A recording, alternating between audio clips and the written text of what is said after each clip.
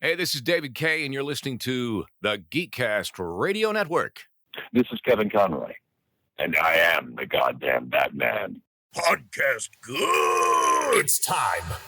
The countdown begins. Steve Megatron, rolling now with the Transformers power. TFG1 Mike, channeling the vibe, the nostalgia tower. OptimusSolo, steady voice, counting down the list we know. Top 100 rated series. Legends rise, the fans unite. From the classics to the brand new dreams, we're counting down the best tonight. This, the GeekCast Radio Network. Top 100 rated series countdown. Hello and welcome back to the GeekCast Radio Network's Top 100 Animated Series 15th Anniversary Edition. We have finally made it, Toonsters. We are entering the endgame now. Tonight, we reveal the Ultimates, or as we like to call it, the Top 25. Joining me on this final leg of our animated adventure are the usual suspects, TFG1 Mike. Hello.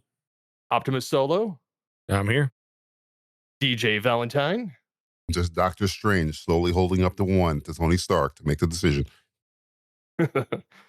And joining us in the fray, we have Dan, the Comic Concierge. Does that make me Tony Stark then? I don't want that responsibility. Snap your fingers. Save us all. Come on. I was going to say, just don't snap your fingers, damn it. Save us all, damn you. Yeah. So, multiple episodes are finally in the books, and to say this 2026 list has been a wild ride is an understatement. We've seen massive upsets, nostalgic heavy hitters, and modern icons already leave the board.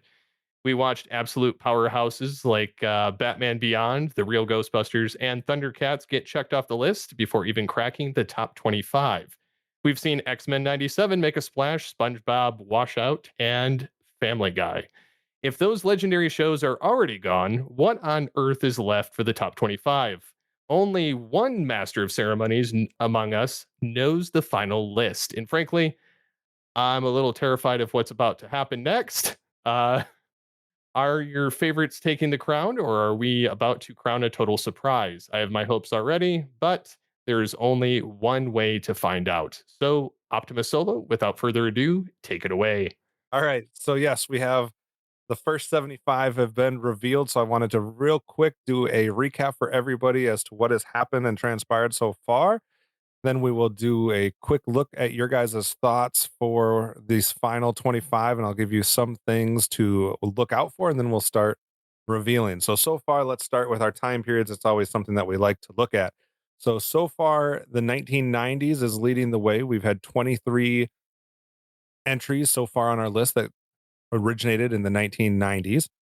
Then it gets a little close here. We've had 16 that originated in the 80s, 14 originated before 1980, 13 originated in the 2000s, and down to 9 that originated in 2010 to present.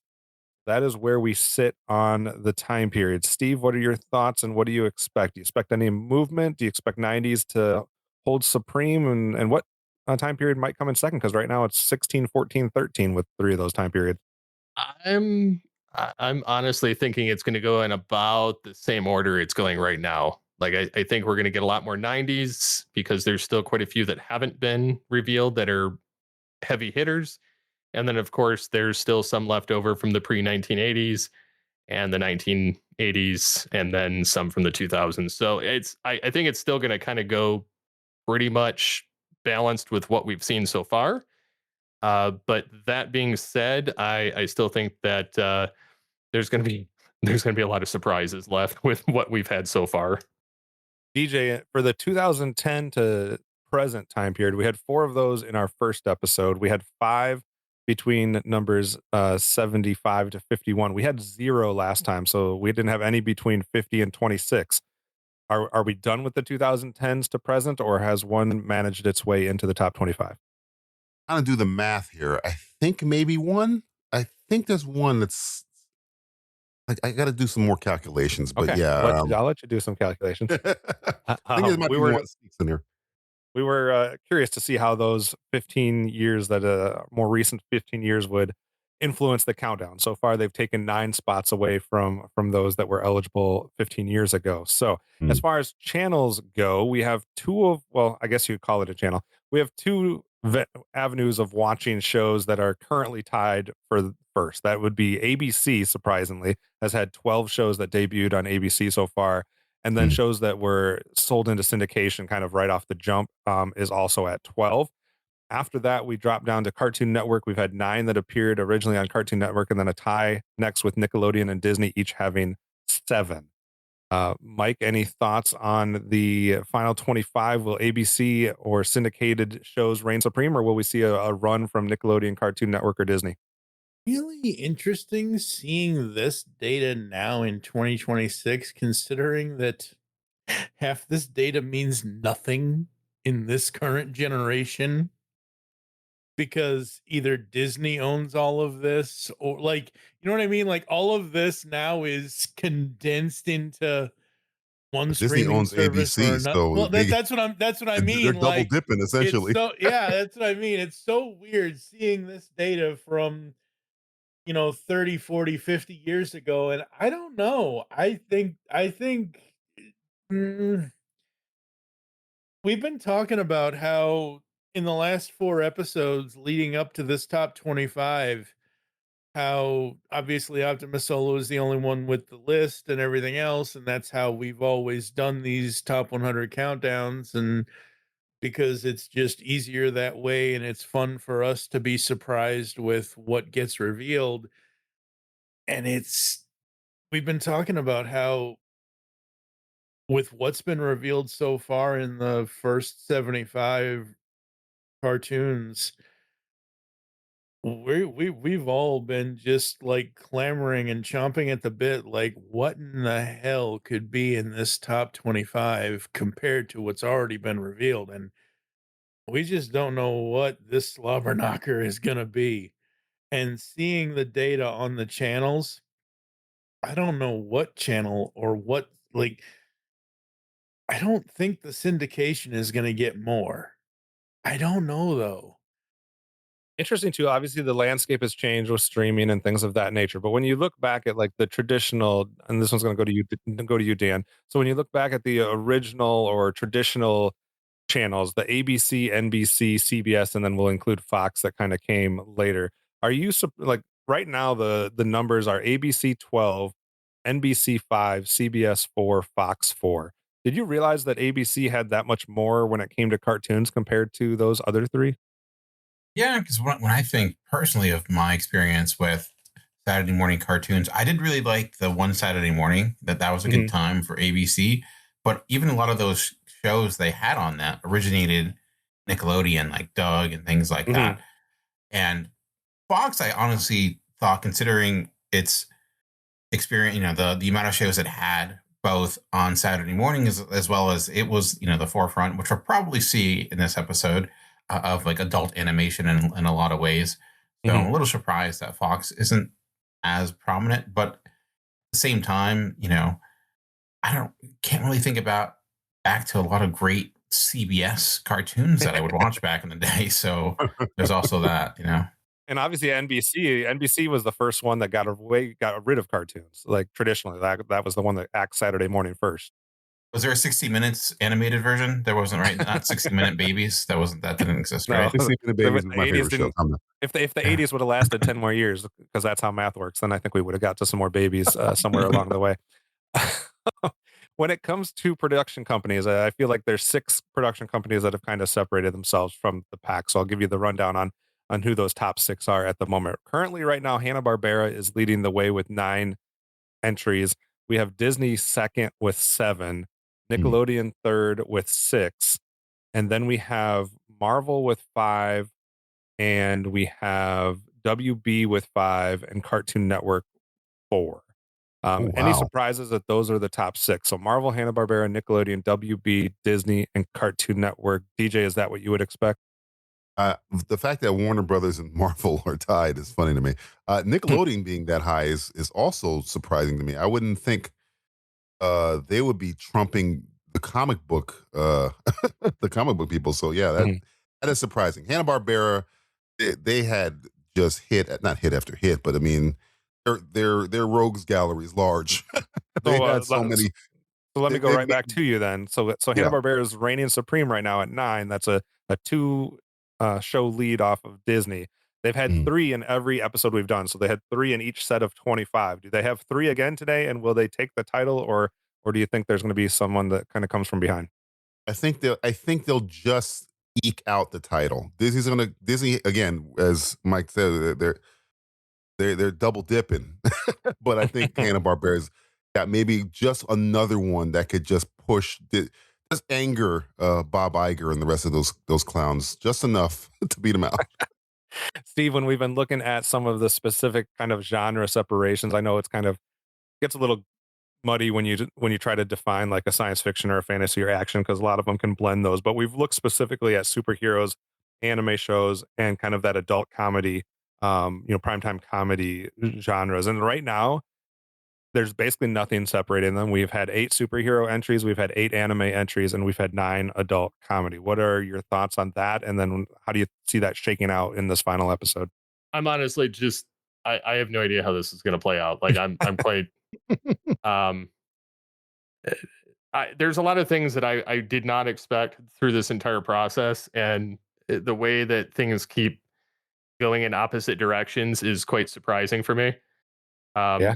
I'm hoping we get, a nice mixture of different stuff here, but I really don't know. As far as our biases go, we've obviously admitted that some of us have some of those that are connected to the network, but we also did include 44 folks that submitted lists. But from a franchise representation standpoint, right now, Star Wars is leading the way. They've had 3 shows from their universe make the top 100 so far. The next closest to those are Batman has had 2 and Transformers has had 2. Do we see anything along those lines, Mike, or is Star Wars going to run away with it? I mean, I don't know, but it's crazy. It really is crazy and the funny thing is, like, we talk on the GeekCast Radio Network, we talk about Star Wars, but we don't talk about Star Wars as much as we talk about Transformers. We don't have a dedicated Star Wars podcast. We have all, between Cinema Geeks and Studio 2009 and M-Wire and a bunch of other stuff, we've talked about Star Wars a lot in the last 17 years. But All Things Transformers is about to celebrate its 18th anniversary. Like, we don't talk about Star Wars as much as we talk about Transformers. And again, I know this is not just us. It's not just us that make up the network that have made these lists that have gone into the overall top 100 animated series 2026 15th anniversary edition. It's 44 people in total, but it just surprises me that Star Wars is taking the franchise spot with 3. I'm surprised that Transformers doesn't at least have one more to tie with Star Wars, and who knows, maybe that'll show up today. And like I said, Batman also tied with Transformers currently with 2. So we will have to wait and see how that goes. Before we get into what we should expect in today's episode, I wanted to give Dan a chance to share some of his reactions as he has perused and heard the 75 shows that have come prior to this. You've heard that, obviously we had 44 different people submit lists, anywhere from, under 10 years old to over 70 years old has been involved. We had some, cartoon historians and 6 or 7 folks that were, above the age of 70 that were either involved in writing, researching, or voice acting in cartoons and things of that nature. Dan, what do you make so far of the first 75 that have been revealed? Any big surprises, or what's your takeaways? I was actually surprised that we saw a lot of the classic cartoons actually go higher. Or lower. I always mixed up what direction you're supposed to. The number was lower on the list. So whatever direction you want to count that, and considering that, you would think, especially those shows being even more separated from when they originally came out, that would happen, especially now where, younger generations, there, when we were kids, that you had to rewatch those shows because you didn't really have much options. So seeing that actually those go up, I think, does show that the types of people that you reached out to was expansive, and perhaps they brought some more, respect or knowledge to some of those classic shows. I'm not too surprised that some of the more recent shows, I was happy when some showed up. Not surprised that many on the panel were not fans of many of those shows or didn't experience them. That was, but I was happy to see them, and I'm interested to see if we get anything within the last 5 to 10 years on this side. There's one specific show that's in my top 10 that I'm hoping makes it, because I think it's very deserving for many, many reasons. Legitimately, I think one of the best shows on TV, period, right now. So we'll see. Another thing that we talked about, kind of changing the tune to what we're expecting today. Like, so far, we've already let people know that 3 of the 44 folks were not going to see their number one picks revealed in the top 100. So 3 people, their number one picks were outside of the top 100. So that leaves 41 left that were going to be part of the top 100. And so far, we've revealed 4 of those. So for those doing the math at home, that leaves 37 to be revealed today. So I don't know what that says, that 37 out of the 44 folks, their number one is going to make it into the top 25. So that will be interesting. And those 37 number one picks are divided amongst 13 shows. So 13 shows are going to make up 37 of the number one picks that we gathered as we created this list. So a lot of them going to be hitting in rapid fire today, I think. As far as just a quick points thing, I know there was less people involved the first time around, but our last reveal of last episode, our number 26 show, was the 1985 Thundercats, which came in at 1,689 points. That would have been good 15 years ago for the number 2 spot. So That's crazy. Our number 26 this year would have been number 2 last time with that many points. So our point range today, and that's 1,689. Our number 1 last time had 1,761 points. So the point ranges today go from 1,712 to 3,517. So That's insane. You had to double the amount of points that our number 1 got from 15 years ago to be our number 1 this year, and actually a little bit more than double. So that's kind of crazy. As far as like how many people on the 44 ranked the shows that we're going to see today, the lowest show is going to be represented on 24 of those 44 shows. The highest we're going to get is 38. So there's going to be no show that we reveal today that was on 39 or more of the list. So the most you could have gotten on was 38 of those 44. So at least 6 people left off every one of these shows that we're going to be talking about. Only 6 of the 25 we revealed today were not nominated for some sort of Emmy or major award from, the networks, as far as that goes, that we've been keeping track of. And as far as the 9 lists that we looked at, the IGN, the TV Guide, the IndieWire, and all of those lists that we looked at, all of them today appeared on at least 2 of those. And we had 6 that are going to reveal today that showed up on all 9 reference lists we looked at. 4 of them are going to have showed up on 8 of those and 7 on 7. So that's a quite a big representation for the different reference lists that we talked about. Last thing before we get to the reveals, as far as the shows today and if they improved or fell in the rankings from 15 years ago, we have 11 shows today that improved their standing from 15 years ago. Whether it was 1 spot or up to all the way to 23 spots higher than they appeared on last time. We're going to have just about the same number that dropped.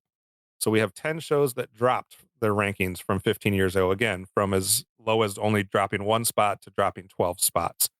And then we have 16 out of the 25 today are within 10 spots of what they were at 15 years ago. Crazy enough, because we haven't seen this at all in our prior 75 shows that we've revealed. We are going to have 3 shows today that come in the same as they did 15 years ago. So 3 will make the exact same spot. We are going to see one show today that was not ranked in the original list. So I will just throw that nugget out there as far as one show that was not ranked at all, not voted on at all 15 years ago. We are going to have one tie today.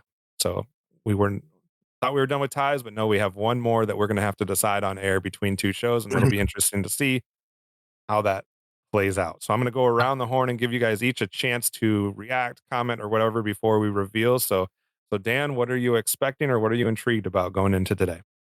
Intrigued about that one show. I'm also excited to be part of a tiebreaker because that was exciting to see like what shows you guys were going to pick. So happy to join the team. And we do have an odd number, so we won't tie on the tiebreaker. So that's good. Yeah, exactly. Mike, what do you think about all the stats and what you're looking for today?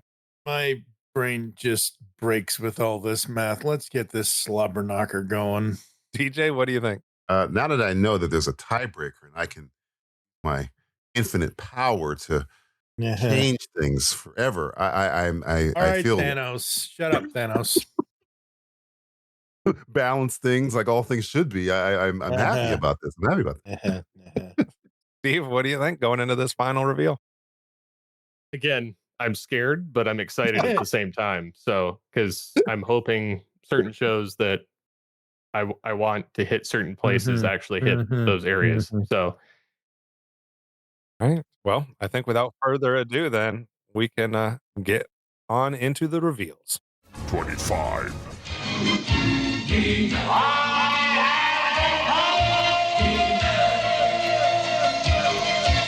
Figured why not start off today with somebody is number one. So in the 25th spot, we are going to be revealing one person's number one show overall. It did drop 10 spots from 15 years ago. We're going to start with a syndicated show from the 80s, and I feel like it's fitting coming off of the last couple of weeks. Let's just go ahead and start. We had Thundercats end last time. We're going to start with He-Man and the Masters of the Universe today from 1983. Our only, so far, Filmation entry into the countdown. It appeared on 7 of the 9 reference lists. Dan, you are the newest guest, I guess, to the countdown, so we'll give you a chance to start. What are your thoughts on He-Man coming in at number 25? Oh, as you know, because we recently reviewed Masters of the Universe, I was never a big He-Man fan when I was growing up. I kind of came before me. I had limited access to it.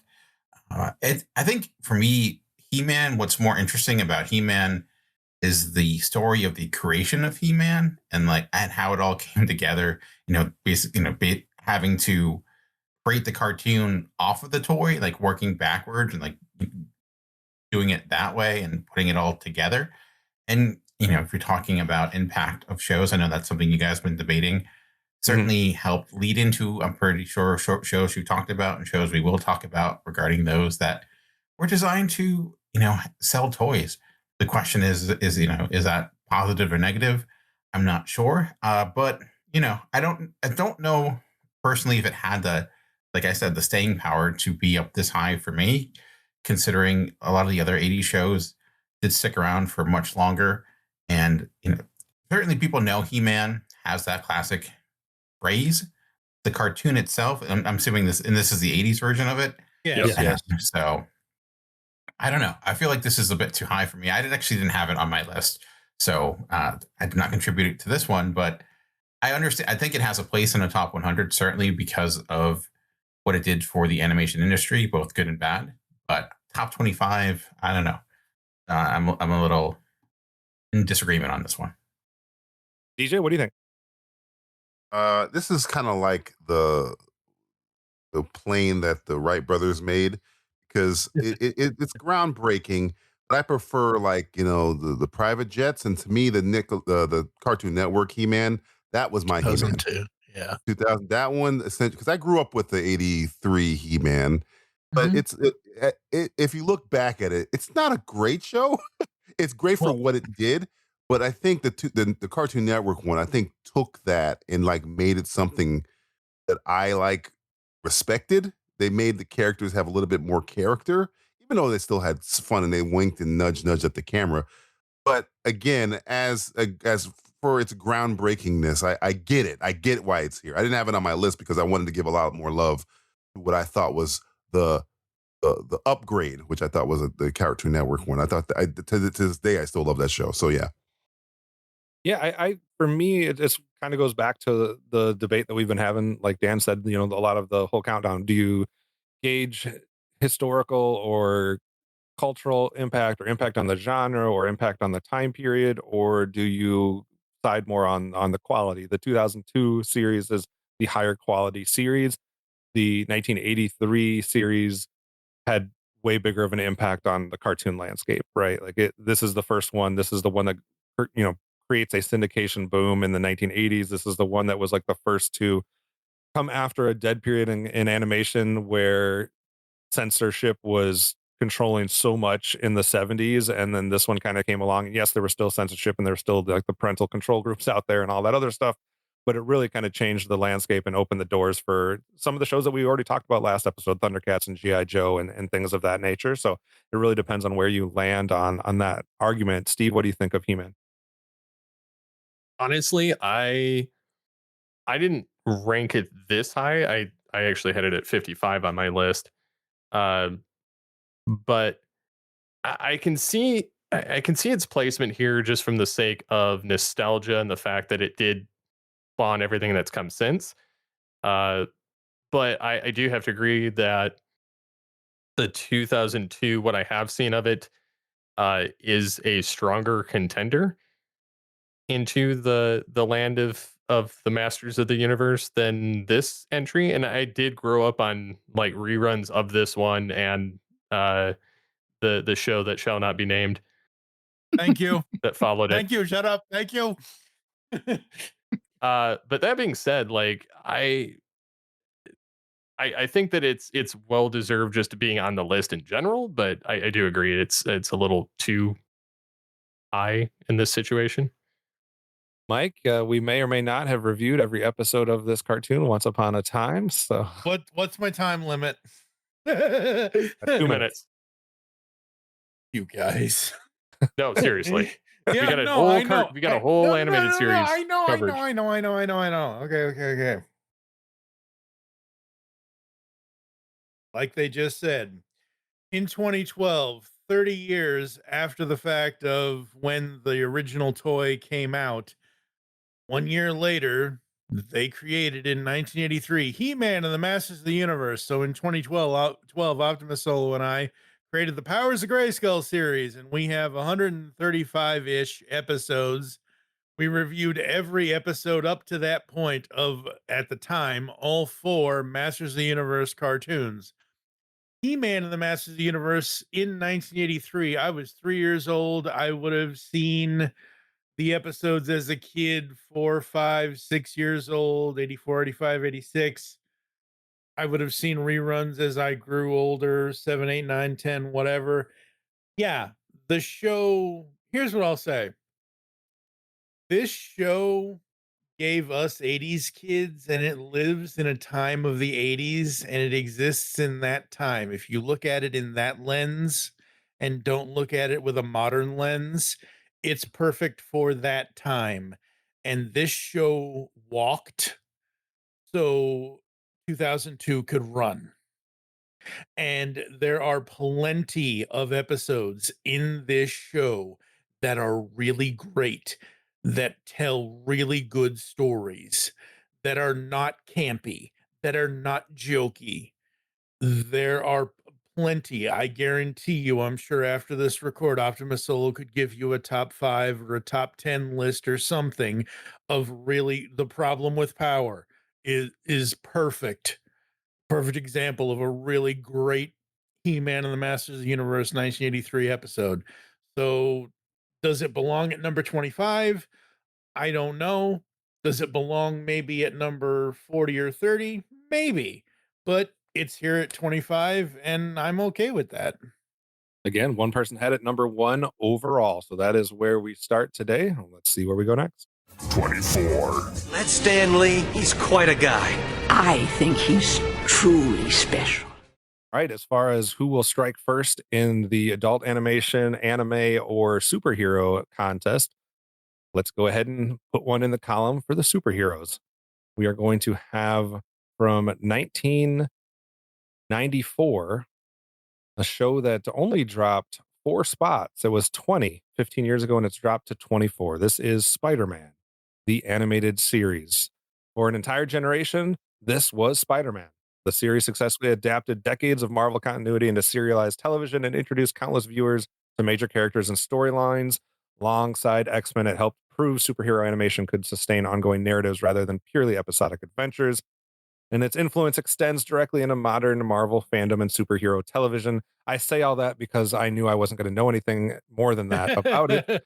So I needed to turn over to the folks that do. We'll start with Dan again. Spider-Man, the animated series, coming in at 24 instead of 20, like it did last time.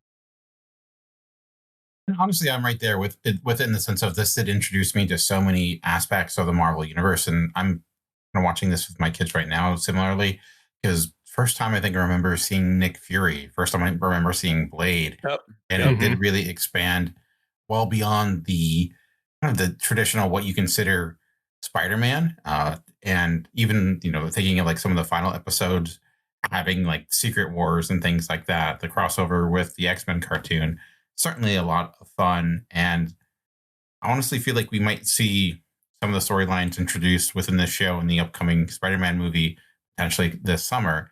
With that being said, as someone who has a lot of nostalgia for this, I don't think this is the best Spider-Man cartoon, though. I would actually flip this with the other Spider-Man cartoon, which I think is better when it comes to animation. I think it's better when it gets to general storytelling. It kind of was able to, similar to what Mike said about the He-Man cartoon, kind of build upon what came before. But I also think some of the animation with the 90s Spider-Man gets a little wonky. You can see some of the reusing a lot of certain shots over and over again. I still love it, still have fondness for it, but I would switch to Spider-Man cartoons personally. Are you referencing the Spectacular Spider-Man from 2008? That's correct. Yeah, Spectacular Spider-Man, to be clear. Yeah. There's only one right answer. DJ had a great theme. Yeah. Oh, yes, it did. It did. Both of them have great themes. Spectacular Spider-Man song is good. This 94 one was kind of like scratch that itch I had with Iron Man movies and the Avenger movie, because at the time I had read comic books before, and it's like Dan was saying, like, oh wow, they're gonna show Punisher moving. I can see at the time I was watching the show, I was just happy that Spider-Man existed in motion, because in my life it was just in a book. They had the Electric Company and they had the Fantastic Friends or whatever, but this one was kind of like new age. And now I look back at the show, and then they had that video explaining that the censors wouldn't allow Spider-Man to punch anybody. I was like, that can't be true. I've watched so many episodes, and you look back, nope.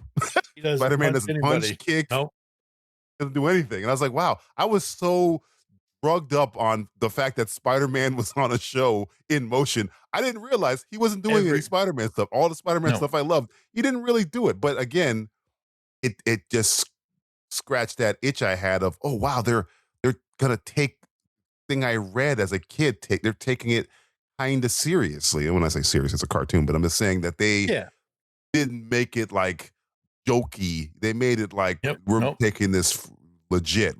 We have the Punisher in an episode. You know how crazy that is? To have the Punisher in an animated cartoon show in the 90s? That's wild. Yeah, I think.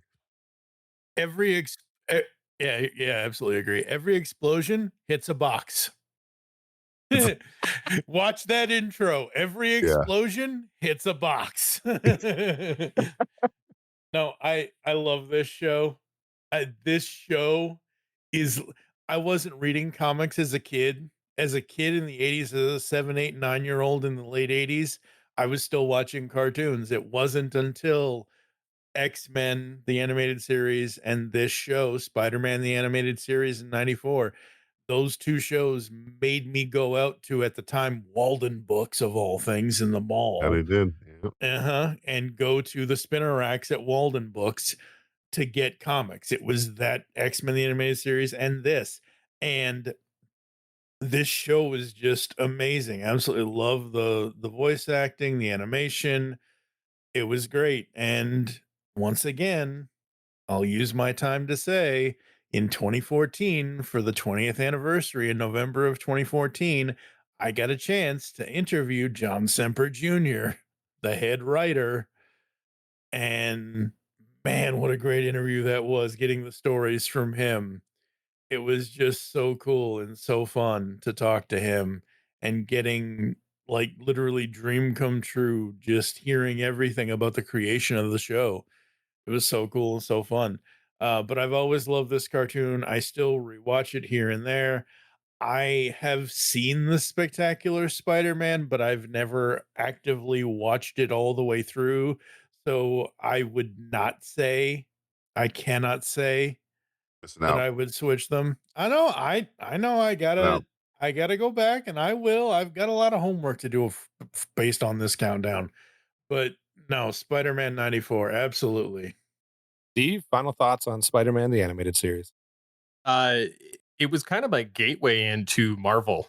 I knew nothing about it. I was always a DC kid, still kind of that way. Other than certain animated series or the films, DC animation always had me. But this Spider-Man was what it was kind of my go-to. Like what introduced me to Captain America and all these other heroes from the Marvel universe that I had no clue about.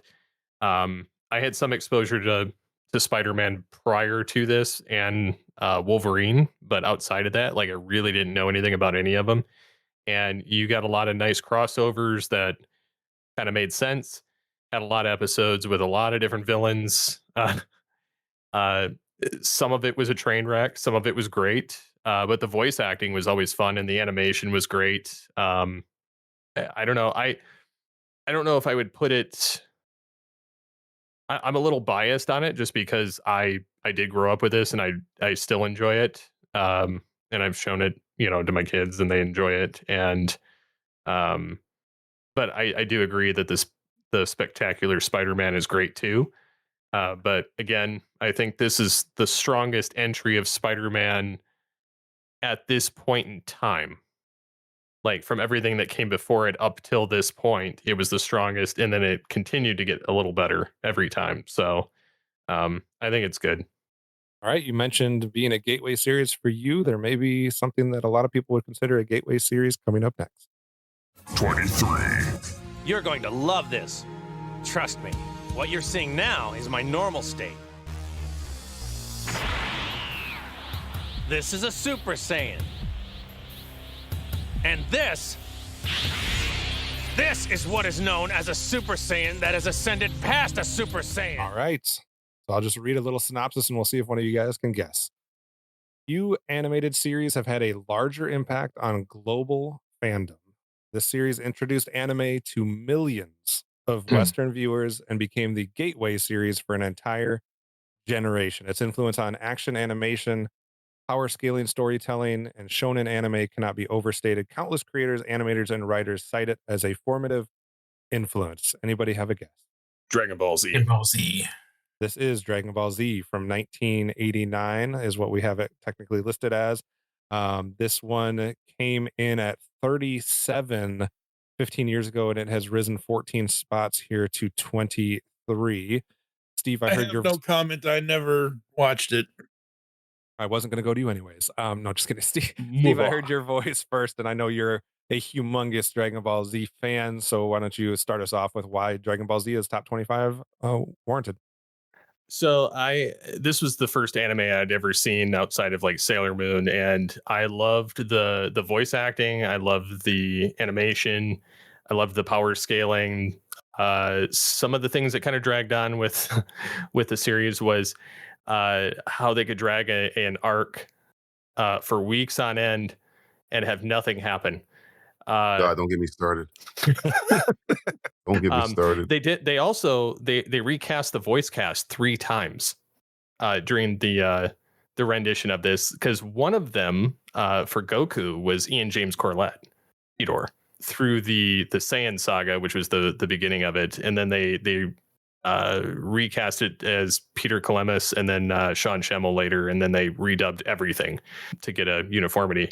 But that being said, like I loved this show to the point that I was the main go-to dude in school for everybody to ask about it. Like I knew everything about it, had a website on it.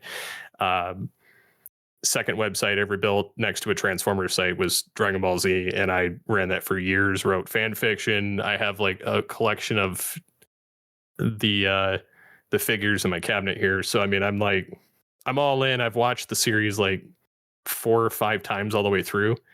And I think that Dragon Ball Z is quite possibly the strongest entry in the entire Dragon Ball universe. Like Dragon Ball was great for the storytelling. Dragon Ball Z is great for the power scaling and for the battles and a lot of the new characters and things. And then Supers kind of takes it beyond that, but then it's got a lot of, it tries too hard to catch the lightning in the bottle that Dragon Ball Z was. And so I feel like this is, I love the fact that it gained multiple spots on this countdown. So I'm happy where it's at. Dan, I think I heard your voice predicting this or correctly guessing as well. So what do you think about Dragon Ball Z? I was also a big Dragon Ball Z fan, but probably not as much as Steve, clearly. It wasn't the first anime I watched, but like Steve, probably the first anime I watched that I knew was anime. Before that, like obviously like Speed Racer or Voltron, but didn't realize that. In my head, when I thought anime, I thought of Akira, like that was anime. And then, the Toonami explosion. And I kind of jumped in during the Frieza storyline. Didn't really know anything else about it. I don't even remember why. I think maybe just starting to get popular, started seeing like the t-shirts everywhere. So got really into it. Similarly, like the characters are great. I think if there's any downside to Dragon Ball Z is like once you figure out the formula, it gets a little bit repetitive. And I think I ended up like dropping out around like the cells. I forget which, maybe Majin Buu or Cell, whoever comes first or second. Because I was just like, all right, this battle is gonna be like a week-long battle. This is not your final form. Okay, I get it. It's not your final form. So I was like, I'm out. I couldn't do it anymore. This wasn't for me. But I will say last year I went through and read the Dragon Ball and Dragon Ball Z manga. I do think it actually tells it much better because it doesn't feel as stretched out. Still, the show is quite good. It's quite great and hugely talking about impact. I do think like it was such a huge, like it made Toonami in a lot of ways. I don't know without it if Toonami would even be a thing we remember for sure. I will say though, it talks about opening up anime. I think in a lot of ways though, especially for like younger generations, getting a little bit surpassed with One Piece. So I do wonder, this the 30-year anniversary where this would if there would be any change. But yeah, certainly deserving. I had it at 10 on my list, so I definitely believe it deserves to be at least on this portion of the list. I had this ranked number 14 on my list. This is the first show that we've revealed so far that was not part of the top 25 15 years ago, but it is this time. DJ, your thoughts? Oh man, you want my thoughts? I'm about to pull a mic. How long do I have? Oh no. It was number 4 on my list. So was it on my list out of spite? This is the show that I was tainted. I went to college and my roommate Jay Plummer, he was huge into Dragon Ball, and he made me watch it through Cartoon Network like an idiot, which made me detest the show because I am a big proponent of good storytelling. And Cartoon Network likes to drag things out. Oh, 100%. Forever. So like I'm watching the story, like the story is horribly written. And then later on, I got a job at Sunco's Video, and somebody goes, no. You watched it the wrong way. You should have watched it on tape where they get rid of all the filler. And I was like, I watched it. I was like, oh, this is much better, but it's too late for me. Vader style. I've already been tainted. I hate your program now because there's episodes where Cell is just murdering people and Goku's eating ramen or flying for five days straight trying to get to the. I'm like, man, this is horrible story. But again, all that's being said, I hate it because of what it did to me. But we play Dragon Ball at my theater. The from however long that was, I was in school 20 years ago to now. And you talk about One Piece. We played One Piece at our theater, and we played Dragon Ball at our theater. It's night and day, bro. Dragon Ball will live on forever. In terms of impact, Dragon Ball got One Piece whooped. Not even close. Not even.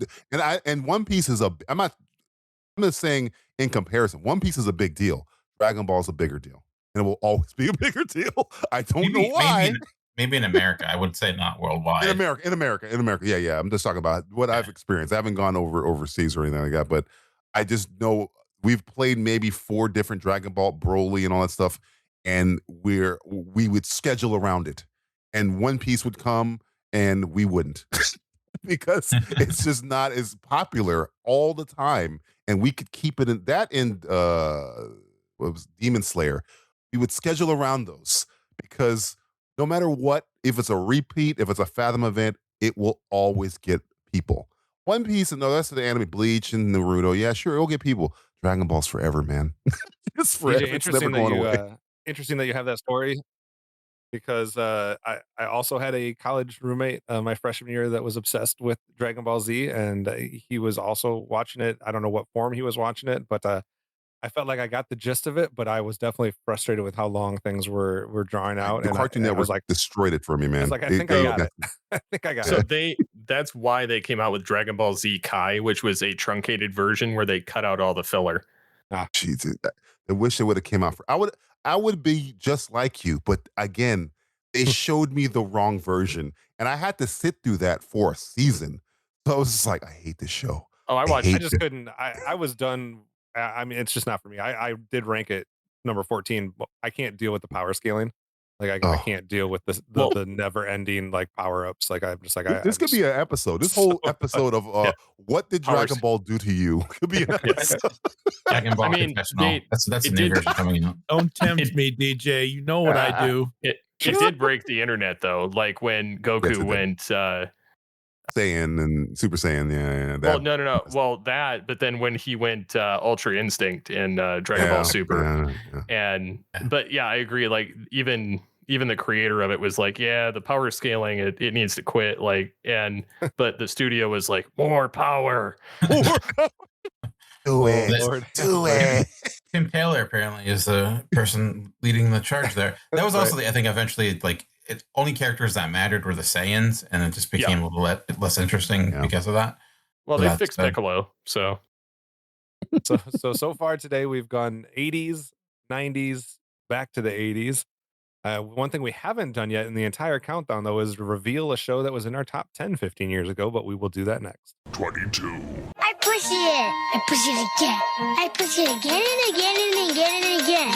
Don't overdo it, Plucky. Once is enough. Elevator go down the hall. Like I said, 80s, 90s, 80s, back to the 90s.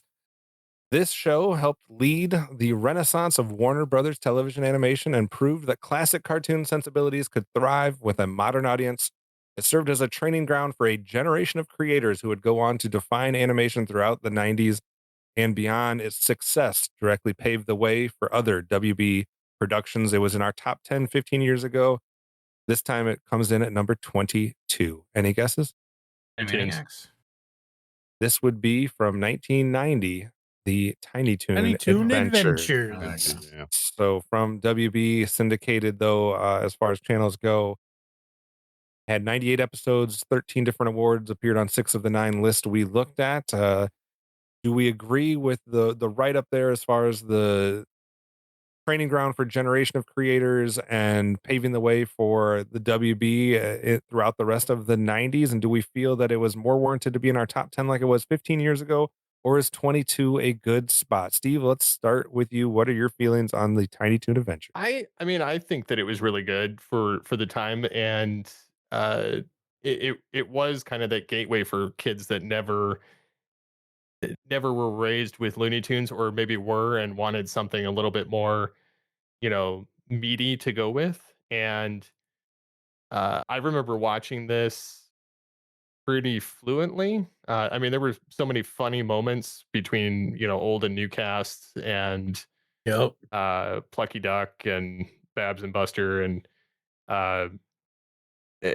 all these newer renditions of old characters, but it's their kids, and so they were put in these weird situations consistently throughout the run, and It it wasn't definitely technically their kids. well, It you was know what I not mean. that they were just Yeah. Some of them, the replacements. well, like, yeah. Well, They- Bucky was not Daffy's kid. I realize that. I'm just Okay. saying, like, they basically were their kids. Kid Like versions. they had it. They were a kid version. It was like the you know Muppet Babies Baby of type scenario, or you know the pup named Scooby Doo. It was basically a redo of that, but with Looney Tunes here. And so I think this was the strongest contender until some other series that came out later as a result of this show. Yeah. Dan, what do you think of Tiny Toon Adventures? I was a fan of it when I was a kid for sure. I think this was like the first time I remember hearing Steven Spielberg's name, because they always, name drop him among like other, notable. I think the first time I was introduced to the movie Alien was through Tiny Toons, because of course it was. So, and it was really smart. And I really remember too the like musical episodes they would have that were basically music videos in some ways. I don't know, like, does it belong more in the top 10 or here? I think the one thing that's hurting Tiny Toons is like I don't know how much like it exists within today's world. Like it's nowhere. I think it's streaming, but I don't know how many kids today beyond our specific generation, or even a generation younger than us, like how much is that really carried over compared to Looney Tunes or other shows? I'm not sure, but the show itself I think was quite good, and something that should be awful, the idea of like the baby version of Looney Tunes, but it was a good barrier, or a good introduction into the world of Looney Tunes, as well as like bringing us into a new era with a lot of Elmira and all these other shows that spun off of it. So certainly can give it credit there as well. They did revive it in 2023 as Looniversity. Oh, okay. I forgot about that. Yeah, I was going to say it does peel. That's maybe how many for people itself, even know though, that's the thing though, right? It's like I reported it, that's why I know, but otherwise I have not watched it. I think it does peel back another layer of the impact, though. Like, do you view something that had a major impact in its generation or in its decade, or is it more about long-lasting impact? Because I think Dan makes a good point. Like, there's some shows that have an impact over decades and decades and throughout time, whereas Tiny Toons maybe had a huge impact for the 90s. How much has it had since then could be debated. DJ, where do you feel you land on Tiny Toon? I think I was right at the what year was this again? 1990. Yeah, so I might have been just getting too old to like it, because this hit me after I've seen Muppet Babies, and I like Muppet Babies, but I think I was that right age. And then this kind of hit me, and I was like, well, I'm not doing that again. But I again, and Looney Tunes to me wasn't. I respect Looney Tunes for what it did. It's groundbreaking. And then they told me, okay, we're gonna make the brand new fresh version. I was like, but again, I got I'm gonna have to hit you with a rolling pin.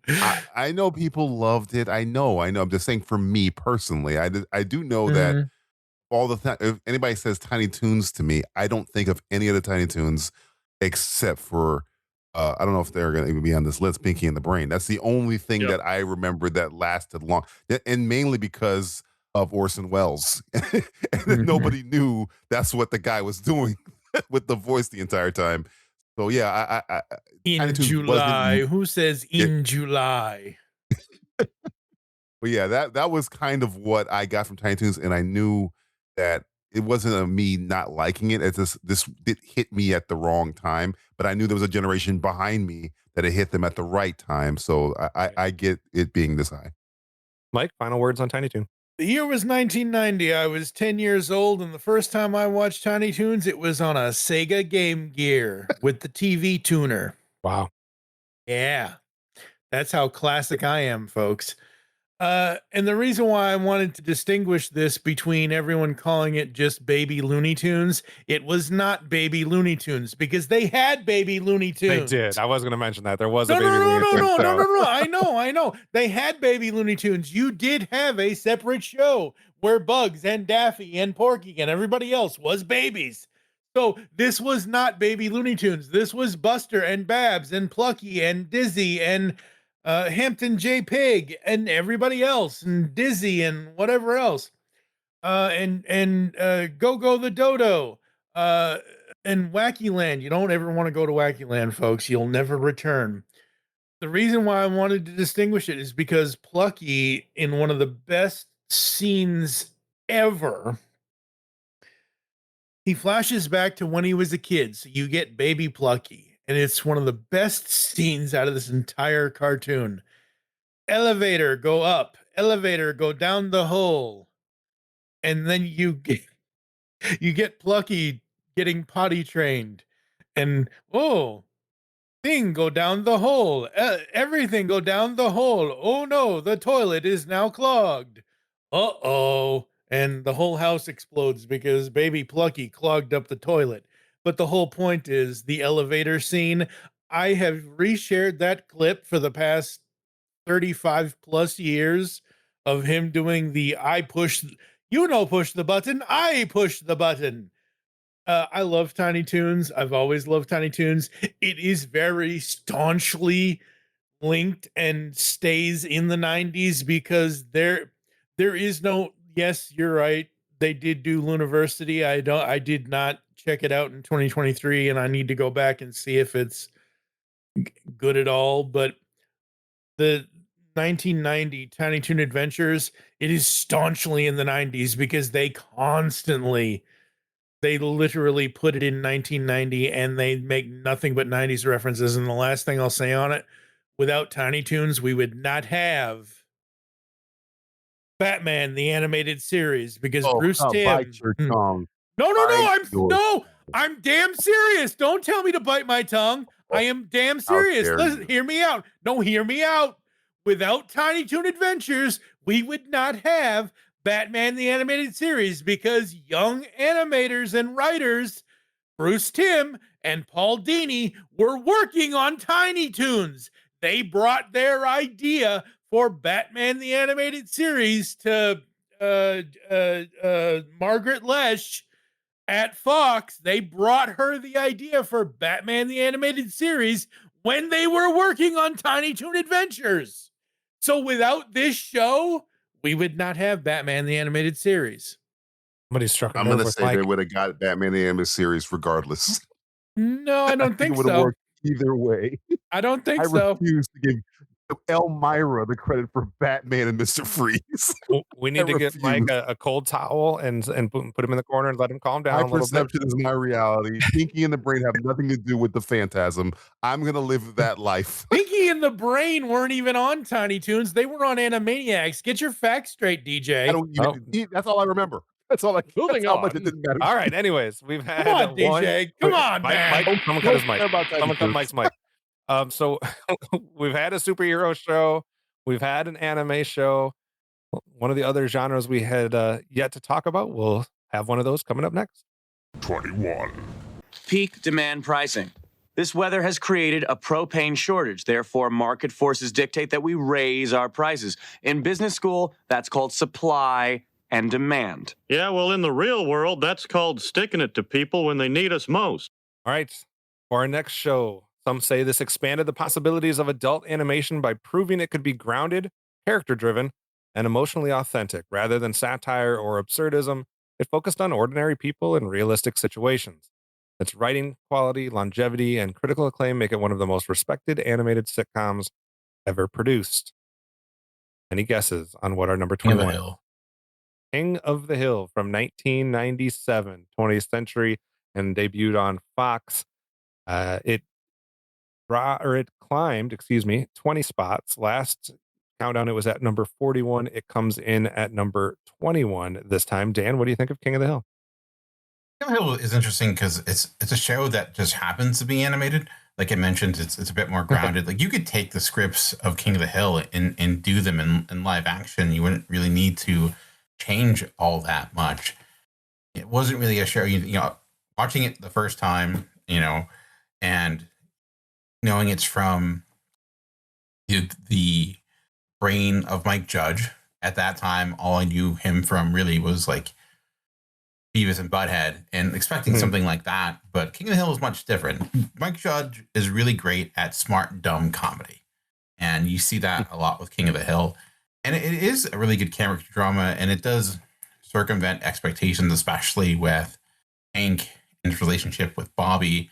You think you have this like Texas dad from the down south and a son who's a bit strange, and the fact that like they still trite and they clearly come from different worlds but still kind of care for one another is interesting as well. There's a lot to it that it's a lot smarter than you may realize on the outset. So, and it lasted forever, and I think it was always in the shadow of other shows like Simpsons and things like that. But I know it also recently came back, but because anything that existed previously is going to come back in some way. But yeah, I think it was quite good. When you have people like Mike Judge and Greg Daniels behind your creation, probably a good sign that your show is going to work out. And I thought that was the case with King of the Hill. DJ, I'm going to go to you next. This had over 250 episodes. It received over 30 awards for Emmys, etc. It was on all 9 reference lists that we checked. When it comes to adult animation that is deserving of being in the top 25, is King of the Hill one of them for you? Hard for me to say. I would say no, but that's not disrespect for King of the Hill. King of the Hill, I kind of had to grow up to get the humor. I think I was too closed off from it, because this is correct me if I'm wrong, is this a spinoff from Beavis and Butthead? Because I think Hank was on Beavis and Butthead, right? It's not really spinoff. There's a character in Beavis and Butthead that sounds like him, right? Sounds like him, and it's not. They're not really connected in that way. Okay, because that's kind of where I first got the inkling of it, because I'm really late. I was late to King of the Hill, and then I remember Fox used to run the like, not Fox, I think it was one of the local channels here, used to run it like 5 episodes in a row, and every weekday or weeknight or whatever. And then I started getting into it, and I started like, wow, this is really irreverent and smart from what I thought it was. For some reason, I thought it was connected to Beavis. I was like, because I was not a fan of Beavis, but so I was like, okay, wow, this is really smart. And I get why people would put it high. This might be a little too high for me, just for me. But I haven't watched the newer version. I don't know if the newer versions holds up as well as I think Hank and they're a bit older, right? Like his name is his son is like Bobby, grown up at this point. Bobby, yeah, Bobby's full grown, right? Yeah, it takes. I only watched like the first episode, but it does. It takes I place wonder if it's as funny as it is as the original. I doubt it, but it's this one the animation ranked. style just didn't work. It's like the fake hand drawn animation, and just always looks off to me. So. I had this one ranked number 34, so I had it just on the other side of the top 25. Steve, what are your thoughts on King of the Hill? I mean, I wasn't a huge fan of it as a kid, but I think it was also I getting busy with just regular life stuff, and I just really wasn't watching. Plus, I really wasn't interested in any of the adult animation stuff. I haven't checked out the new stuff of King of the Hill, but I mean, I can see it being on the list, and just longevity alone. I don't know if I would put it in the top 25, but definitely the top 50. Yep. But a lot of it still kind of hung out in pop culture circles, and they've made fun of it in other ways. I mean, it was even on a sketch in Saturday Night Live at one point recently with when they were doing the joke about the Beavis and Butthead thing. So I mean, it's definitely like infused into pop culture, but yeah, I think it deserves a spot on the list. I'm not the biggest fan of it, but I would prefer this over some of the other adult animation we've already covered. Mike, what about you? Yeah, I watched like maybe 1 or 2 episodes of this originally when it was on the air, and it was okay. I didn't dislike it, but it's not as memorable to me as like what Steve said. Take anything else in the top 50 and put it here, and put King of the Hill anywhere else. Like literally you could put The Tick, Samurai Jack, and just flip flop anywhere. it doesn't really matter. I don't think it's top 25 worthy. Okay. On that note, I'm going to stick with it a little bit longer. I want to get Dan and DJ's thoughts one more time here. I'm going to go down the adult shows that we have revealed so far. So we had Space Ghost Coast to Coast at 74. We had Robot Chicken at 71. We had Bob's Burgers at 61. Venture Brothers 59. Beavis and Butthead 57. Then we got into Archer at 50. And then there was one more, Family Guy at 32. And now King of the Hill at 21. Dan, how do you think we're doing with adult animation? How would you arrange it? I mean, I guess not that different. I like Bob's Burgers more than most, I think, and I think that it has a similar vibe to King of the Hill. I think we're not giving it enough credit for it. A show doesn't exist that long when it has everything against it, especially when you're having to live up the expectations of everything that's around you. And I think its storytelling is quite strong, like I said, and I think there's a lot to it that we're not, but I think overall that listing seems pretty good. I probably would put Robot Chicken a bit higher, although Robot Chicken is, with a sketch comedy show, it has its hit rate can be hit or there, and probably would put Bob's Burgers. I'm actually really surprised that Family Guy is not higher than it is, but I also know that Family Guy is also polarizing as well. Yeah. There's a lot of people who love it. There's a lot of people who hate it, where I think King of the Hill is kind of one of those shows that's like, if you hate King of the Hill, like I get it's not for you, but someone who hating it seems strange. So I'm not surprised it's higher than this, higher than those. Yeah. But yeah, I don't have an issue with what the ranking is thus far. DJ, I was going to ask, I think something that maybe separates King of the Hill a little bit for me is that it is unique compared to all those other ones that I mentioned for the most part. Like you think of Family Guy, you have the Cleveland Show, you have American Dad, or you have a lot of shows that kind of feel the same. And like it's talked about, a lot of adult animation throughout the last 25, 30 years has been more on the satire, absurdism, nostalgia, like references and things like that. King of the Hill is more of almost like a straight sitcom. So how do you feel when it comes to all the ones that I mentioned, DJ? I mean, I would rank it. Venture Brothers would be way higher than this, but in terms of it, all of those shows you've mentioned, I think King of the Hill is the only one that has a bit of, I hate to be the cliche, has more heart than the rest of those shows. It actually is a little bit more earnest than the rest of those shows. And that's what makes it, I think, different, where there's some episodes where you're like, wow, that was actually not a funny joke. Or a joke at all. It was just like, oh, that was a very good moment. A lot of those other shows, even though I worship on the ground of Venture Brothers, they don't have those moments. They excel in other areas. So that you're right about it being different. I think it's still it's still a little bit too high. Again, Archer, I think it's a better show. Venture Brothers, of course. Family Guy, of course. But again, this is just my personal taste. I get why King of the Hill would be up there, mainly because of what you just said, where it's got a little bit of originality to it that those other shows can't touch. We'll have to see if we have how many more we have that come in the adult animation genre left to go. So let's see where we go for our first entry in the top 20. 20. So, we are now face to face, Optimus Prime. In one future, you awaken and become the great leader of the Autobots. But time shall take a different track now. I am Alpha and Omega, the beginning and the end. All right, I'll tell you one place we're not going is outside of the 90s. So we are going to stick right there for our third pick in a row from the 90s. This show was on the least amount of the list that we kind of referenced. It was only on 2 of those. Has been nominated for some awards, and it is actually climbing up a few spots from where it was last time.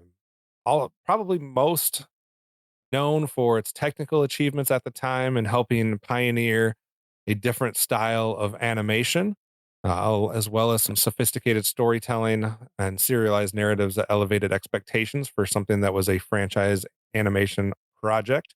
I'm interested to hear how the panel feels on this one. Our first entry into the top 20 was 23 last time. It's 20 this time. We are at Beast Wars here from 1996. Steve, I know this is your baby here, so I'll let you go first. I am just glad that it made it to the top 20 this time and not the top 25. So, it's interesting. Before you give your thoughts, it is interesting. I just want to throw this real quick. That last time we had a much smaller crew and we're much more surrounded by people of the same generation and more of a geek-centric people that were submitting lists. And it ranks higher this time with 44 folks all the way up to the age 70 and something. That surprises me. But Steve, go ahead. Yeah. Wait. Before he goes, Steve, you have to give all your thoughts in Megatron's voice now. Go. No.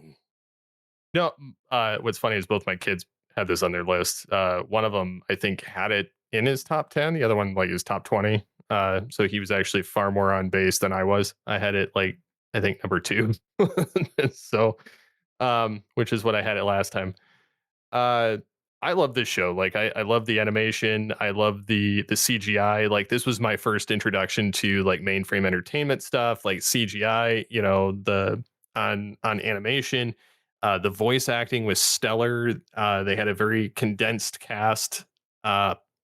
I mean, and it was awesome because it's like, it's animals that transform, like, and dinosaurs, like, what's not to like there. I owned a ton of the toys back in the day. I actually own more now because I have more Masterpiece and a lot of the figures from season 1, 2, and 3 of the series. I can do a number of their voices. Like, I've built entire, like, website crap around them. Like, we've done the podcast, The Beast Unleashed. I mean, my love of this series goes on and on. Absolute favorite animated series of mine outside of another one, but it kind of flip-flops between 1 and 2, and so many funny episodes too. So I definitely recommend this show. Like, out of even today, I think the animation still holds up compared to some of the newer renditions of Transformers. I think that it's still there. Yeah, the water and things like that don't hold up, or the textures of the landscapes, but the robots themselves, yeah, I think they're great. All right, Mike, you have a 2-minute limit on this one as well. Go ahead. Uh-huh. Well, I mean, he's the one that should have had the limit.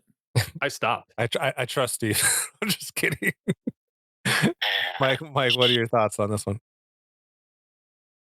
Beast Wars, it reignited the franchise, and even though they are on the apology tour, it seems like they don't give two craps about the franchise that reignited their brand. The hell is wrong with you, Hasbro? All right. Anyway, no, I love this cartoon. The infamous story for me is when I was 16 years old, I didn't know the difference between Beast Wars and Reboot.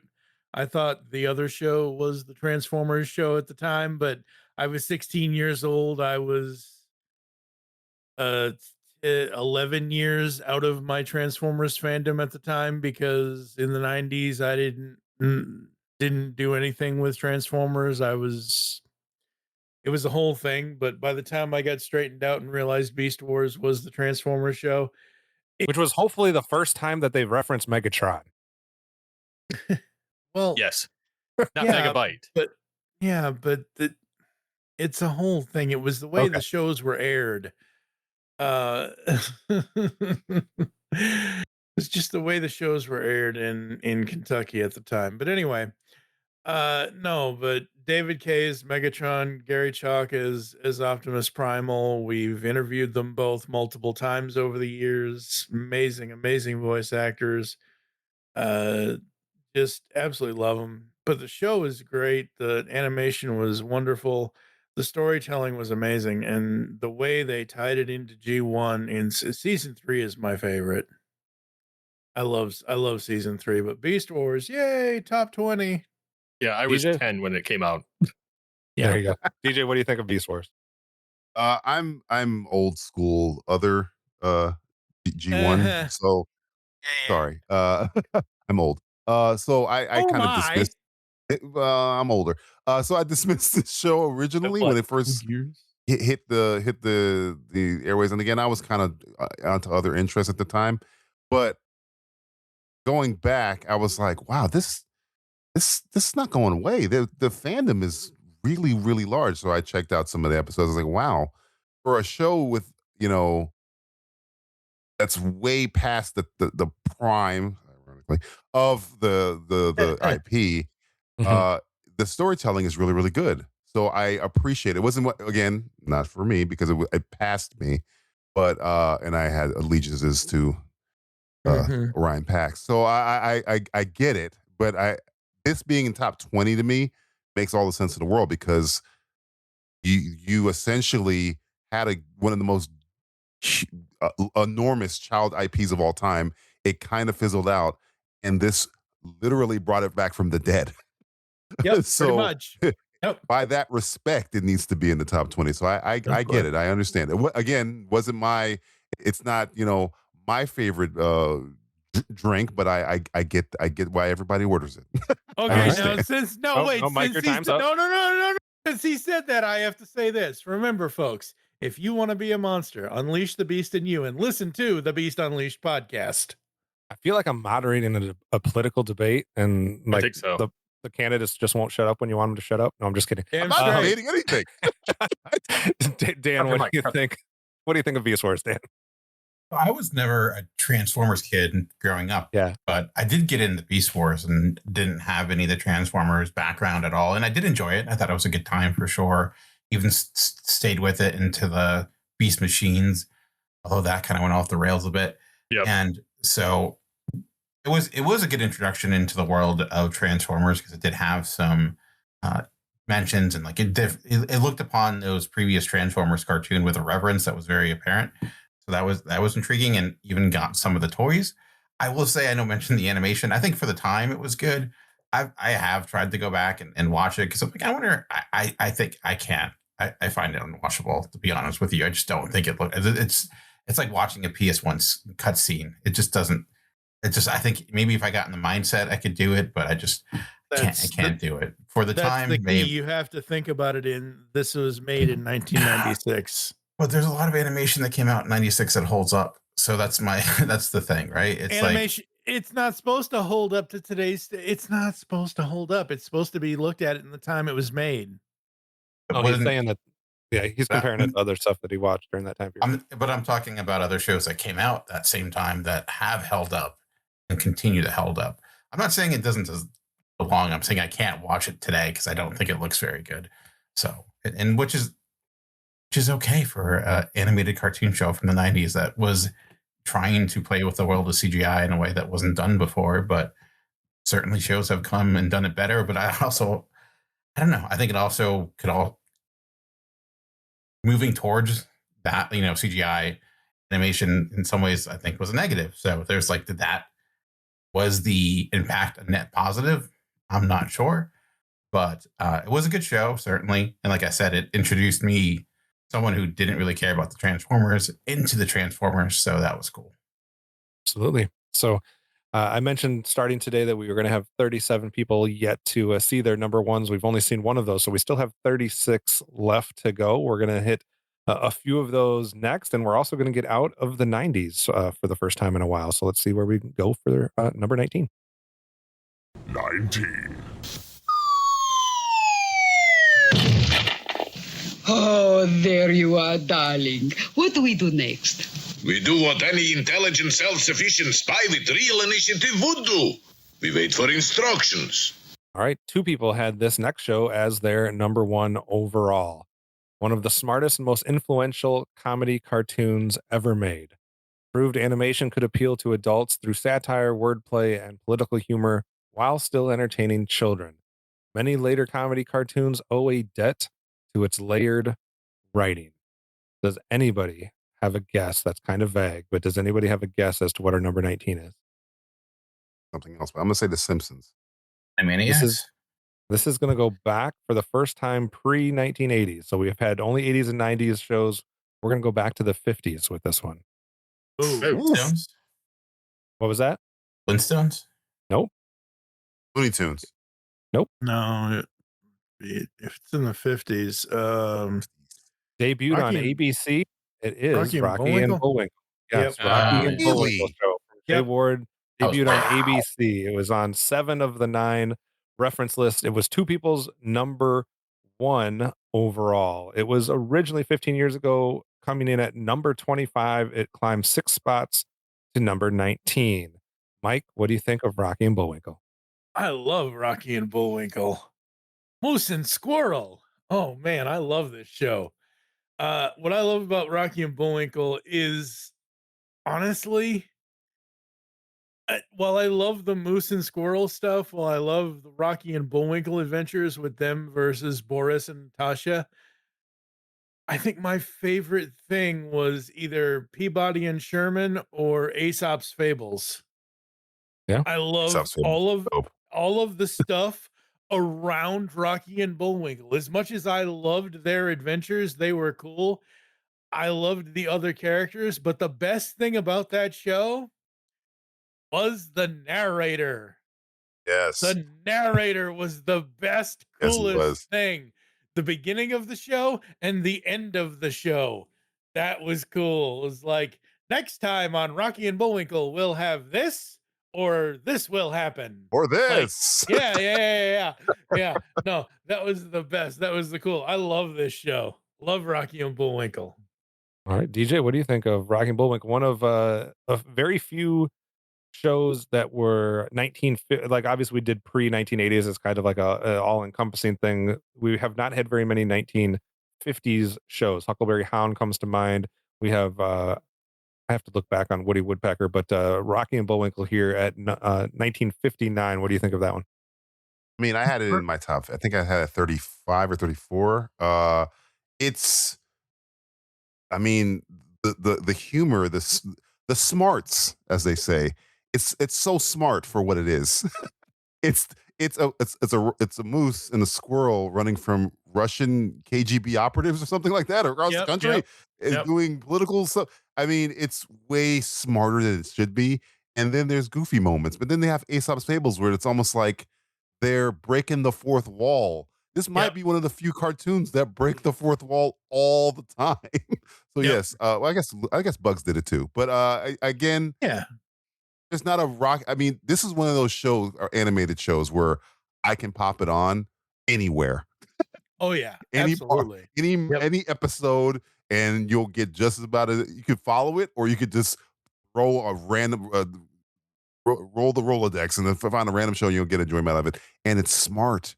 Remember, kids, there used to be cartoon shows that were for kids that were actually smart.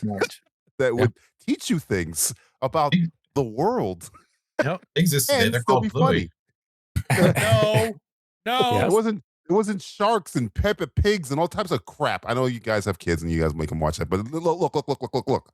Okay, I was a kid your kid's age, and I was being force fed this and Looney Tunes and Tom and Jerry, stuff that was smart. Pink Panther. Oh, we're probably spoiling a lot on the list, but yes, we'll just say Rocky and Bullwinkle, the very, very, very smart show and very funny, and the voice acting is great, and the nostalgia and the rustic nature of the animation I still dig. So yeah, the movie is horrible. Don't ever watch the movie ever in your life. Almost ruined Robert De Niro's life. There is his no career. Karen sympathy for that movie. Watch the cartoon. It's fine. Yeah, watch the cartoon. It's fine.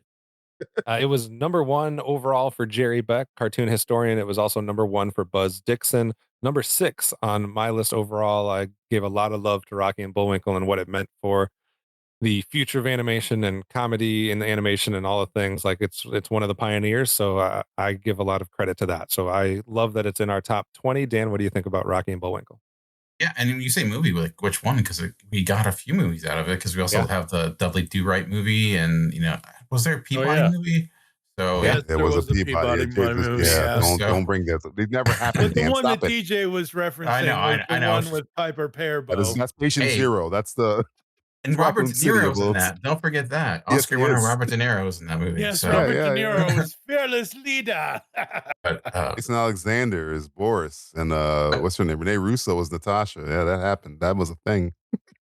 But the show itself, it's interesting you mentioned political, because when I think of Rocky and Bullwinkle, that doesn't come to mind. But when you obviously think about within the context of the Cold War, it makes a whole lot more sense regarding what they're doing and the satirization that was happening. And then, as mentioned, like the amount of shows that spawned within the show, like Peabody and Dudley Do Right that were good enough to kind of handle their own shows later on isn't pretty incredible. So yeah, I think, at first I'm like, is this too high? But if anything, it might not be high enough the more you look at its impact overall. Yeah. Steve, final thoughts on Rocky and Bullwinkle? Like I grew up on the original one somewhat just from seeing it, obviously reruns. It was entertaining for what it was. Like I did enjoy the different voices. I enjoyed the different characterizations. Rocky, Boris, Bullwinkle, Natasha. You had all these different voices there, and then Dudley Do Right. I haven't watched the new stuff. Like I know DreamWorks came out with a new, The Adventures of, more recently, but the old stuff was pretty good for what it was. I don't remember where I had it in my list in particular, but I don't even think I had it on my list. If I remember right, that's June Foray pulling double duty as Rocky and as Natasha. Yep. I was going to say, we named a whole lot of actors and actresses, so I'm not going to let us not mention June Foray and Bill Scott, and Paul Freed, Oz Butler, like some of the most legendary voice actors of all time involved in this one. So I had mentioned that Rocky and Bullwinkle was my number 6. Coming up next was my number 5. We'll see what that was. 18. What a nervous night to be walking home from the movies, Scooby-Doo. And all because you had to stay and see Star, Dog Ranger of the North Woods, twice. So obviously a little bummed that I'm having 2 of my top 6 here fall at 19 and 18, but I am happy that they are in the top 20. Read the synopsis here and let you guys guess again here. This show may be one of the most successful animated franchises ever. It essentially created the animated mystery formula and remained culturally relevant across multiple generations through endless reinventions. Very few animated characters have achieved this level of longevity. Dan, say it again. Scooby-Doo, where are you? Scooby-Doo, where are you? Another one from pre-1980s. We're going to 1969 for the debut of this one. It was 14th last time. It drops to 18th this time, still in the top 20. Like I said, I had it at number 5, and my premise is more of its longevity. And I think the number of shows that tried to recreate what Scooby-Doo did originally, especially throughout the 70s and almost for like a, not quite as many through the 80s, but the 70s, like every show was trying to redo Scooby-Doo, Where Are You? And then we've gotten a lot of different versions, obviously, since then. Mystery Inc. comes to mind and different things like that. But we've had, endless reiterations of Pup Named Scooby-Doo, like all the different things. So, I think it just did something that was successful that a lot of people tried to copy that couldn't. And then it stuck around for like a gazillion years. Like I remember when my niece was born, like it was the first present I ever got her was a giant Scooby-Doo stuffed animal. Like, and she loved that thing, but like, who doesn't? And now it's, I don't know, there's a new movie coming out, right? Or a new something. Yep. There's something. There's always something new. But TV show, that's what it is. Yeah. So I'm a huge fan of this franchise, so I have no problem with it being here at in the top 20. It comes in at number 18. Mike, what do you think? Love Scooby-Doo, Where Are You? Absolutely love it. Just amazing show, and everything it's spawned over the last, decades of time. And yeah, it definitely deserves it. I mean, do I wish it was the higher spot that it was 15 years ago? Sure. But man, this show, just absolutely love these characters. So yeah. It appeared on all 9 of the reference lists that we talked about. It is also our first sighting of Hanna-Barbera and a show that debuted on CBS. DJ, what are your thoughts on Scooby-Doo? This is the first cartoon show my sister and I watched together because she's 13 years younger than I am. So I remember when she was getting old enough to watch stuff, I was like, I'm going to make it a point to give you good taste, Taylor Pearson. So I was giving her good taste. I was going to start you with Scooby-Doo and we're going to move you forward. And it was one of the few bonding moments we had. And I'm going to just say this. Screw you, Mindy Kaling. Screw all of you for actually taking this in another cartoon show I love, Venture Brothers, trying to put them together and made an abomination, which was that the Velma show. Is that what it's called? I don't even remember the name of it. I watched Velma. 3 episodes of that dumpster fire and realized not only do you not understand Scooby-Doo, you hate it because it is so bad. How can we were just talking about stuff that spawned off of it? That might be the worst spawning off of it. That is the redheaded stepchild of Spawn from Scooby-Doo. Scooby-Doo deserved better than that. What a pup named Scooby-Doo, infinitely better than your Velma show. Jabberjaw, infinitely better than your Galloping Ghost. All these spin-off shows of Scooby-Doo. Grape Ape and Speed, but infinitely better. Mindy Kaling, screw you for trying to, I guess, throw a bird up at one of the greatest cartoon shows of all time that's still getting stuff today, unlike your show. Was it because they needed to renew the copyright or the trademark? It felt like it was up. It felt like it was like somebody walked up to her and said, "You know what my favorite show is? Scooby-Doo." And it was like an ex-boyfriend, so she decided to make a show to screw it up, and she used Glenn Howerton from Always Sunny in Philadelphia, one of the greatest comedy shows of all time, as Fred, and wasted it. So yes, screw Mindy Kaling. Scooby-Doo deserved way better, and hopefully the TV show will keep that up. I didn't have screw Mindy Kaling on my bingo card tonight, so I'm going to underline screw a lot of W's, Mindy Kaling. I didn't have that. I wouldn't have predicted that we went there, but we did. So, Steve, what do you think of Scooby-Doo? Where are you? I remember watching the original show again, rerun stuff, but I never really fully enjoyed Scooby-Doo. Like, I understood that it was a big part of pop culture, and it was kind of this staple of everything that was the mystery side of things.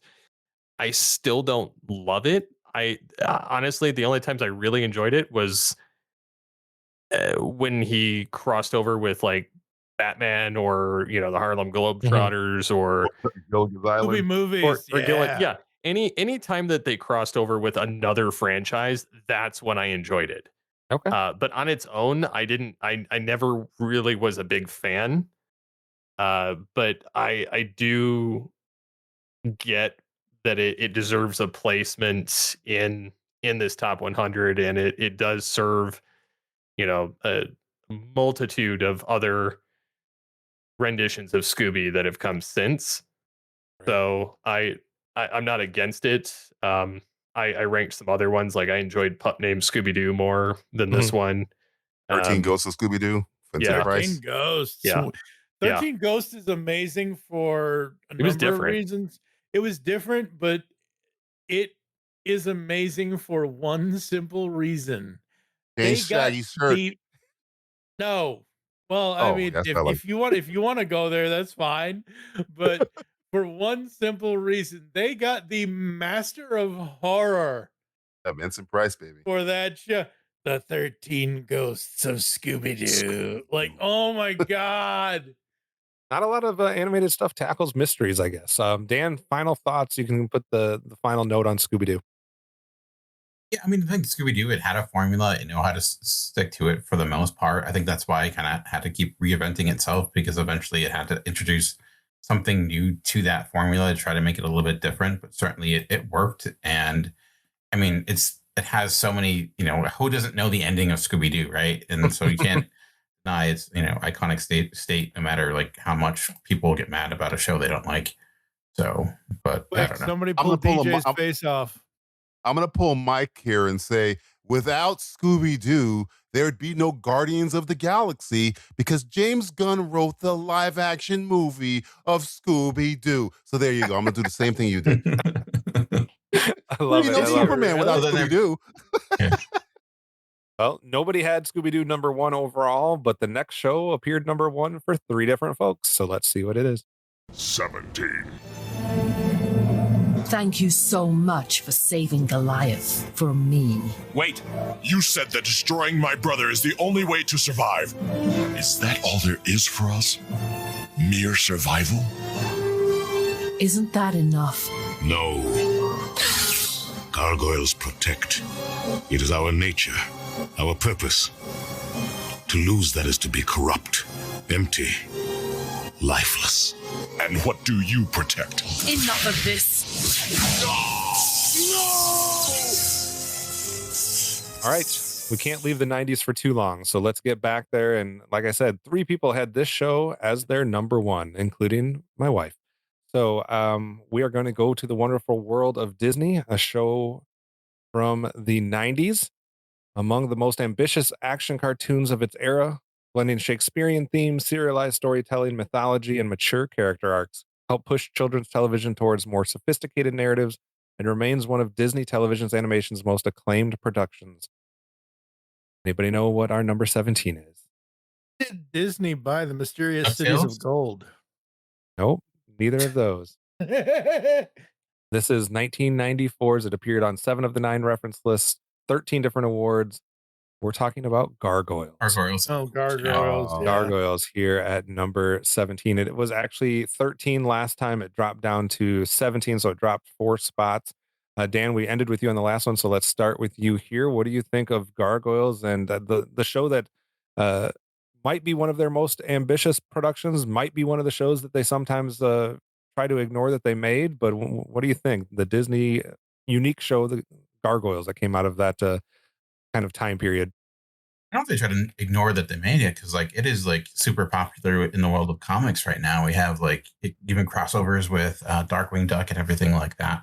I remember just watching Gargoyles in Disney Afternoon, and it felt like it felt too dark. Like I wasn't supposed to be watching it, because it's you're watching Tailspin and Rescue Rangers, and then Gargoyles comes on, and it's such a tonal shift, but I think in a good way. It is very ambitious. It's with this fantasy epic in an urban setting, putting a castle on top of a skyscraper is just a great image as well, and it creates its own lore too, right? It's not like based upon with it something that it's not like it's taking classic Disney characters or anything like that. It's creating An something original idea, Dan? Are you talking about an original idea by Disney, Dan? Is that possible? They used to do those back in the day. They used to do original content? They do occasionally. This was the 90s. It wasn't. I mean, original in the eye of the beholder, because it's not like it's not hugely influenced by a lot of other things, but great set of characters, and it just, like I said, it felt very different, and it's a show that I think they've always tried to go back to, but never. It's also because of its willingness to try new things. I think it had a type of audience that would not normally watch Disney cartoons that brought it over. So it was like I don't want to say the name of the cartoon, but there was like that version of Disney Afternoon compared to the rest of the cartoons. But I don't know. It was quite good. And the animation also really strong for that era as well. Steve, I'll let you go next. Gargoyles warranted in our top 20 here? Oh, 100%. I think it's funny that Disney still really doesn't recognize this show, and it was such an iconic show because it was the only thing dark that Disney did, and it was such a solid show, and it was totally different than anything else that was out. I mean, the voice cast alone was awesome. Keith David as Goliath, Ed Asner as Hudson, Jeff Bennett as Brooklyn, Riker. You had Jonathan Frakes as Xanatos. Welker as Bronx, Tim Curry as Savarius.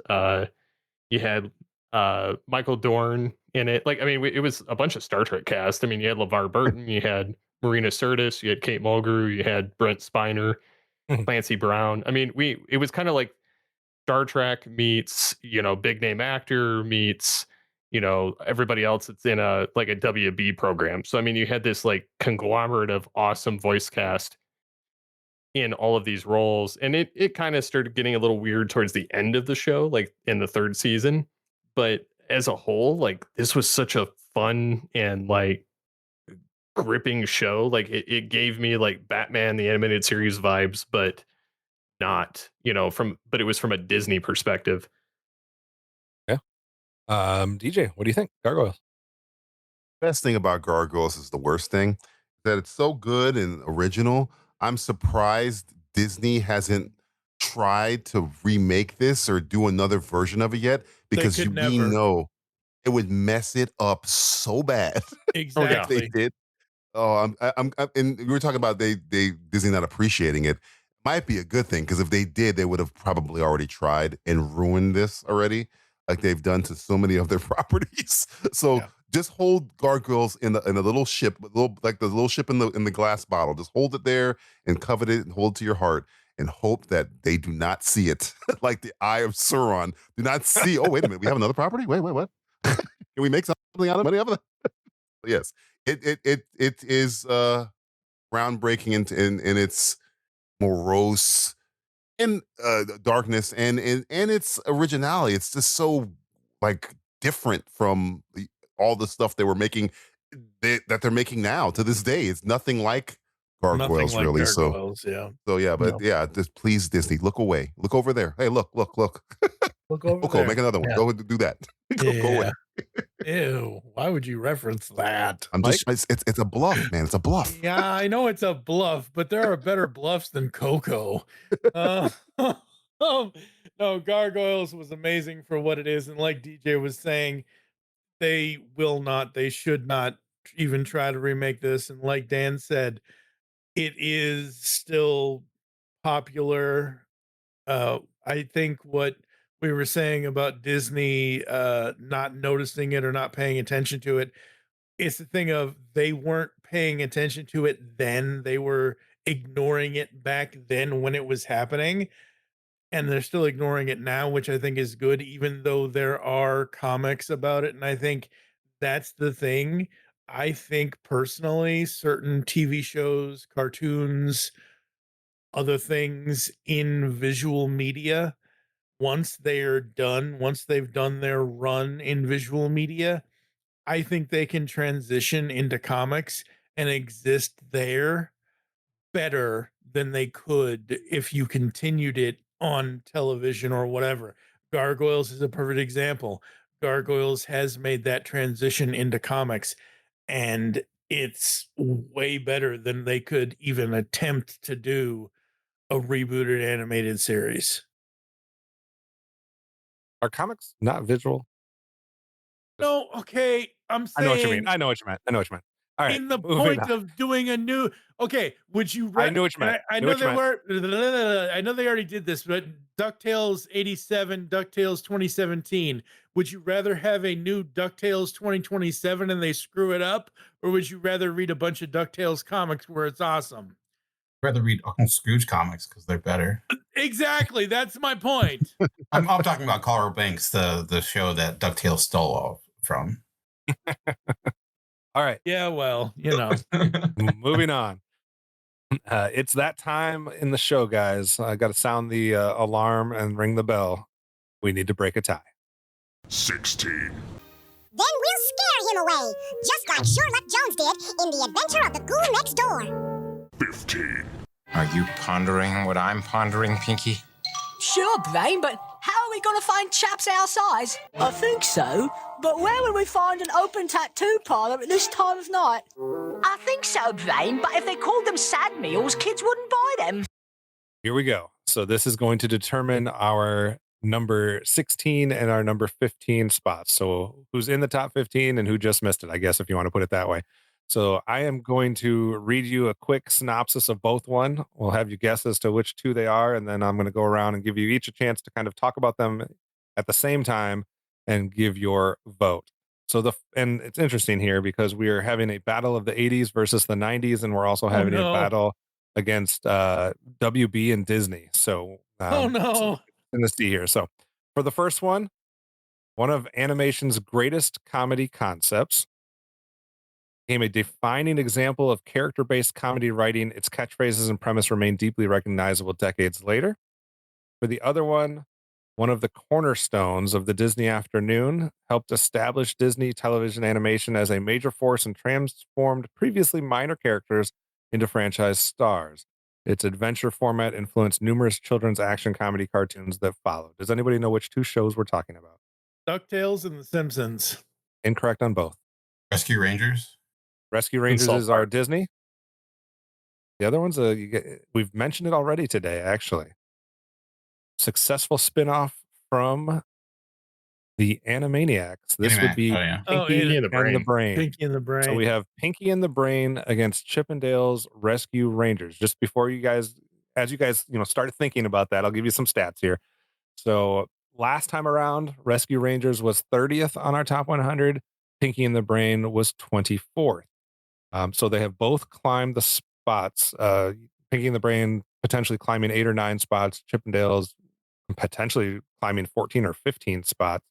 They both had the same amount of episodes. Pinky and the Brain was more nominated as far as or recognized in the award circuit. Out of our 9 reference shows, Pinky and the Brain was on 7 of them. Rescue Rangers was on 4 of them. They both appeared, let's see, Chippendales Rescue Rangers appeared on 30 of the 44 list. Pinky and the Brain appeared on 31 of them.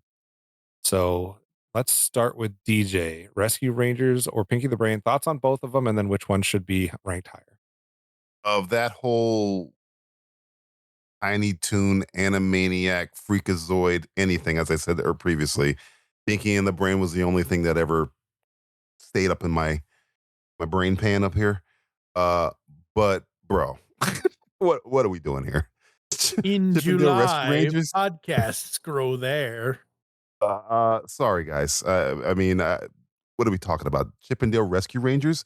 One of them is dressed like Indiana Jones, and the other's dressed like Magnum PI. There's a freaking a mouse called Monterey Jack that solves crimes and then is attracted to cheat. They're flying bleach bottle blimp. They're saving people's lives, man. What is Pinky and the Brain doing? Trying to ruin our lives. They're trying to take over. They're evil. Chippendale's Rescue Rangers are good. They're so good. They're wearing the iconography of 2 of the most good fictional characters of all time. What are we talking about? Chip and that theme song slaps, as the kids say in the streets. Slaps. Still, Pinky and the Brain. It's just chanting. Rescue Rangers theme song? Are we kidding here? Let me get a EMD track to that. I can bust a little move to that Chippendale Rescue Rangers song. There's nothing that those Warner Brothers and I'm defending Disney here. There's nobody coming at Chippendale. Are you crazy, Zipper? Gadget? What are we talking about? Get out of here. Get out of here. So I obviously know what your vote is. Last thought for you, DJ, though, is do you think they're unclear? both? Maybe I was very vague on that one. Do you think they're both top 25 worthy? One of them's going to be 16, one's going to be 15. Pinky and the Brain, no. Okay. Chippendale, definitely yes. All right. I like it. Dan, let's go to you next. Where do you side on the Rescue Rangers versus Pinky and the Brain? I'm gonna say I'm the opposite of DJ. Son of a bitch. You son of a... No. Yeah, you're right. I mean, there's no denying Rescue Rangers theme song is great. Certainly a fun show. It's a great adventure show. I don't think it's even the best Disney afternoon show, right? Like say that. But I would agree with you. They did something that often does not happen. It was a spinoff that actually worked. Usually when you have the star character or star characters from a show get their own show, it tends to fail, but it didn't with Pinky and the Brain. Was surprised that their idea could last for an entire episode, not only an entire episode, but 4 seasons. And it does. You talked about, DJ, you talk about how much you love writing. I think if you looked at the writing of both of these shows, I think it's very clear which one is better written. But they're also trying to do very different things. I do think I would say both deserve to be within the top 100. Do they both deserve to be this high? I don't know. It's tough. I think, especially if you have Animaniacs in here someplace, I think, it's hard to say. But I don't think it's the distance between these cartoons is vast. I do think that the theme song for Pinky and the Brain, although it's maybe not slaps, but it's effective. And Dan, did you say slaps? Did you say that one more time? I'm just making sure. No, I can't. I only get one. That's what my kids told me. I only get one a day. And the Brain Stride is evil, but Pinky isn't. He's innocent. He's just trying to have a good time. And and their dynamic works. But yeah, I would give the slight edge to Pinky and the Brain. All right, Steve, you're up next.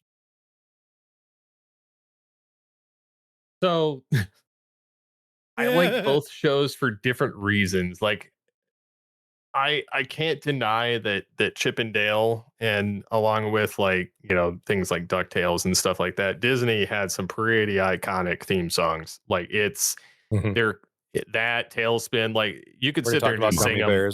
Yeah, Come I on, mean, bro. like all of them are super iconic. Like there's nothing like those themes, and Warner Brothers does have some of the weaker theme songs. I mean, they're either I love the orchestral stuff, but I also, a lot of them are just singing about the show and it gets a little grating on the ear, whereas I feel like the Disney ones you can sit and just listen to and it's just like mind crack, like you're just sitting there like enjoying the whole thing even if you listen on repeat. Now, I will say, as far as like a programming and a show perspective, I enjoyed Pinky and the Brain more.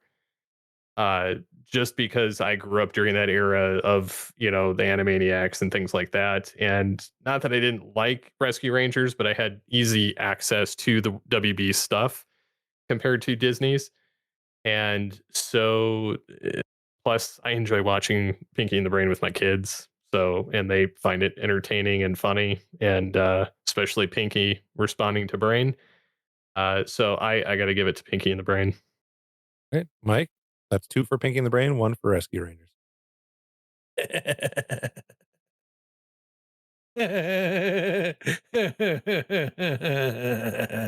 going to cut your mic. No, you're not. Oh, boy. Well, here's the thing, folks. Pinky and the Brain for me only existed in Animaniacs because as soon as Elmira joined the crew, I was out. And I only remember Rescue Rangers. I only can remember those episodes. The only Pinky and the Brain episodes I remember were in the Animaniacs shows. And yeah, like it's already been said about the theme songs for Disney, those were so much better. So it's definitely Rescue Rangers over Pinky and the Brain. Oh, you guys did it to me then. 2-2. All right. That's right. Do you feel like they're both top 25 worthy or top 50 worthy, or where do you think? I can't really say too much about Pinky and the Brain because I've only seen episodes here and there. I haven't sat down and actively watched the number of seasons it had. Like I said, I have bad memories of that show, and the bad memories are, like I mentioned, when Elmira joined. Rescue Rangers, I think, is top 25 worthy. I don't think it should be this high. I think maybe it should be number 25 or something, or 24 or whatever. But yeah, I think they're both at least top 100 worthy. All right. So as far as the theme song debate, I will just say that we listen to cartoon theme songs on our way to school every morning. Not every morning, but most mornings with my 5-year-old, and she enjoys both of them equally. So she likes the Rescue Rangers and the Pinky and the Brain theme song. I know if I said to her, sometimes some crimes go slipping through the cracks, she's going to start vibing out in a way that you weren't prepared for, because she knows deep in her soul it's a Chip and Dale Rescue Rangers theme song. I personally would rank Rescue Rangers as the better theme song, but I don't think I wouldn't sell Pinky and the Brain short from that standpoint. It's short. hard. They're mice. Yes, they are. What are you talking about? In one way, you could do like the one logic where someone says, like, one of them gets thrown in the incinerator and we never get to see it again. And I would then say, well, I'm still going to get Pinky and the Brain and the Animaniacs. So it makes more sense to save Rescue Rangers. But I think the only fair way is to just look at my own personal list and see where I rank them both. So I had Rescue Rangers at six. Yeah, I had Rescue Rangers at 65, and I had Pinky and the Brain at 48. So I had Pinky and the Brain, about 17 spots higher on my own list. So I think I will go with that one. I think they're both quality. I think they both deserve to be in the top 100. I loved Pinky and the Brain when I was whatever age I was when this came out. So that was about 14-ish, 13, 14, somewhere in there. And that was my favorite part of any WB thing that came out. I also loved Rescue Rangers, but I think the other thing for Rescue Rangers is if I'm looking at the WB stuff, Pinky and the Brain for me is like top tier. And if I'm looking at the Disney afternoon and the Disney stuff, I would put a few shows ahead of Rescue Rangers. So I guess for that reason, I would vote for Pinky and the Brain overall. What would you say is better, Disney Afternoon or the Animaniac Steven Spielberg Tiny Toon world? Oh man, what would you say is better? It's close. Huh? It's close for me. Yeah, it's close for me. You putting Tiny Toons above DuckTales, and you're putting Animaniacs above Tailspin? Is that what you're saying? I will let you know as we progress, just in case any of those I think may or Pinky may and the not Brains come is up. winning because everything else around it is crap. That's what I think. Compared to Chip and Dale Rescue Rangers, which everything in that universe was great. Everything was great. All right, so we have Chip and Dale at 16 and Pinky and the Brain at 15. That is how we have decided. Yes, in a 3-2 vote. I think it's close. Okay. Moving on. 14. Meanwhile, it's past time that Luthor's partners in crime were locked up. Wait a minute. We help you guys save the world and we don't even get any consideration? You're right. 5-minute head start. 5 minutes? Are you kidding? 4 minutes, 50 seconds. A head start. You're getting soft in your old age. Don't you have a tall building to go leap? Ooh. Technical difficulties. Let's move on, shall we? One place we have not gone to today, we've had quite a few shows from the 90s so far. I think we're at 6 so far from the 90s, and we're at 3 from the 80s. We've had 2 prior to 1980s. We've had 0 from the 2000s until now. So we are going with our first show from the decade of the 2000s. Represents the culmination of a certain universe, has an expansive roster, interconnected storytelling, ambitious scope, demonstrated how shared universe storytelling could work years before it became the dominant model in live action entertainment. We're going from the year 2004, from the WB, aired on Cartoon Network, I believe, originally. This would be Justice League Unlimited. God. Justice League Unlimited. Oh, did my not God. appear on our original countdown at all. It comes in here at number 14. DJ, I'll let you go first. How long do I have? 2 minutes. How long do I have?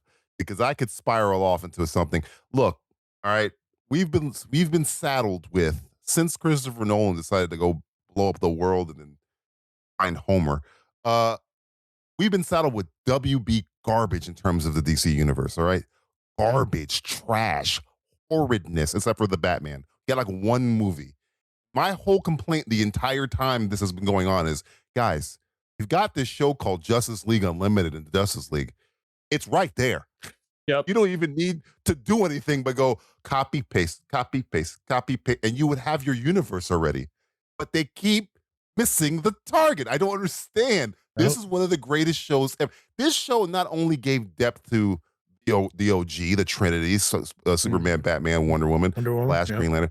It made you appreciate people like The Question, Question, Huntress, Booster Gold, just randos that were. You're like, wow, I really like The Question. If you would have asked me 20 years ago who the hell The Question was, you wouldn't even know who the hell he was. And I read comic books. I was not even he wasn't even in my sphere. But the Justice League Unlimited show is only trumped by its predecessor in terms of a comic book show to me, because it has all of these characters and gives them all depth. Vixen, for Christ's sake, had character development in this show. and for some reason, this is all under the same Warner Brothers umbrella. They can't make movies based on it. I don't understand. It's so annoying to me that this greatness is right there, and it's still right there. And they keep doing the opposite of it.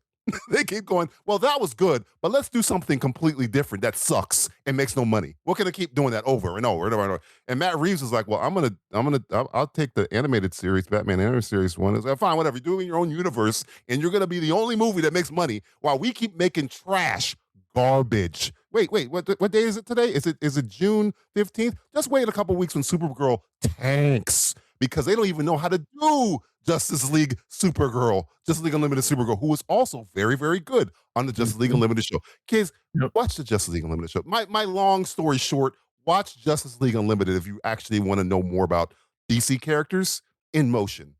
That's it right there. Fair enough. A heavy case of support for Justice League Unlimited. Steve, agree? I honestly can't say it any better than DJ. Like, I 100% agree.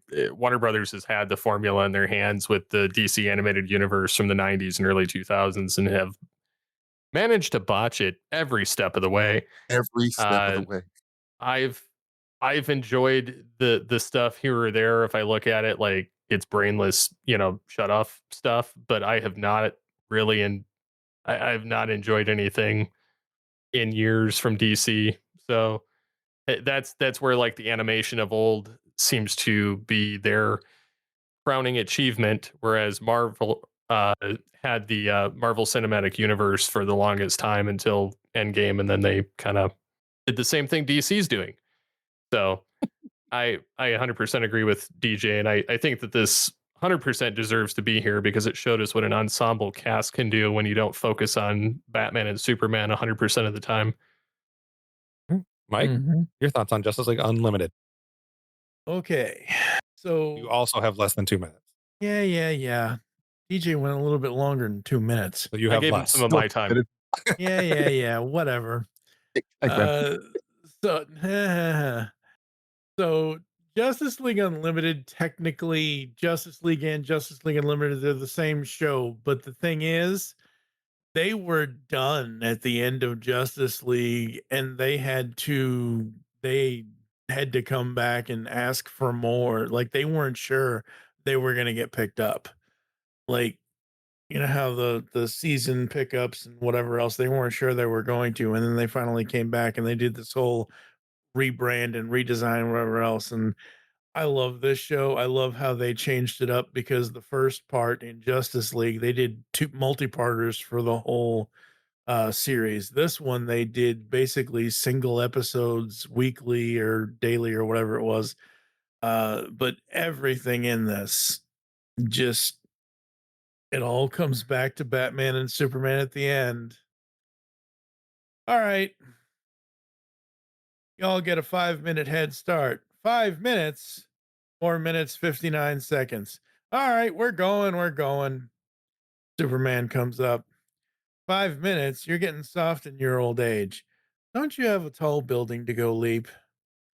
Best ending ever.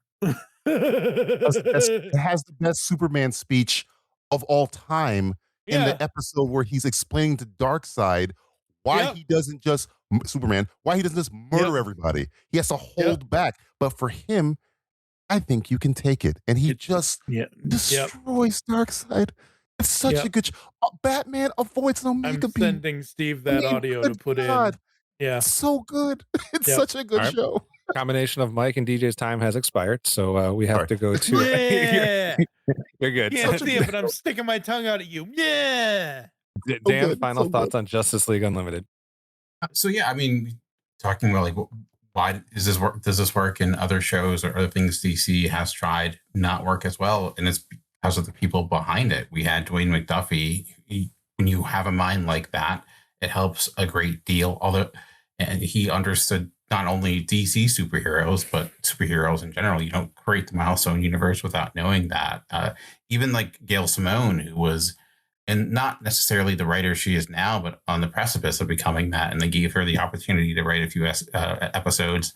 J.M. DeMatteis as well. And I think too, like superheroes, I think it's a lot harder to say, like, we did this in animation, let's do this in live action. I think we're making that seem a lot easier than it really is, because I do think like animation is almost like the best vehicle for superhero stories, because you can utilize a lot of the same craft that you get with comics without having like the baggage of live action or the budget it requires or what have you, or worry about CGI.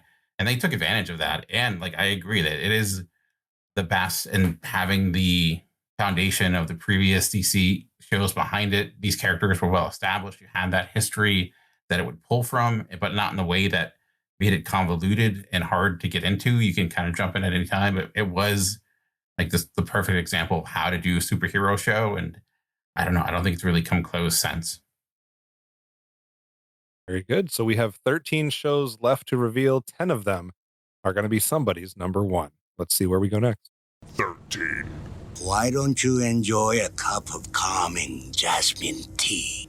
I don't need any calming tea. I need to capture the Avatar. Helmsman, head a course for the light. All right, we just got our first entry from the 2000s. Let's stay there for the next one. Also, our first entry from Nickelodeon. And Three People's number one. We're talking about a show that one of the most universally acclaimed animated series ever made. Combines serialized storytelling, character development, world building, emotional depth, and thematic sophistication at a level rarely achieved in children's television. Its influence continues to grow with each generation. Some critics would argue that its relatively short run limits its broader cultural footprint compared to decade-long franchises, but many others would say that this is top 10 worthy. We have it coming in here at number 13 from 2005. It is What's football head doing here? Avatar: The Last Airbender. It appeared on 7 of the 9 lists, has over 20 awards. Last time it was ranked 36 for us. It had just come out, not too many years before we did that countdown. So with some more time, it has climbed from 36 to 13. So, Dan. Never saw it. I'm going on mute. That's the best thing I've heard in the last 5 minutes. So, Dan, go ahead with your thoughts on Avatar. So Avatar was number 3 on my list, and I came to Avatar super, super late. I only watched it because my niece was down staying with us, and she was a huge fan. It was always on, and I was like, I don't know, I wasn't sure about it, but I got into it, and it is like, you talk about the expansive world, the characters within it. Love character development. That show has a lot of it. A few months ago, I got the opportunity to go to the library, and Jing Yang, who is one of today's best comic book writers, Dragon Hoops, American-born Chinese, he was speaking, and he actually wrote on the comics of Avatar: Last Airbender, and he spoke about the show and why, why he found it so admirable as this at that time. He was an acclaimed writer. And how he brought him into the world, and how, even though he's done all these other things, and he's won Eisners, people still, like, one of the things talk about the most are the Avatar comics he wrote, like when he was first starting out, or he writes now. And I think there is a huge fandom within this. And like I said, I came to it late. Like, I was apprehensive. It's like, I don't know. It looks kind of cheesy. It looks very much like it's trying to be anime without being anime. But once I got beyond that, those biases, and was able to actually just enjoy the show, it's not one of my personal favorites. But when I just look at the achievement, what it means for a lot of people, especially younger than us, and the legacy of it and the craft of it, I thought certainly deserves a lot of recognition. So I'm glad it's this high. I'm actually, it seems, I was wondering if it would make the list. So it's good to see that at least it's up where it's at. All right, DJ, what are your thoughts on Avatar? I'm right with Dan. I had it at number 5. It's in my top 5. It's, I think, the best thing Nickelodeon has done ever. It's so good. I remember watching it, like the first couple episodes. I was like, this is really good. And near the end, I think the Jet episode, I think that's season 1, where Jet gets almost mortally wounded. I think he was dead. I don't know. He gets messed up. A character named Jet. And I was like, wow, this is way better than it's supposed to be. And when you're reaching like the season 3, you're just like, wow, you're so invested. And I was so excited when they were going to make the live action movie for it. And I was like, oh man, they lost that heart that the animated show had, because it's so much more than just powers. It's and the world building. It's just the heart those Sokka and Aang and Katara have together. That movie was devoid of it. And I was like, that it made me appreciate the cartoon more. Like, this is what this thing is about. It's that their relationship, how much they are fighting for each other, and all this, and Zuko and all that stuff, and then Uncle and all that stuff. It's such a good show, and it is evergreen. You could watch it now. If you've never seen it, Mike, if you've never seen it ever, you need to put it on, and you'll be like, oh, wow, this still holds up. It's still great. The animation gets better and better every season. It's funny. It's serious. Action, for animation, for American animation especially, the action scenes are great. I can't recommend enough. I think, honestly, it's in my top 5, and the 4 I have above it are heavy hitters. And it's mainly because it is, one, different than everything ever that I've ever seen at that point, because the amount of world building is also amazing for it, where you got it's Earth, but it's not Earth, and you got animals that are like conglomerates of other animals. You can be lost in an Avatar universe for a while. I was gonna watch the Netflix one, but I got the same fear that they're gonna lose the heart of those characters. So I say watch the 3 seasons of the Nickelodeon show. Katara, Korra, the Last Airbender wasn't as great as this, but yes, Avatar: Last Airbender, excellent show. I had this one ranked at 16. It comes in here at 13. Steve, final thoughts on Avatar? Not really a show that I more so got into. I don't even know where to start on it, because I tried watching it and I couldn't really get into it. Both my kids seem to enjoy it. My youngest had it in his top 15 and my oldest had it in his top 30. So obviously there's something there, and they said that the follow-up series was crap compared to it. So it's not that great. So obviously I've trained them in good taste. Absolutely. I don't know. Like I don't know what I'm missing as far as it. Like I couldn't get into it from the initial parts that I watched, but maybe I'm in the minority here. But I've heard a lot of good things about it, so I can see it being on the list. I don't know. It doesn't resonate with me. All right. It was the first time we've gone three reveals without going to the 90s. And it'll be the last time we go 3 reveals without going to the 90s. So let's get back there next.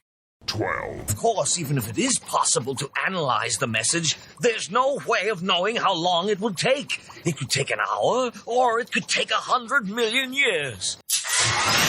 Magnify that death spear.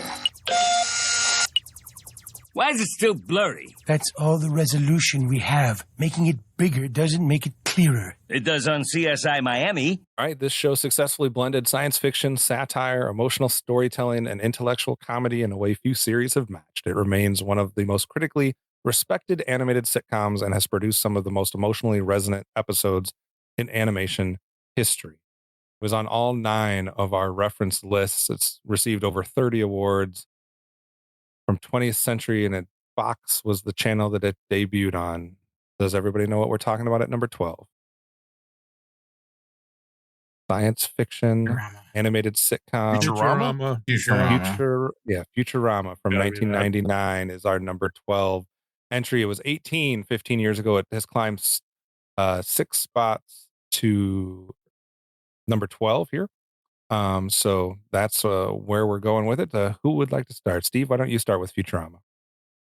Aside from the fact that this show has been canceled and revived multiple times, I think it's pretty solid show. Like I will actually watch random episodes of this show before I watch The Simpsons, because honestly, I just like the sci-fi aspect of it and the fact that it's got The Simpsons familiarity, but it's also very crude and goofy. Plus, I just love the voice cast too. Like, there's a lot of fun with it. And then the absurdity of it all, like Fry waking up 1,000 years in the future and with his descendant, and there's like a whole episode where he opens up his like bank account or whatever, and he has like this anchovy and worth like an obscene amount of money, and then he eats it. Like. I don't know, like just the whole show is just entertaining and fun. It's one of the few other shows created by Matt Groening that I think is pretty solid, and I actually will watch. But I mean, again, you have a lot of Warner Brothers people as a part of this too. That so I mean. I feel like a lot of these shows that kind of resonate, especially for me, are ones where there's a lot of overlap on voice cast. Yeah. So like it almost gives you that familiarity to the show, and it causes you to like kind of be more open to it, I think. And plus, this thing's won a buttload of awards. Yeah, definitely has. DJ, we talked about the adult, animated shows when we talked about King of Hill at 21. And this is the next one that has come up here at Futurama. So what are your thoughts at this one being at number 12? This was Futurama was always a little hit or miss with me because I was more Simpsons. I'm more of a Simpsons guy, even though it's the same Matt Groening. But when it hits, it's like, oh my God, that's brilliant. And then sometimes it gets a little too zany for me. But again, the fan base of this show, you gotta I always have respect for shows that were out, get canceled, and then the fan base erupt in like into this mob, and it comes back, and it seems like it gets its feet again. It's just, I feel bad because I heard the more recent one wasn't as good. Kind of like Arrested Development, a lot of those shows, like when they come back, it might have come back a little bit too late. But Futurama's fan base is legion, so I get it. I know why it's this high.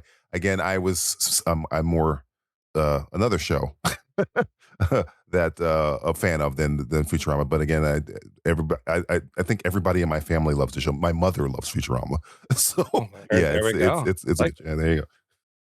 Dan, what do you think about the next adult animated series that we have here in Futurama?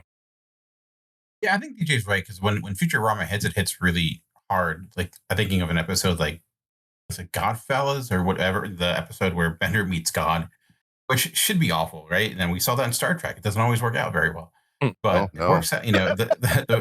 The way they approached it, and it has like a quote like I think about a lot. When you do things right, people will think that you haven't done anything at all. And like to get like life advice from a cartoon about a robot that says "bite my shiny metal ass" doesn't seem like something you'd want to do, but sometimes it works out. So, and I think it did do the Simpsons thing in the sense of having a good, expansive cast of characters where you could go like anywhere within the universe and be able to like have someone like keep it fresh, even though it went on forever. And one thing too that it had at Simpsons, and it had more, I want to say topical, but the concept of like using celebrities' heads in a jar. Because with the Simpsons, they didn't really use real life people all that much. They typically did like the Simpson caricatures of them, and it wasn't really Arnold Schwarzenegger, right? It was someone who clearly was meant to be him. But with Futurama, like they had Nixon as president, things like that. So it was intriguing how it was different in that way. And I mentioned how King of the Hill was like in the shadow of Simpsons. I mean, if anything it was Futurama. I remember watching the first episode and you're like, okay, like where's the couch gag? Like how is it going to do the things the Simpsons did? And it didn't necessarily do that. Like it has some of those elements, but it was able to, I think, really form its own identity, which, like as mentioned, the other Matt Groening shows, not nearly as successful. It's interesting because the little blurb I has says, it occasionally lived in the shadow of the Simpsons and never reached the same cultural saturation. But many fans would argue that at their peaks, that Futurama was the stronger show creatively at their peaks. So we'll see. Mike, final word on Futurama. When I first saw the show, I'm like, oh, wow, it's Peggy Bundy with purple hair, and then the robot always wanting people to bite his shiny metal ass. I liked Futurama. I thought it was fun. Part of the revival stuff, or part of the fandom coming together, because I don't remember off the top of my head which character he played, but I do remember part of the assembly of the fandom was Maurice LaMarche. He would always be on social media telling the fans to go support whatever the petitions were, to sign the petitions to get Fox to get their heads out of their asses to get the show back on the air. I liked Futurama. I thought it was fun. I thought it was funny. I thought it was awesome. Right. Well, there's only one spot left on this side of the before we get to the top 10. So let's see which show takes that one. 11. Check those dudes out. Dudes, nuts. They're robots. Robots? Let's rock! Tonight I dine on turtle soup. All right, another two people's number one will fall next here at our number 11 spot. Interested to see your guys' take on the order of these, because we had at number 28 we had G.I. Joe, at number 26 we had Thundercats, at number 25 we had He-Man. Now at number 11 we have the 1987 Teenage Mutant Ninja Turtles. It was on 8 of the 9 lists we referenced, has won a few awards. It could go back to the argument on, is it the cultural impact that should be more important or the artistic merit? Dan, we'll let you start with Teenage Mutant Ninja Turtles. It spawned a phenomenon in the late 80s and into the early 90s that would be seen in toys, would be seen in live action movies and future cartoon series and more movies, et cetera, et cetera. What do you think of the thing that started it all here? Yeah, I mean, I was part of that phenomenon. Well, I mean, not part of the show, but obviously part of like the We're 3 fandom years of it. old. Yeah. But yeah, that was probably the first major cartoon I got into at that time. And again, thinking of theme songs, another great theme song. Really loving it. The movies, loving the movies as well. All three of them, you know, Kevin, we did our Teenage Mutant Ninja Turtle retrospective a few years ago, going through all the films, and that was an interesting adventure. I will say though, you know, with all that nostalgia, with all that love, I had the toys. I remember going to KB Toys and like still those toys when I see them on shelves, like it brings back a lot.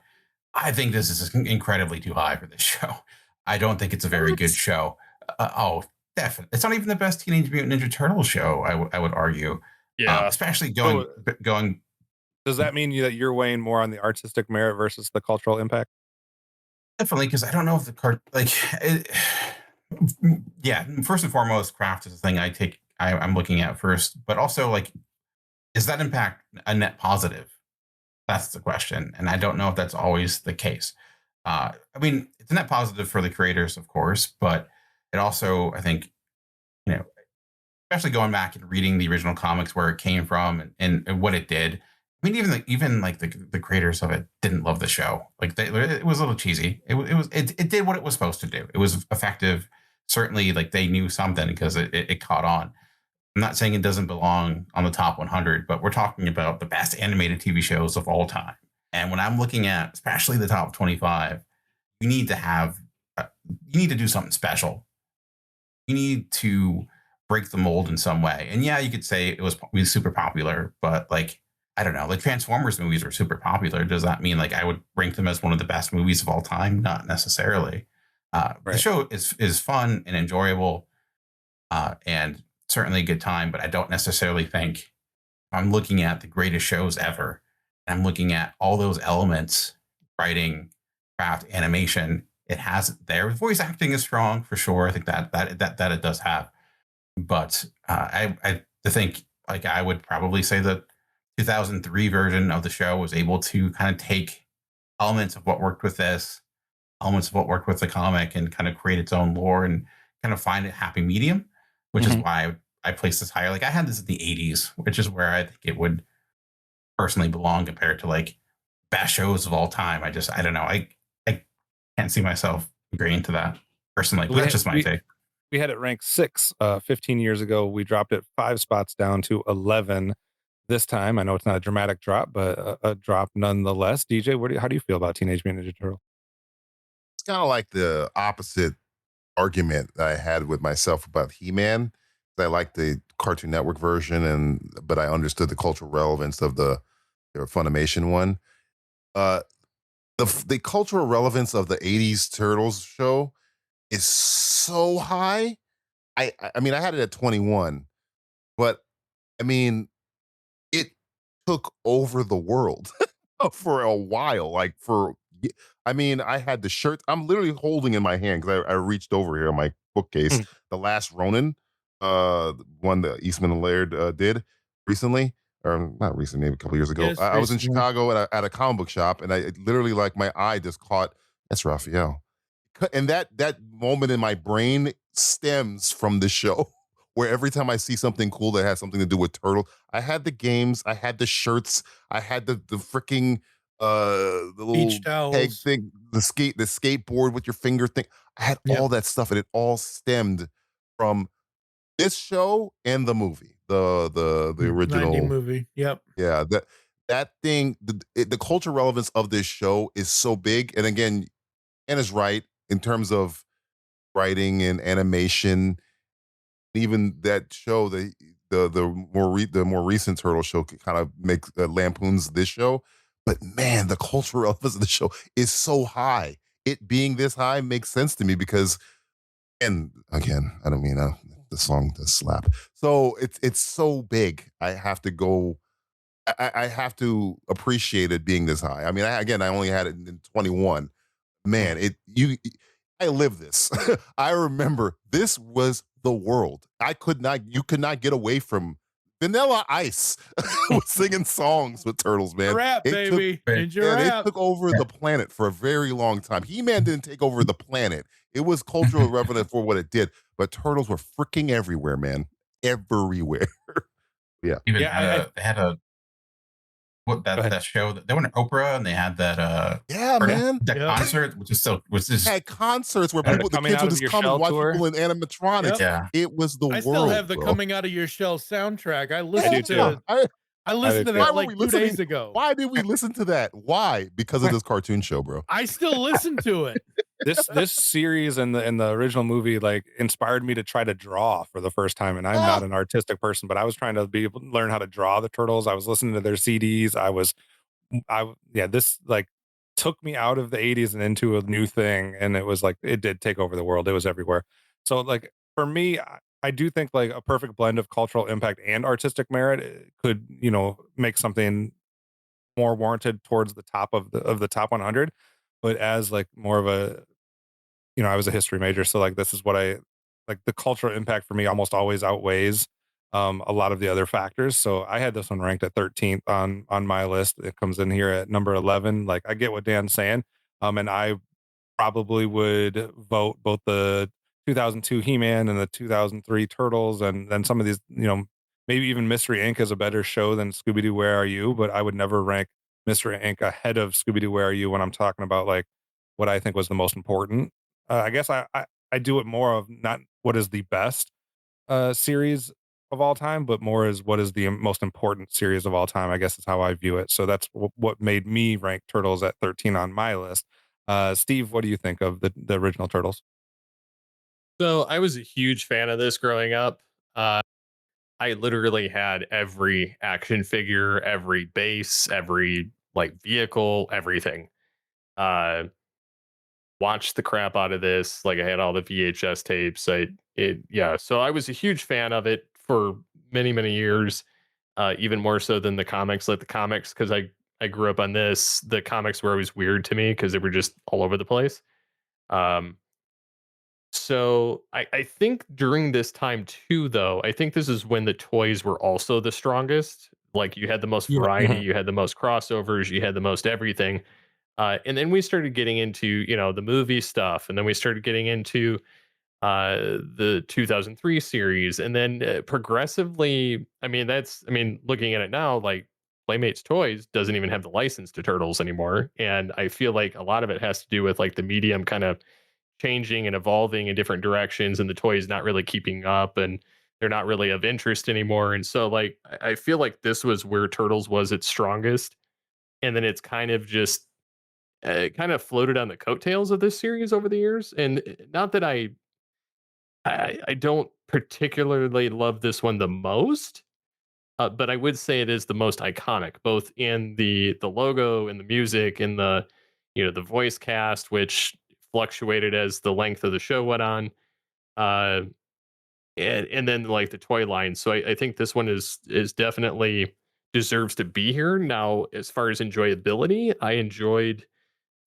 this one, the 2003 and the 2012, but it was always I feel like I got back into it and I enjoyed it again when the 2003 series came out, and then we got a nice crossover with Turtles Forever with that series and this one to kind of wrap them up. And so I don't necessarily have an issue with it being here. However, I think that this version of it may be a little too high. Just because the stories did kind of go all over. Yeah, it was 15 years ago, 11 this year, as far as that goes. Playmates does have 6 months left, just FYI. They have 6 months left until their license expires, and then Mattel takes over next year. Oh, geez. Well, Mattel did do a good job with the DC figures that are coming out, and they're cheap.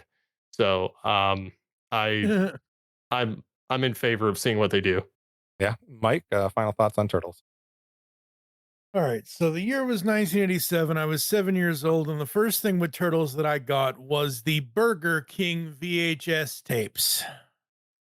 They were amazing. I did not get into the comic. The comic, as Steve said, was weird. It was too adult. As I said, I was 7 years old at the time. From this cartoon all the way up to today, this cartoon influenced everything with me with Turtles. As Steve said, I was the same as him. I had all the toys, everything. If you're looking at the 87 Turtles cartoon as what is the content of the cartoon, is that good or bad? There are some good episodes, there are some bad episodes in its 10 season run. But the fact that it had a 10 season run, amazing. Not many cartoons get that. It ran from 87 to 96. And I know you're going to say, oh, that's 9 seasons, but it was a weird numbering thing, whatever. It's weird. What it led to, obviously, 2003, yada, yada, yada, yada, yada. All this to say is that cartoon eventually led up to the fact that IDW Publishing got the license. And since January 22nd, 2014 to now, my buddy Joe Reed and I have been reviewing everything in the IDW Publishing TMNT Comics. And that run, that 150 issue run that they've been doing, or that they did, is the best turtle storytelling ever. But this cartoon is why that happened. And this cartoon is just amazing. And the fact that it's still just outside the top 10 now and not in the top 10 is awesome. Now, does it deserve to be as high as this? Maybe not, but it still deserves to be in the top 100. Well, let's see what does crack our top 10 next. 10. That man won't quit as long as he can still draw a breath. None of my teammates will. Me? I've got a different problem. I feel like I live in a world made of cardboard, always taking constant care not to break something, to break someone. What we have here is a rare opportunity for me to cut loose and show you just how powerful I really am. All right, so this next one, we're going back to the 2000s for a show that was on 6 of the list, has 10 awards. It was number 17 15 years ago. It's number 10, so it climbed 7 spots here. We already talked about Justice League Unlimited, so now let's talk about Justice League. Justice League from 2001 takes our number 10 spot, starts off our top 10. Go back to you, Dan. What do you think? And do you differentiate Justice League Unlimited and Justice League as two separate series, I guess, to get that out of the way? And what do you feel of this entry? It's hard. I rank Justice League 19, Justice League Unlimited 20. It's like, to me, they're all kind of one continuous story in a lot of ways. But I think in some ways, what's great about Unlimited is you have the larger cast, but the focus of Justice League and its ability to kind of tell those stories. I remember, like, back in the day, like, watching Justice League for the first time. I had no idea it was coming out because in that time, like, you weren't bombarded with news. It was on Cartoon Network. I'm like, oh, there's like a Batman, and not realizing it was like a movie because it was that in multi-part episode, not realizing it was a series. Like, that part of Discovery also was a huge fun thing to happen, just not knowing this existed and it being like an amazing way to go into this world. And at that time, I didn't know a lot about DC. I just read Marvel. So, like, outside of the main DC characters, I didn't really know anyone. So Martian Manhunter, other things. So similar to how Spider-Man was a avenue into the world of Marvel, this was an avenue into the world of DC. And again, a lot of the same creators. So pretty much copy and paste everything I said about Unlimited here, and they're both great shows. All right, DJ, what do you think? How long do I have? No, I'm supposed to. This show is, I mean, again, the thing about this show, which I love, and the thing I differentiated from Unlimited is, I think Justice League made Batman, or at least solidified Conroy as my favorite Batman. He was there. He was like, him and Michael Keaton were fighting for me.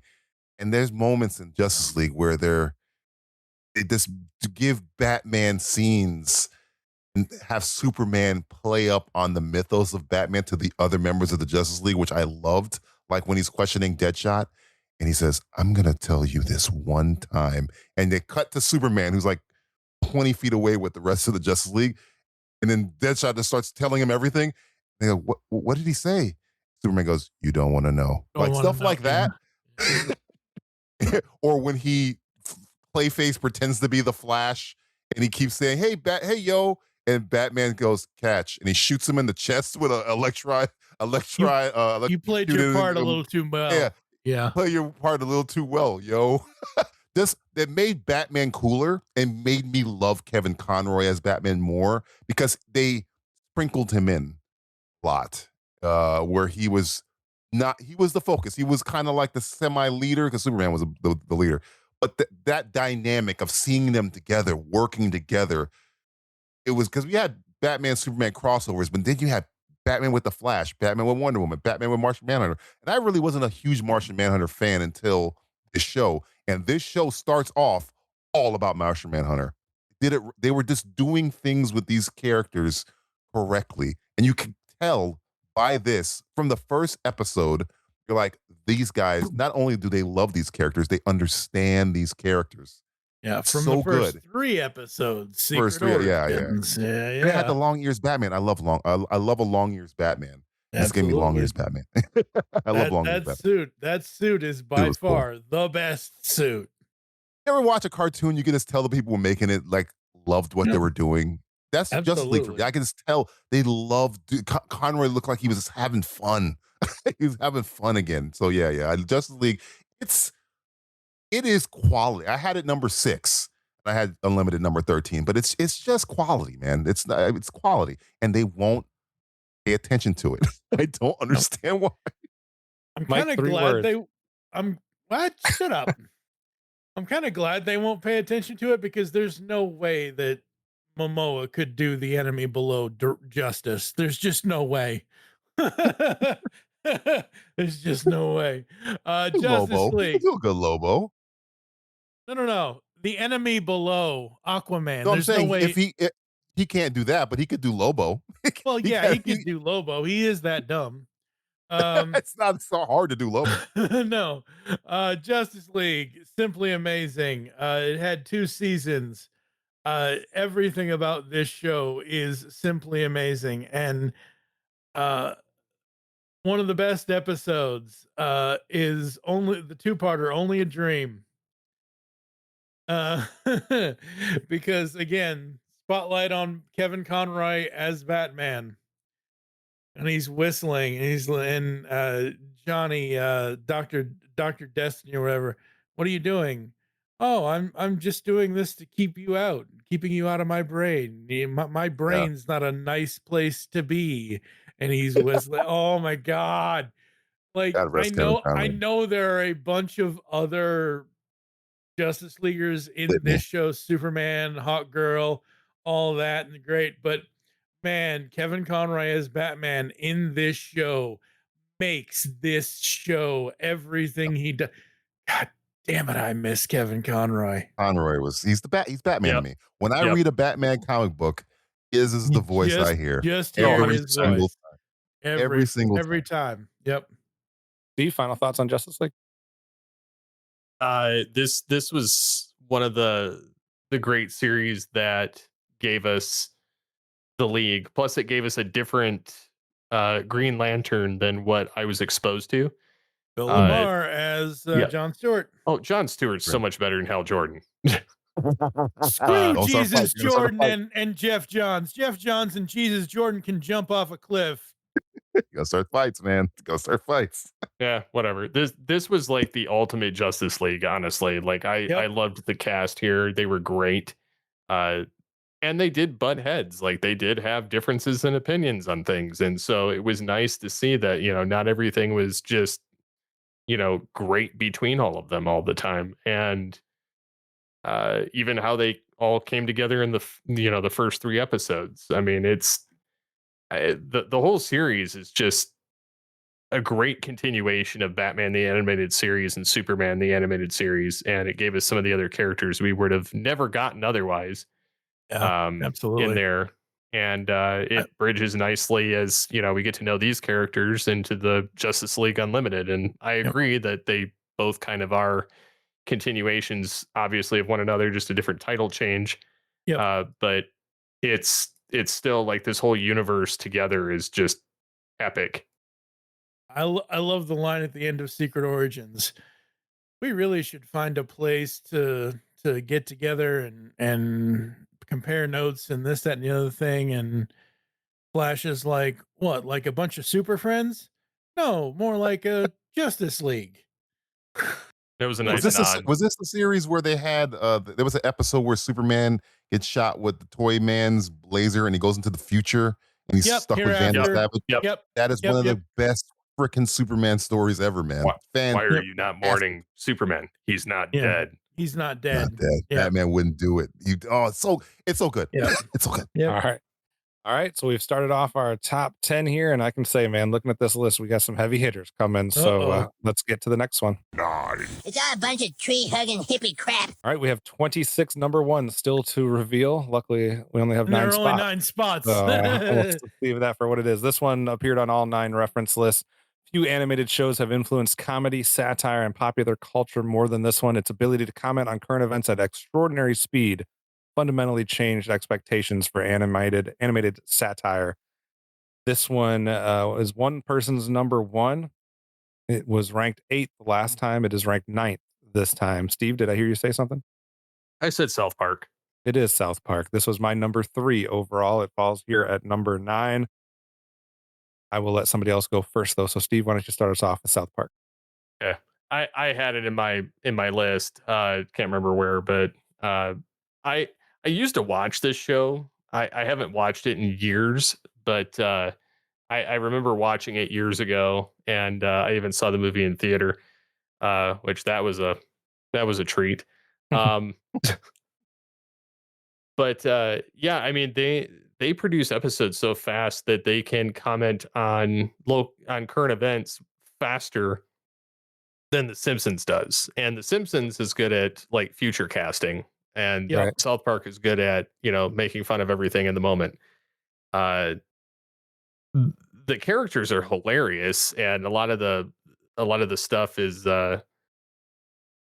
really goofy, and how they portray Americans, Canadians, and everything in there. And they kind of make fun of everybody equally. Like there's not really anything that they kind of nothing's sacred to them. they attack everything on equal fronts. And there's still the one joke that I love even still referencing today is the underpants gnomes. Step 1, steer underpants. Step 2, step 3, profit. And they're like, what's step 2? We don't know. And so so I use that whenever I'm referencing some stupid decision a company makes. But I don't know. There's just so many iconic moments from this show, goofy characters, and it definitely deserves to be in the top 100 list. And I think that for its longevity, along with, other shows like The Simpsons and things like that, I mean, I can honestly see why they're in the top 10, even if they're not my favorite now. At one point, I was a frequent watcher of these shows. Mike, what do you think about South Park and being number 9? Oh, this tree hugging hippie crap.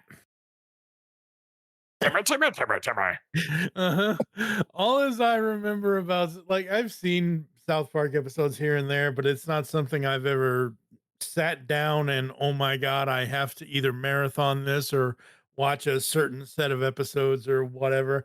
All as I remember is whenever the episode it was when Cartman said, knock off all this tree hugging hippie crap, the next day at school, everybody was talking about that episode and imitating Matt or Trey or whoever does Cartman.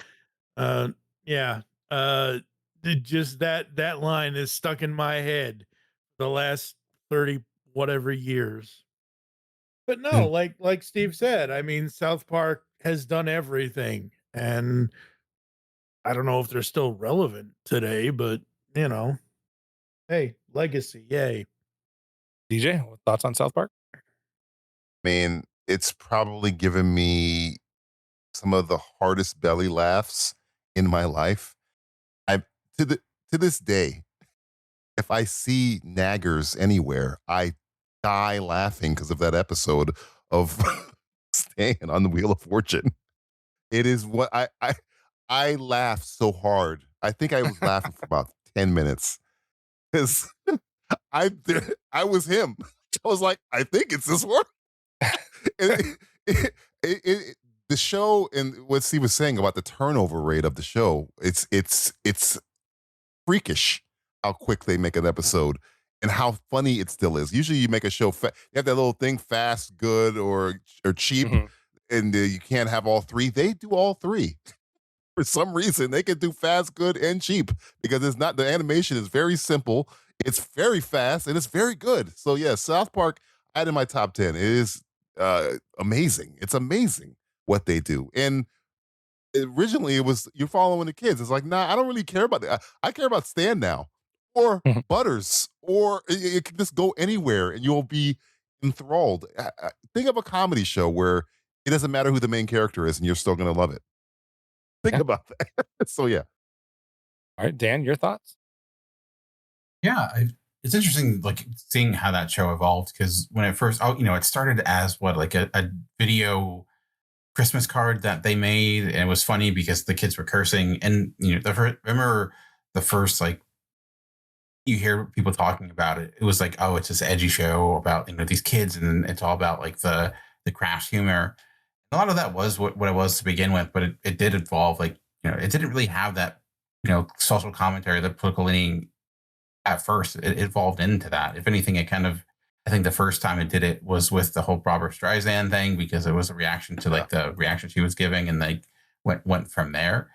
Mike mentioned like he wasn't sure how relevant it is. I think it's still very relevant because of how angry some people within power get mad at it when it doesn't portray them like they wish it would portray them. So clearly it has some sort of political impact. I had it at 4. I think though, like sometimes people take it like too far in the sense of like they like treat like South Park like a source of like information, as if like its argument is like, oh, okay, well, South Park said this, so that's like as if it's a fact, which is kind of weird. It's like, no, they're funny, but they're still two white guys from from Utah that are now millionaires. I think their perspective is very specific. I don't know if they can say everything about everything, but anyways, it is. But I also think it was able to maintain its quality in a lot of ways that a lot of shows has lasted as long as South Park haven't, because it doesn't put out like 30 episodes. It puts out like 3 here, 3 there. So they're very specific with that. But yeah, is it as popular as it once was? Probably not. But it's even like, now has the video games and things like that as well. So it seems to at least maintained in some ways. It's one of those series that I actually avoided when it first came out. It was probably one of the first shows that I remember there being watch parties for.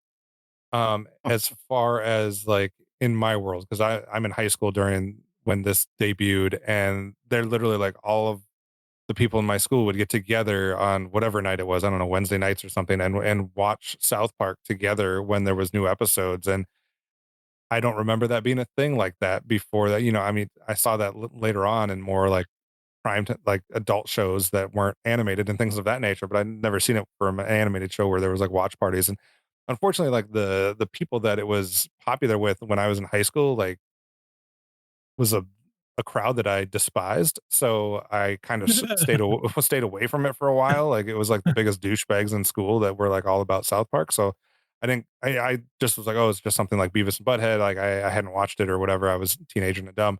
And then I remember going and seeing the movie. I don't know why or how or whatever, but I saw the movie and it was like, oh wait, like this is not at all what I had pictured in my head when a bunch of dummies from school were apparently enjoying this. Cause like this is so way more intelligently written than they probably didn't even get half the jokes, but it was popular for them, I guess. But like this, I don't know of many shows that were written in the comedy world more intelligently than South Park, and the movie kind of turned me on to it. And I haven't watched like a billion episodes or whatever, but all the episodes I've watched, I've enjoyed. I like everybody. I feel like another thing like with South Park is everybody remembers specific episodes, like whatever that might be. And like for me, there was one on that was kind of making fun of motorcycles and people that ride motorcycles, and like I found that absolutely hilarious. And But I think we all have an episode like that we think of. So like, that's why I had it at number 3, and I'm happy it comes in the top 10, just like it did 15 years ago, just off one spot. So, all right, let's see where we go next. 8.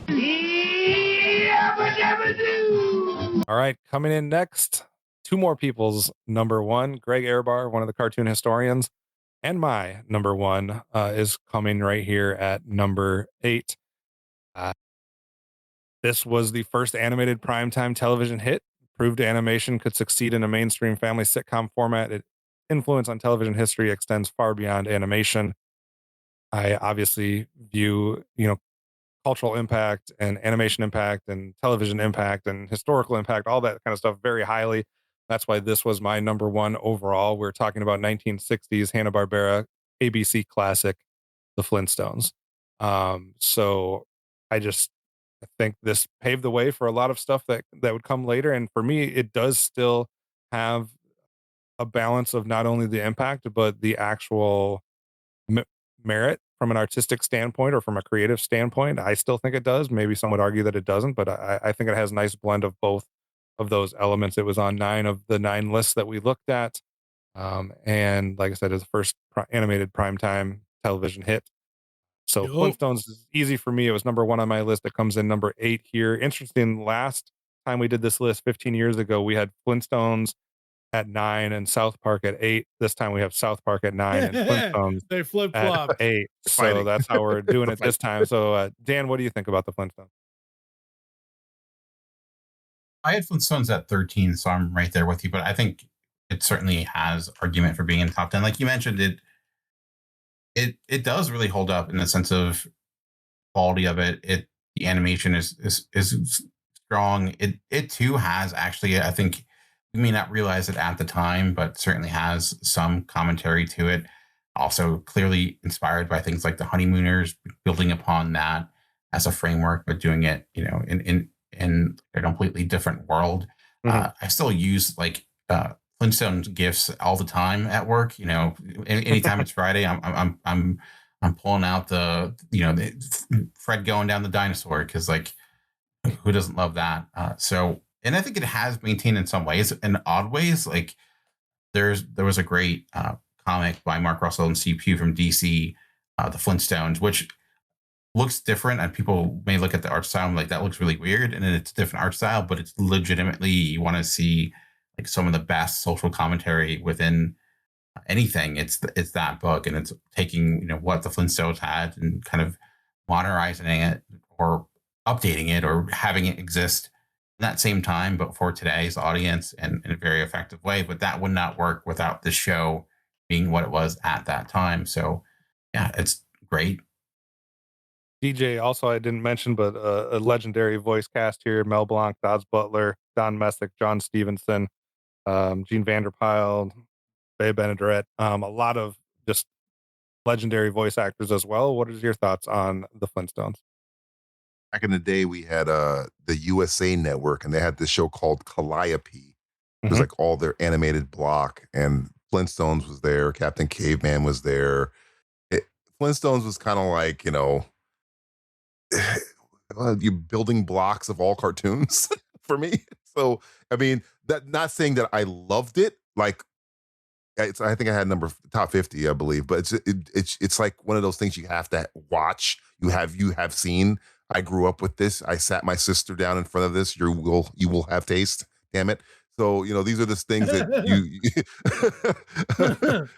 it's a building block of learning about the animation style, and you can have cartoons like this, and it's kind of like a predecessor to The Simpsons a little bit. So, in terms of, got this zany concept, but they're hitting vibes that are a little bit like too smart for kids, or not too smart for kids, but not entirely for kids, I would say.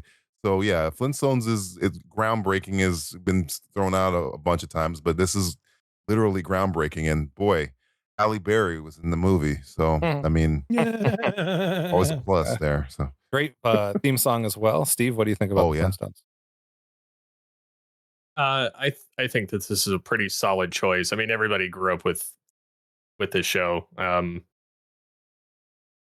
voice cast is great. The animation's still fun and still holds up. Like the dynamics, the behavior of Fred and Barney and their whole friendship, and how Fred's always, you can kind of, I mean, they're all pretty easy to guess their personalities and how they're going to act in episode to episode, but it's still entertaining to see how they're going to screw something up and then how they have to recover from it. So I think that it's a pretty solid pick, and I like the fact that it kind of one-upped South Park this time.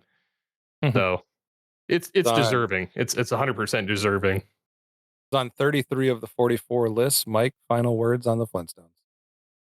Oh, the Flintstones. Yabba dabba do this summer, fall at some point. I've had this plan forever. OptimusSolo and I are going to be doing Flintstone Fridays on Tooncast, where we actually rewatch the whole series. So, yeah, because we've never done that before. But yeah, no, the Flintstones, absolutely love the Flintstones. I think it's a tie between Dino and Bam Bam for my favorite characters when I was a kid. Barney, man. Barney Rubble, bro. I was always a Barney Rubble fan. I was, but I mean, Bam Bam, man. He just bam, bam. Like, that's all he's got. That's all he needs.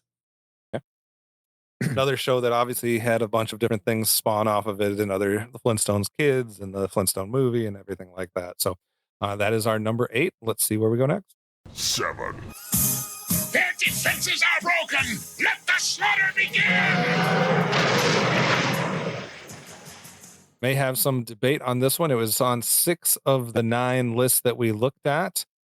One of the most influential and enduring franchises in animation history, the cartoon helped launch a global phenomenon that continues to thrive across multiple generations and media formats. We've had a bunch of them as far as 80s action cartoons, and this one was number 3 15 years ago. It drops to number 7 this time. This is the 1984 Transformers. So Transformers here at number 7. Like I said, it was number 3 last time, so it dropped a few spots. It was on 32 of the 44 lists. Like I said, 6 of the 9 reference lists. So that's the order that we go. We have G.I. Joe way back at 28, then Thundercats, He-Man, then Turtles, and now Transformers. Dan, you weren't a fan of He-Man or Turtles being in the top 25. I'm guessing that is the same for Transformers. I'm gonna make enemies. I don't want to say anything. Gonna make me an enemy. Be careful. I absolutely love and adore the Transformer comics. There we go. They're really great. It's currently right now been amazing. The Energon universe overall is fantastic, and so this is this number. So go everybody else. But yeah, go for it. I like I said, I missed Transformers as a kid. I did like Beast Wars, and so I just going back to it. I couldn't get into it as much as everyone else, but I'm not really I don't think I wasn't there at the time, so I can't really speak to that because as someone who came in after, I just couldn't really enjoy it like everyone else seemed to. Oh, no problem with that. I feel like Transformer comics, so if that gives me anything, I'm big. That'll keep the people from coming after you at least. So. Yeah. It was a couple people's number 1, including one person on the panel. So, DJ, why don't you go next? I was raised by Optimus Prime. My first toy was Optimus Prime. I cried in a movie theater when Optimus Prime died. This is like DNA. If you split me open, you'd find Energon. No, you wouldn't. That'd be really creepy if I had some glowing pink stuff inside of me. But no, it's Transformers, man. What was cooler than an animal that turns into a robot? A car that turns into a robot, a jet that turns into a submarine, a spaceship that turns into a robot and starts talking to you, and then it gives you a suit and you turn into a robot. It's DNA of me, Transformers. It's my number 1. It will always be my number 1 because it was the one I would say it's the first cartoon where I was addicted to. Like, I mean, Teenage Mutant Ninja Turtles was like a phenomenon, but Transformers is like, no, I must know more. I must read more. This is not enough. I have to branch out and read the books and study the wiki page and all that other stuff. to this day, when I watch the Michael Bay movies, I cringe inside. Not because they're just solely bad. It's just like, oh, it's like watching somebody beat up somebody you love. You can't do anything about it because it was a part of me. Yeah, Transformers, and it taught me so many lessons: good versus evil, might versus might and right. There's so many cartoons, and everybody has their one that taught them everything. And mine's always been Transformers to this day. And the animation, there was nothing like it. Again, we've said that about some other stuff too, but when you tell 8-year-old DJ, hey, you see that truck over there? It's gonna change into a robot and then have the voice of a god start talking to you. And then his hand's gonna disappear and turn into an orange battle axe and fight a gun that turns into an evil. It's like, what? Why? Why have you given me such beautiful things? So yes, Transformers will always be number one. I love this show. It reaches the peak of cultural significance and goodness and quality, I guess I would say. So yes, Transformers will always be my number one. Fight me. Fight me in the streets. I don't care. It was the two things. It was the first show that I ever searched out TV guide listings to try to find where else it was airing after its original air date. Like I was searching for was it on the Sci-Fi Channel or was it whatever? And I actually woke up. I never did this ever because I don't do this. I don't wake up earlier than I have to. But there was a time where I found it airing on the Sci-Fi Network at like 6 a.m. or something.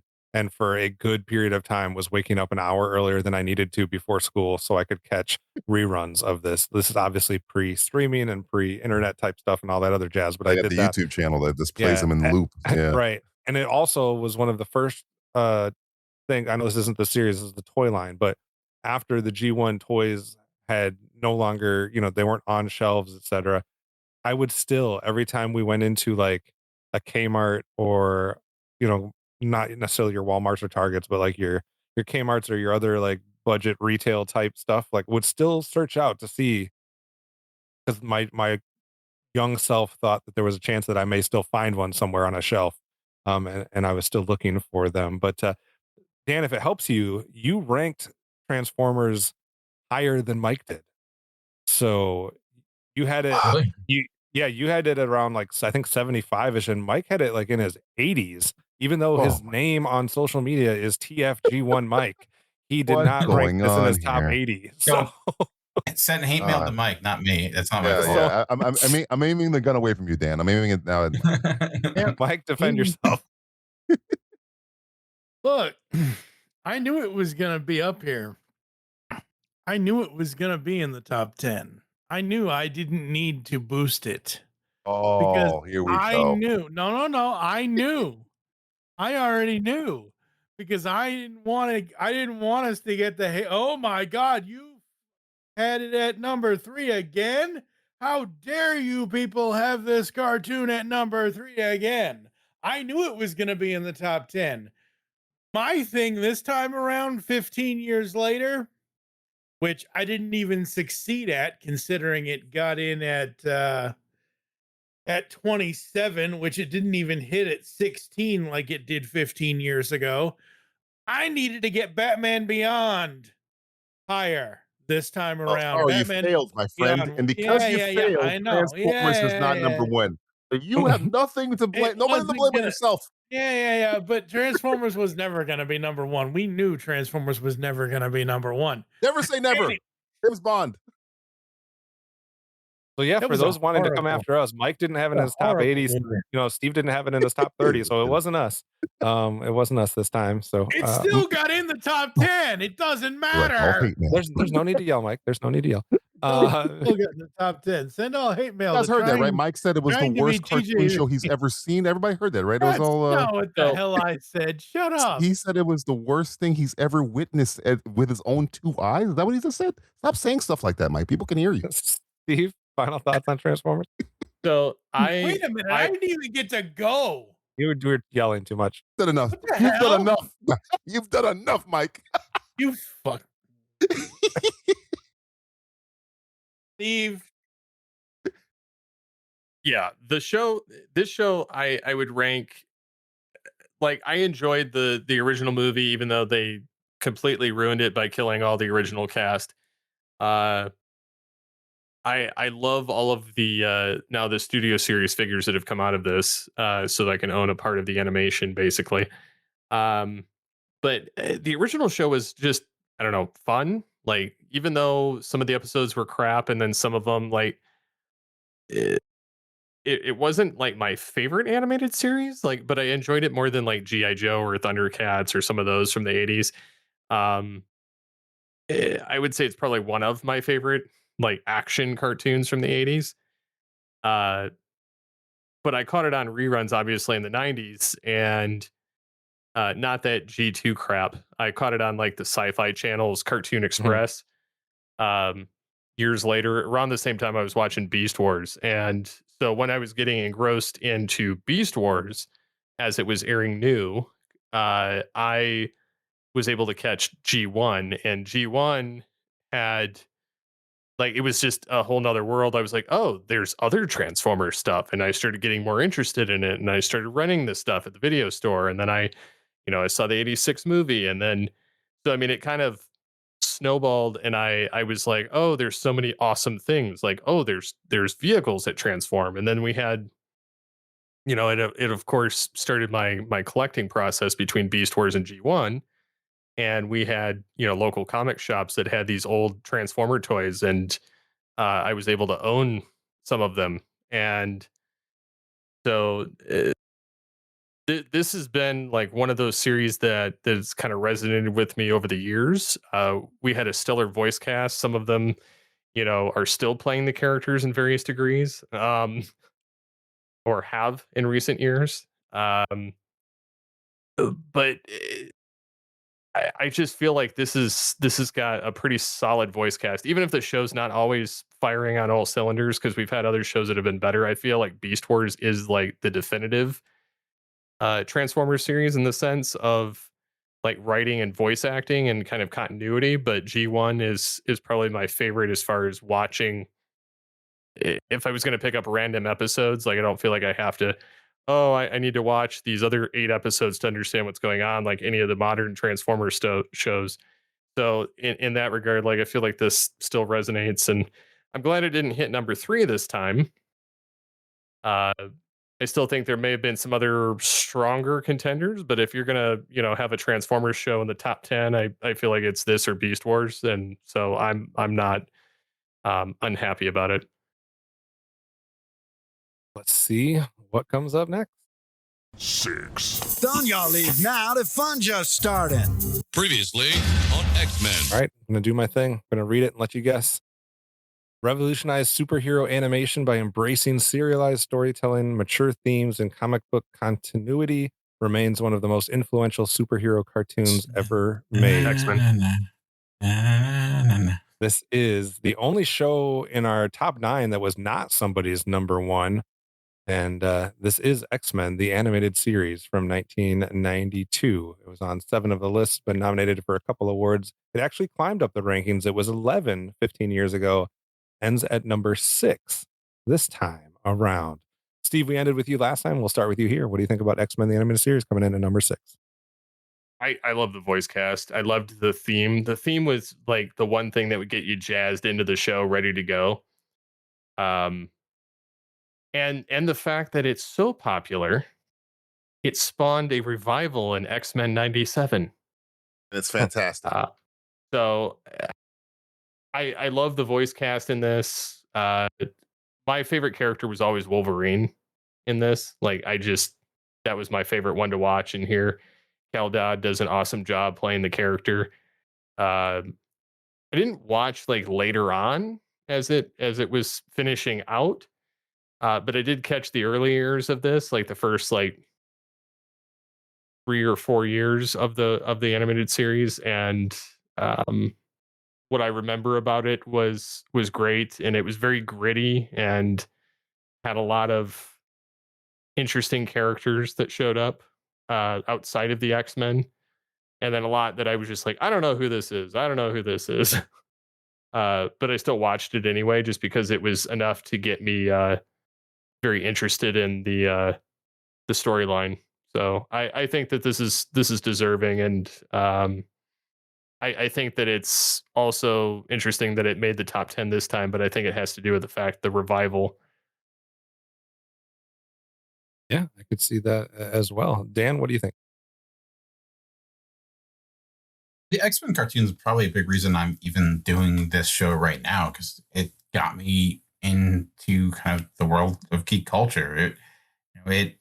Being correspondent to the X-Men comics at the time, the Jim Lee X-Men comics, it was a huge revolution. It was my introduction, like Spider-Man, into the Marvel universe, but specifically the X-Men world. There were some, like, they did play fast and loose and hint at some other characters that even maybe legally they weren't supposed to. So that was great. And you mentioned serialized storytelling. That was something it really wasn't really popular before this to this length. And you mentioned with the Justice League, like, why can't they just do that in movie form? And in a lot of ways, this still has given us some of the best adaptation of some of the most classic X-Men stories. Like when it comes to the adaptation of the Phoenix Saga, like, we've seen that try to be done in film twice now, not nearly as successful as the comic. But again, has the benefit of the fact that you have 5 episodes and you can build upon previous history. But again, it showed you it could possibly be done. If there is one knock against it, I would say it does become a victim of the Marvel bankruptcy. And like the last season, the animation goes downhill in a lot of ways to cut costs. So that's, that certain element to it. And I don't know, I'm again not making a lot of friends here, but I don't know if it, like, again, this is a huge part of my childhood, but is it the best X-Men comic or cartoon? And I don't, perhaps, but I think there's a lot I love about Wolverine and the X-Men as well. And I think that has some decent competition too. But again, it's interesting it's this high. Steve makes a good point. Maybe it is the people were kind of combining this with the revival and just putting it all together to give it that extra boost, which I could understand for sure. But I don't know. It is. But just like Justice League, though, we gave specific instructions to split them apart. Like we told people always follow instructions. So.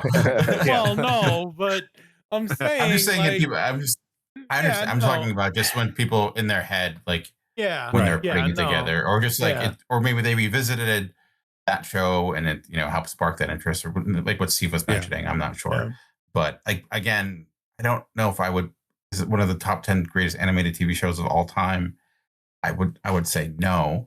I don't think so. I think it has its place, top 50 for sure, top 25. I think it has that argument, but I don't know. Like I don't think it has the consistency because of like not things of its own accord. Like it unfortunately was, it became a victim of other issues. Maybe if it had that opportunity, like we're seeing now with the 97 show, if it could do what it wanted to do, it was even better.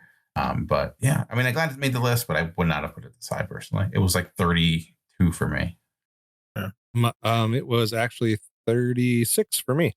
So we're right in lockstep there. Dan, Mike, what do you think about X-Men, the animated series? Where did I put it? I don't remember. I would have to get back to you. All right, we'll get back to me. X-Men 92. Here's the thing. Looking at our top 5 with what we don't have revealed yet, looking at the rest of the list, I would say that with the ambition that X-Men the Animated Series was, launching Fox Kids back then, I think it's worthy for being where it is compared to the rest of the list we have now. Talking about X-Men the Animated Series in general, I think personally, because I'm actually looking at the entirety of the show on Wikipedia, the episode list here. The problem that X-Men the Animated Series had was that final season. The only thing that final season had that was good was Graduation Day. Because here's the thing. When I was a kid, from 1995 to 1997, all as I knew of X-Men the Animated Series is when season 4 ended with Beyond Good and Evil parts 1 through 4. This was the big Apocalypse Cable, that whole saga thing. That's what I knew of the end of this show. I thought at the end of Beyond Good and Evil Part 4, the end and beginning, that was the end of the series for me. I knew nothing about season 5. And then all of a sudden, on September 20th, 1997, I saw Graduation Day.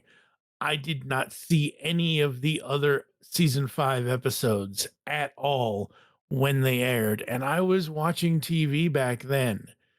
So for me, where this series ended was that final big arc, and that was awesome at the time. As far as the rest of the series goes, in the continuity of what they adapted into it, amazing storytelling, amazing animation, the voice acting top notch. Steve already mentioned Cal Dodd as Wolverine. Absolutely love him. Absolutely amazing. The rest of the cast, just top notch, honestly. They really, really are. Yes. None of us had it rated this high. Like Dan just said, he had it in his 30s. I had it 36-ish. Mike, you had it 21 or somewhere around there. I think DJ had it about 31. Steve had it about 18. So none of us quite had it, top 6 necessarily, but that's kind of, we all had it in top 40. So for what it's worth. Yeah, I mean, this is X-Men the Animated Series is a show that for the first 4 seasons is great storytelling. It brings you in. It's storytelling at its best, I think, for the Marvel universe. And Dan, you're right. Steve, you're right. Wolverine and the X-Men is also great storytelling. I think the difference is animation style, obviously. I think that's really my only difference between the two series is, like, I love Steve Blum as Wolverine. Absolutely love him. I actually, in whichever promo it is that when we interviewed Steve Blum, whichever promo it is, I actually have him saying, "You're listening to the GeekCast Radio Network," snicked. Like, I got him to say that for us. So, but this series, it, just like He-Man and the Masters of the Universe, just like Transformers Generation 1, it walked so everything else after it could run. DJ, final thoughts on X-Men? Oh, no, you guys pretty much hit everything I was thinking. I mean, I had it 32. So I think I had the Revival above it because, again, just like Mike just said, it walks so other things can run. Revival essentially is just an amped up version of the show that I watched in the 90s. So, and Gambit was my favorite character, mainly because he was the coolest character for me. Wolverine was there too. And the Revival's making me like all the other characters and make me go back and watch the original. Say, oh no, they were always cool. I just didn't, for some reason, I was blinded by Gambit Wolverine glasses, and Storm was always cool. I was just so yeah. So this show, in terms of people who are like comic book fans, this is just good. If you're a comic book fan and you're watching, you get these shows. It's. Go ahead. I'm sorry. Oh, the man. Go ahead. No, finish your thought. I'll say it after. No, I was just saying, like with Spider-Man and this, when you read comic books growing up and you get these kind of shows, it's like, oh wow. It's always good when you see somebody take your stuff serious. And one thing you can say about X-Men anime series is that they took it serious. Might not be the greatest animation as it went on, but they weren't like slimming up on the writing. They were trying to at least do the comic book justice, which I got from the show. And I think by that 5th season, I think the money probably was running out. I think that's why it kind of dwindled, and I think that was the problem. Hence why I said I always felt that season 4, Beyond Good and Evil, was the end. But man, 97, they don't slim on those promos. We're back, baby. I'm like, when he said that, I'm like, damn, July 1st can't get here soon enough. Yeah, man. All right. It means it's time for our top 5. 5. Life is like a hurricane here in Duckburg. 12 million. No, 20. All right, 15, 20. 17's my final offer. All right, starting off our top 5. This show was ranked by 33 of the 44 folks. It was ranked number 1 by 2 of them. It was on 7 of the 9 lists that we looked at. Transformed expectations for television animation production values and adventure storytelling. It helped establish this channel as a dominant force in TV animation, became one of the most beloved children's series ever produced, and may possibly have one of the best theme songs of all time. Coming in at number 5, 1987's DuckTales. My daughter made me play this on repeat probably 19 times in a row after the first time she heard it when we were getting ready to drop her off for school. She was like, nope, play it again, please. Play it again, please. And by the end of it, she had it down. She had all the words down. So DuckTales, I didn't have it quite this high. I had it number 22. But it was ranked 15 years ago. It's ranked 5 this time. So has not changed at all. DJ, start us off with DuckTales. And what do you think of it? And is it worthy of the number 5 spot that we've given it both times?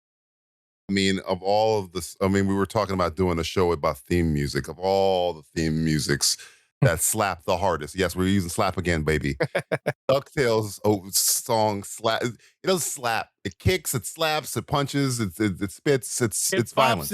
It's a bop. It is the best. It's a bop. Best theme song in Disney history. To this day. I think when they did the remake, did they change the theme song? No, they used a female singer. No, but they still changed it a little. It has a lot of this. It feels the same, but it's slightly different.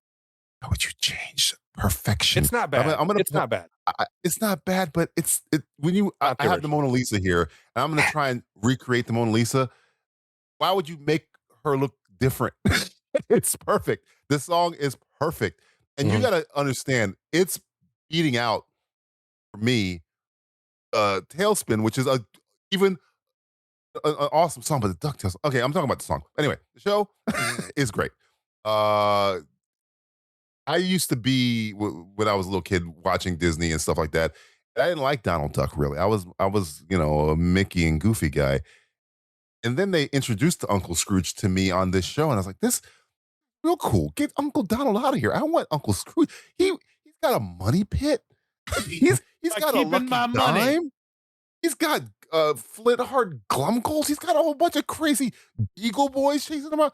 This guy's life makes Donald will be like in the Navy, just bored out of his mind. Meanwhile, Scrooge McDuck is doing Indiana Jones style adventures week after week. He's 83 years old. He's like an old man. He's running around saving the day. He has Launchpad McQuack. It's such a good show. And again, Huey, Dewey, and Louie. Gizmo Duck, man. And it spawned many shows after it. So yeah, it's the Atlas of the Disney afternoon. It's the whatchamacallit, just holding up the whole thing. It's the center. The center will hold. There's certain sounds and certain things that will just instantaneously take me back to like a specific time in my life. For some reason, the introduction to GoBots does that, like the theme music to that. Not that I was a fan of that series, but the intro takes me back to that specific time. Hearing Huey, Dewey, and Louie talk takes me back. Like hearing the original voice of those characters takes me back instantly to when DuckTales was airing, like just like transports me in time. So, Dan, what do you think of DuckTales?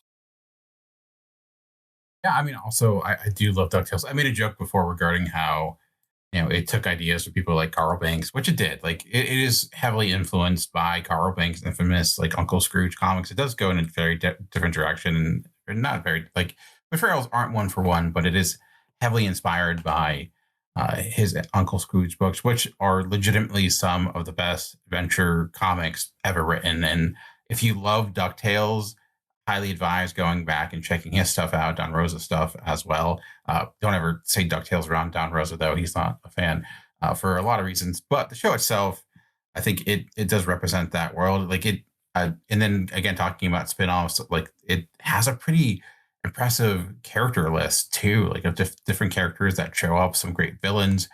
And I didn't even realize that, but and it has still a pretty big cultural footprint. We're talking about the revivals or whatever, but also like last year we had 3 ongoing DuckTales / Uncle Scrooge comics. Like Dynamite had a DuckTales book, Fantagraphics had an Uncle Scrooge book, and Marvel had an Uncle Scrooge book. And I don't think any of those exist to that extent without DuckTales, because it was a lot of people's avenue into it. So I'm a bit shocked that it is so much higher. I'm assuming there's no other Disney afternoon shows than a lot of the other Disney after shooting. Like it is seen as like the best of the best of that. Like it does make sense. I do agree with it. And also great NES game as well. So add that to it as well. I forgot about going down the Disney afternoon of what we ranked. We have Gummy Bears was at 95, and then we went to Tailspin at 55.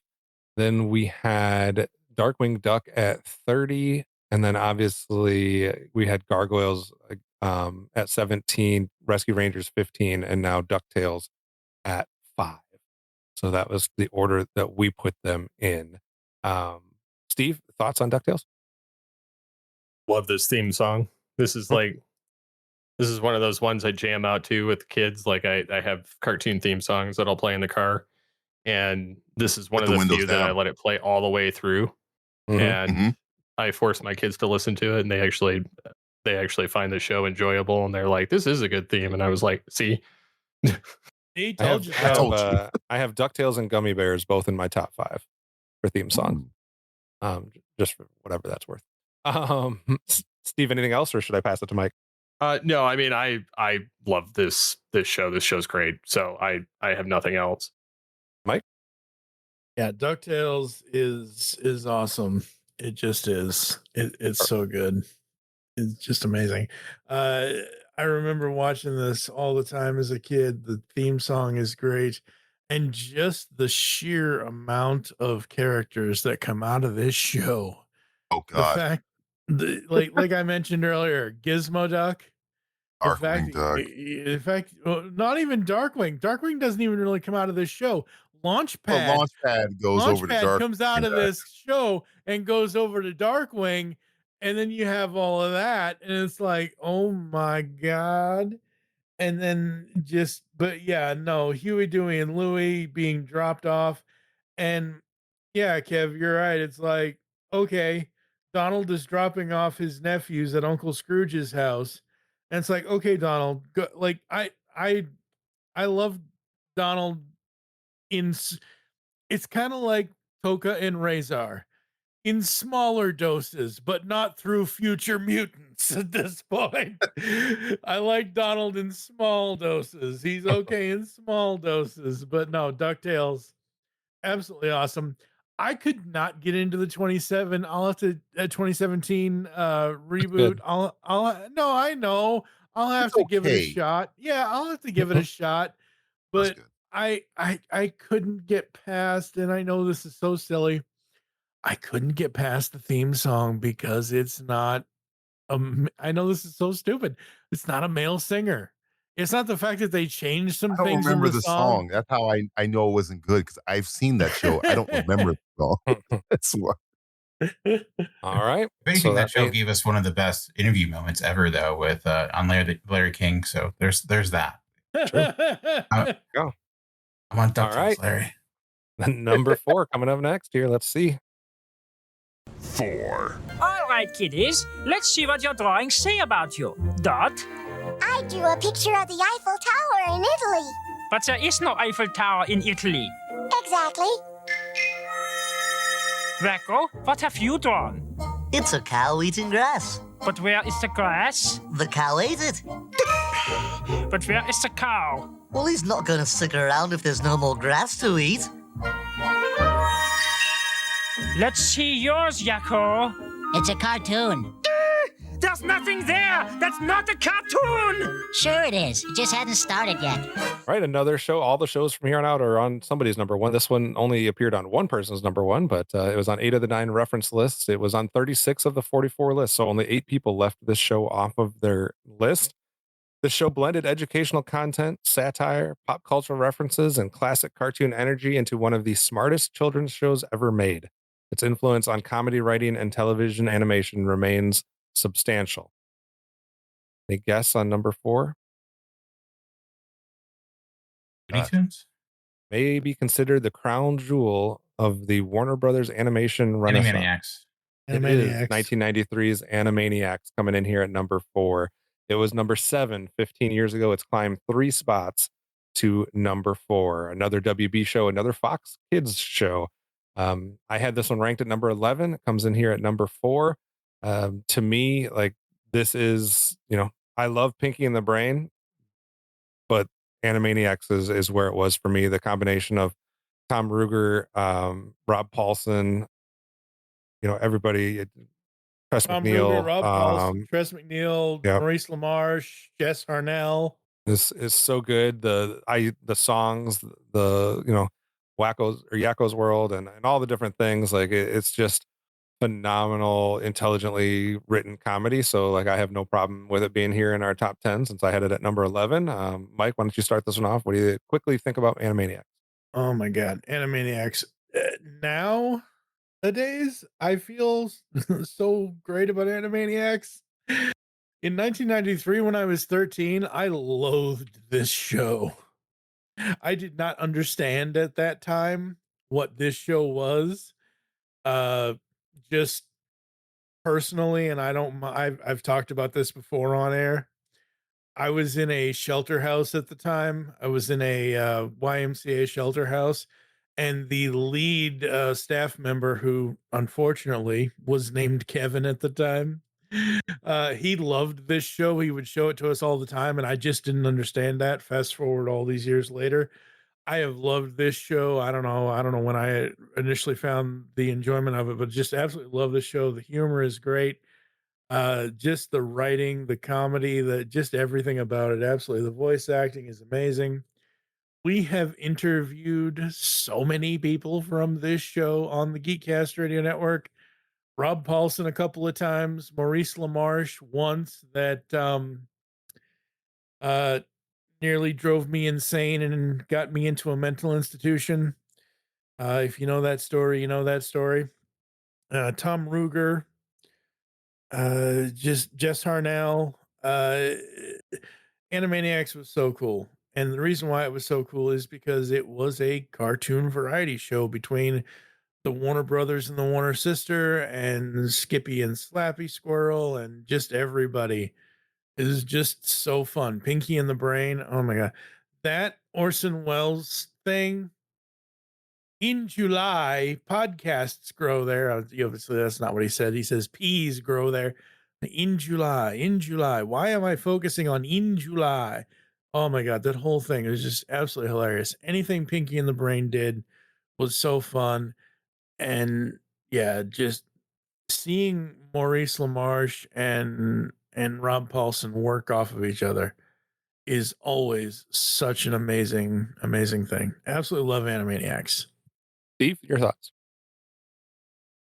This has like some of the greatest music that's educational ever. Mm-hmm.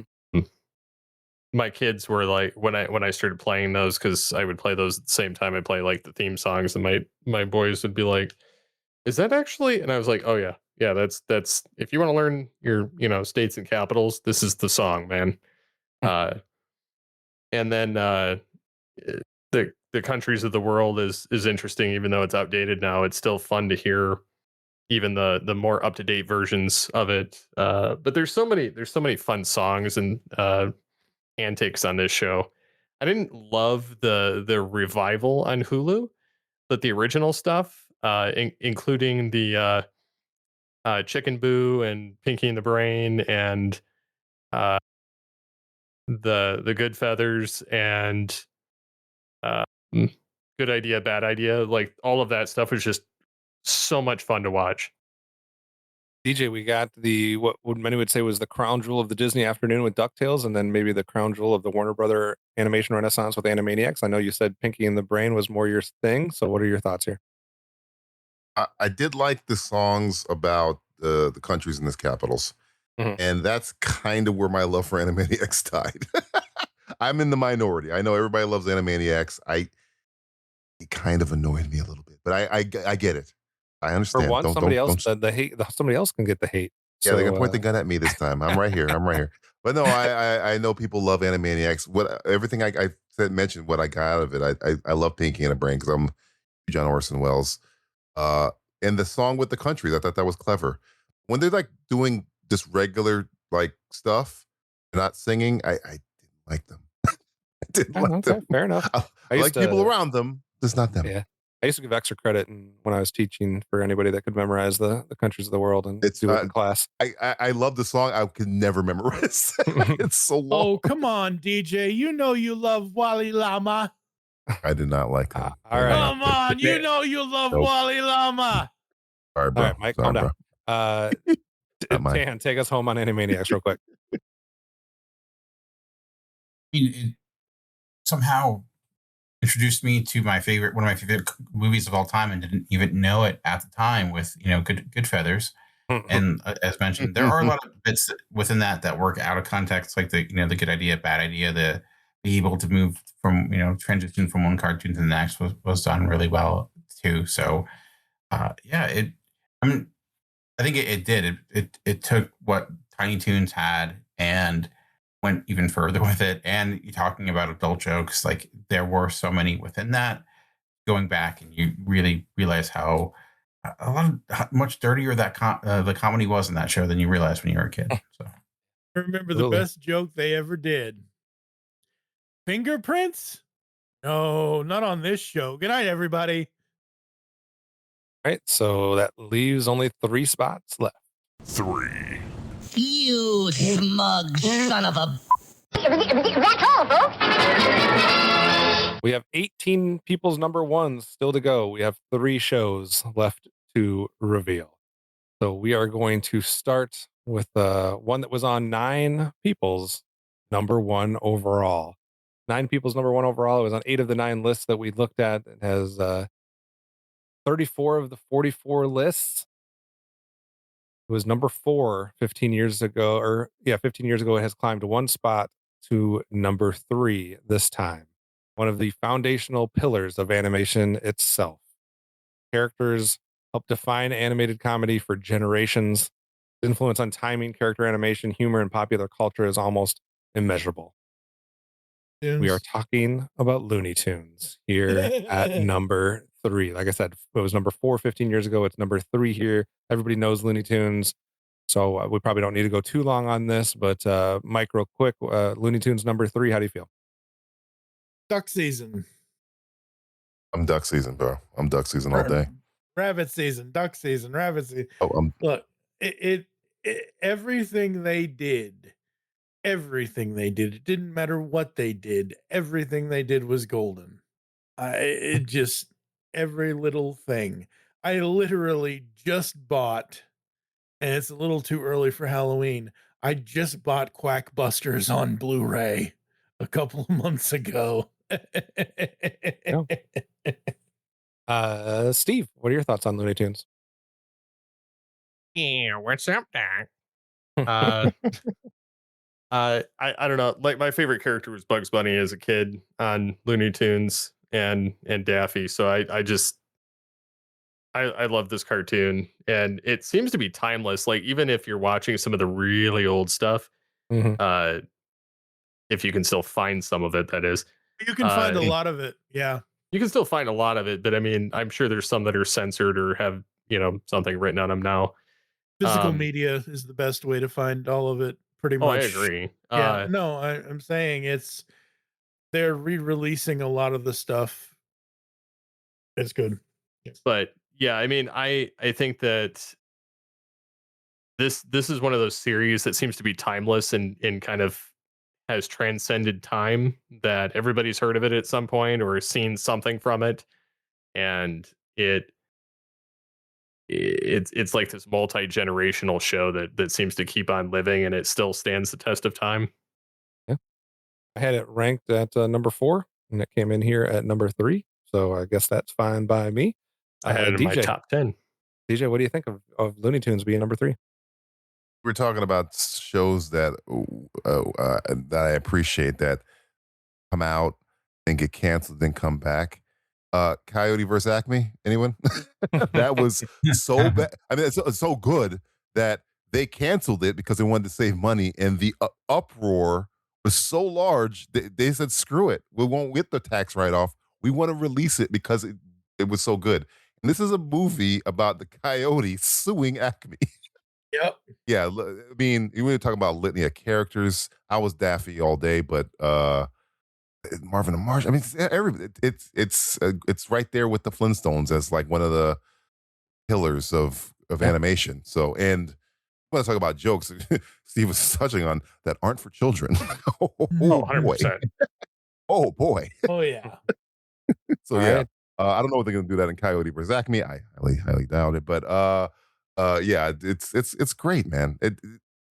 Timeless, non sequitur shows that don't ever connect with anything. You could just fall back. I mean, there's episodes where Bugs Bunny's fighting in a boxing ring that has nothing to do with Daffy Duck trying to shoot him with a shotgun. It's all over the place, but they're always enjoyable. You can put them on now, and they still hold up. That's what makes me excited. This Coyote versus Acme movie, for them to do that. That was a lot of money they gave up to re-release to not Release. shelve it like Batgirl did. But the fact that they're doing that, it must be good. It must be good because they said we don't want the money. We'll release it. Which is what the hell? Okay, so yeah, it's for them to do that. This shows the power they think this property still has. Dan, final word on Looney Tunes.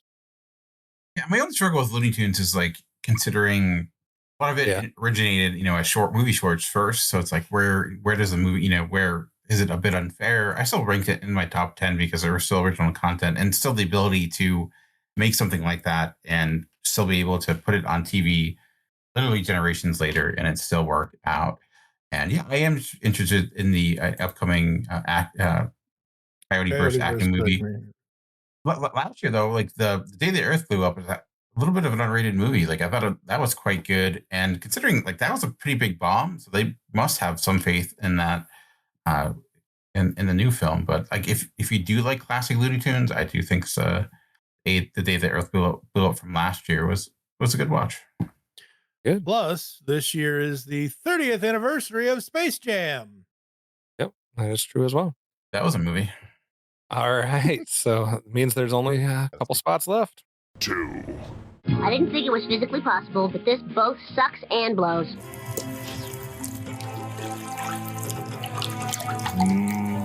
Unprocessed fish sticks.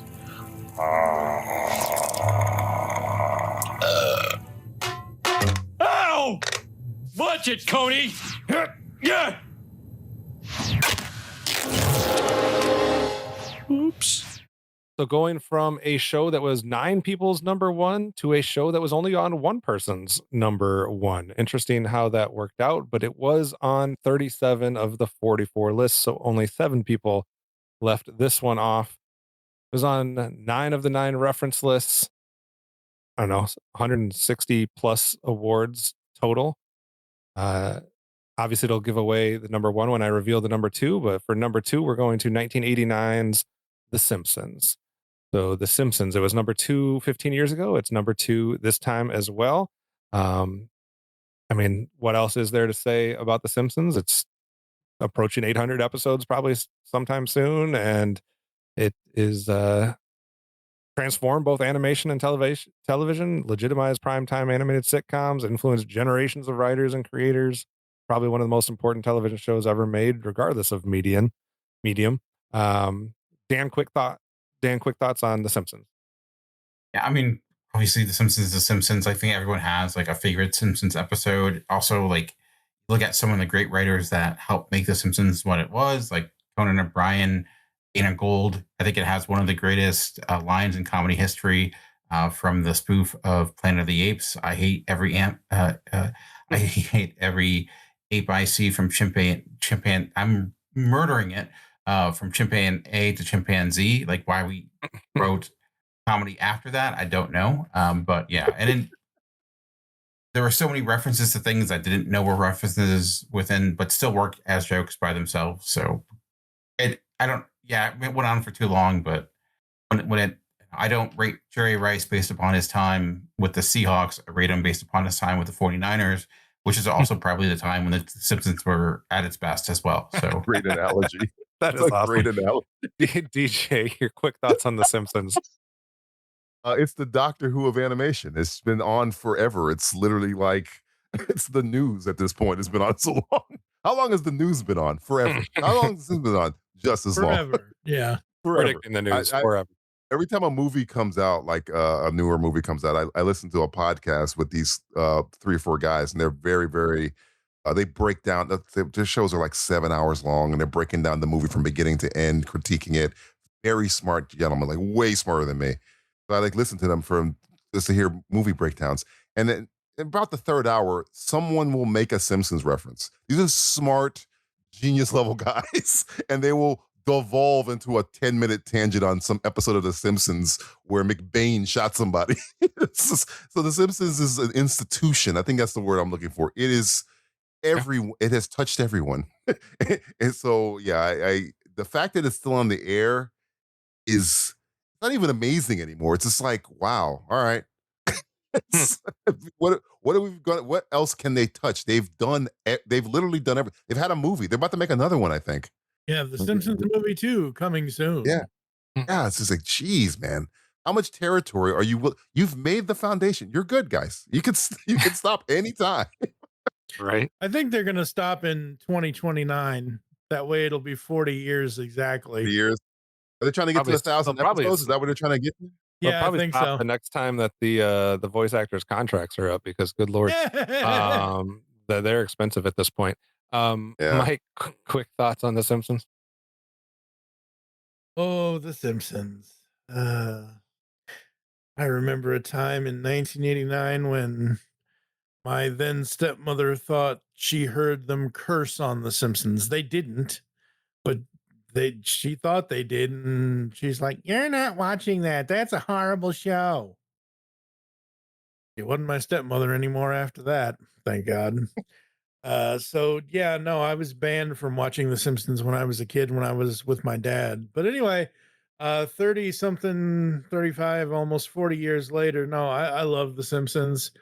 I'm still actually on my Simpsons watch through journey. I haven't finished yet, but I'm in the middle of writing a whole bunch of Simpsons stuff up for GeekCastRadio.com to see if the show actually does hold up to 40 years, almost 40 years later. I'm going season by season kind of thing. But no, the early seasons I absolutely loved, and I've fallen off over the years, and I've picked back up, and I've watched episodes here or there, and the characters are great. I don't know, it's the stories that I don't know that hold up. So, but no, The Simpsons number 2, yeah. Just like 15 years ago. Like I said before, I think that The Simpsons deserves to be here just because the epic voice cast, the longevity of it, everything that kind of it stood for. I'm not a huge fan of it anymore, but I can still see it being where it's at.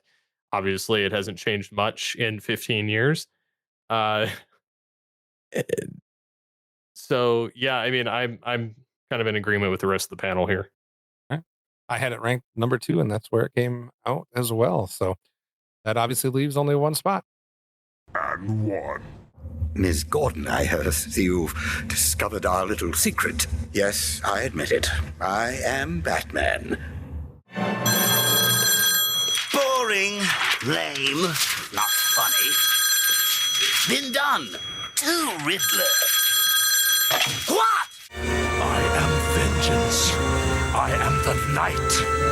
I am Batman.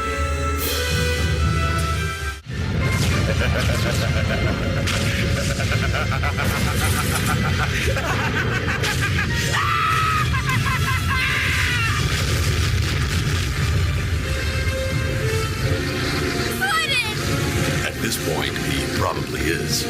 All right.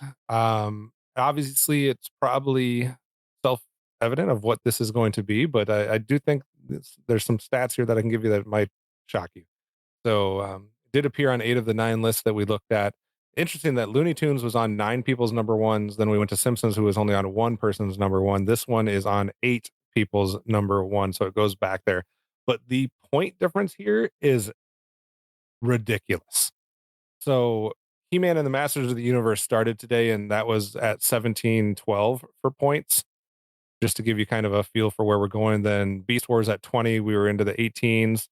Gargoyles at 17, we were in the 19s. Justice League Unlimited at number 14, we were in the 2,000 point range. Got up to the 22 in Justice League, 23 in South Park, 24 Transformers. Then we got to 2,600 for both DuckTales, Animaniacs. We got to 2851 for Looney Tunes, 2896 for The Simpsons, and then a almost 700 point jump to 3517 for Batman the Animated Series, with an average ranking of 7.45 on 38 of the 44 lists. This was a absolute blowout. Slobber knocker. What have I been saying? 600 and 620 some point jump, where everything else was like almost the same spread from 25 to 2, and then a gigantic jump. So only 6 people left it off. It was number 1 15 years ago. It's number 1 again. That means, Mike, if we roll back the tape from an earlier episode, you now have to eat your microphone. You said you were going to eat your microphone if Simpsons was number 2 and Batman was number 1. So we will expect a video on YouTube of that happening sometime here in the future. If you're a man of your word, sure we monitor this event, please. It was number 2, or it was number 1 on 2 people on the countdowns list. So we'll start with them. Both Dan and Steve had this as their number 1. So Dan, real quick, Batman the Animated Series number 1. How do you feel? See, you ruined my joke, because I was going to say, like, trying to build it up that I didn't like it like the other shows, and then I get it, but it's okay. It's all right. But yeah, it was my number 1, and when making my number, the reason why, like other shows like X-Men and other shows, I'm like, I wouldn't put there, because I am comparing it to Batman the Animated Series and what it was able to accomplish, and when you're not as good or to that level. And the reason for that, when you look at the time Batman the Animated Series comes out, Batman is already an established icon from the 1930s, 40s, 50s, to the point where it has a movie in 1989 that makes millions upon millions of dollars based upon a poster that just has a symbol on it. So all that going into this show, yet within all that, like, hard to look at anything outside of maybe the comics that has had more of an impact on the character of Batman than this show.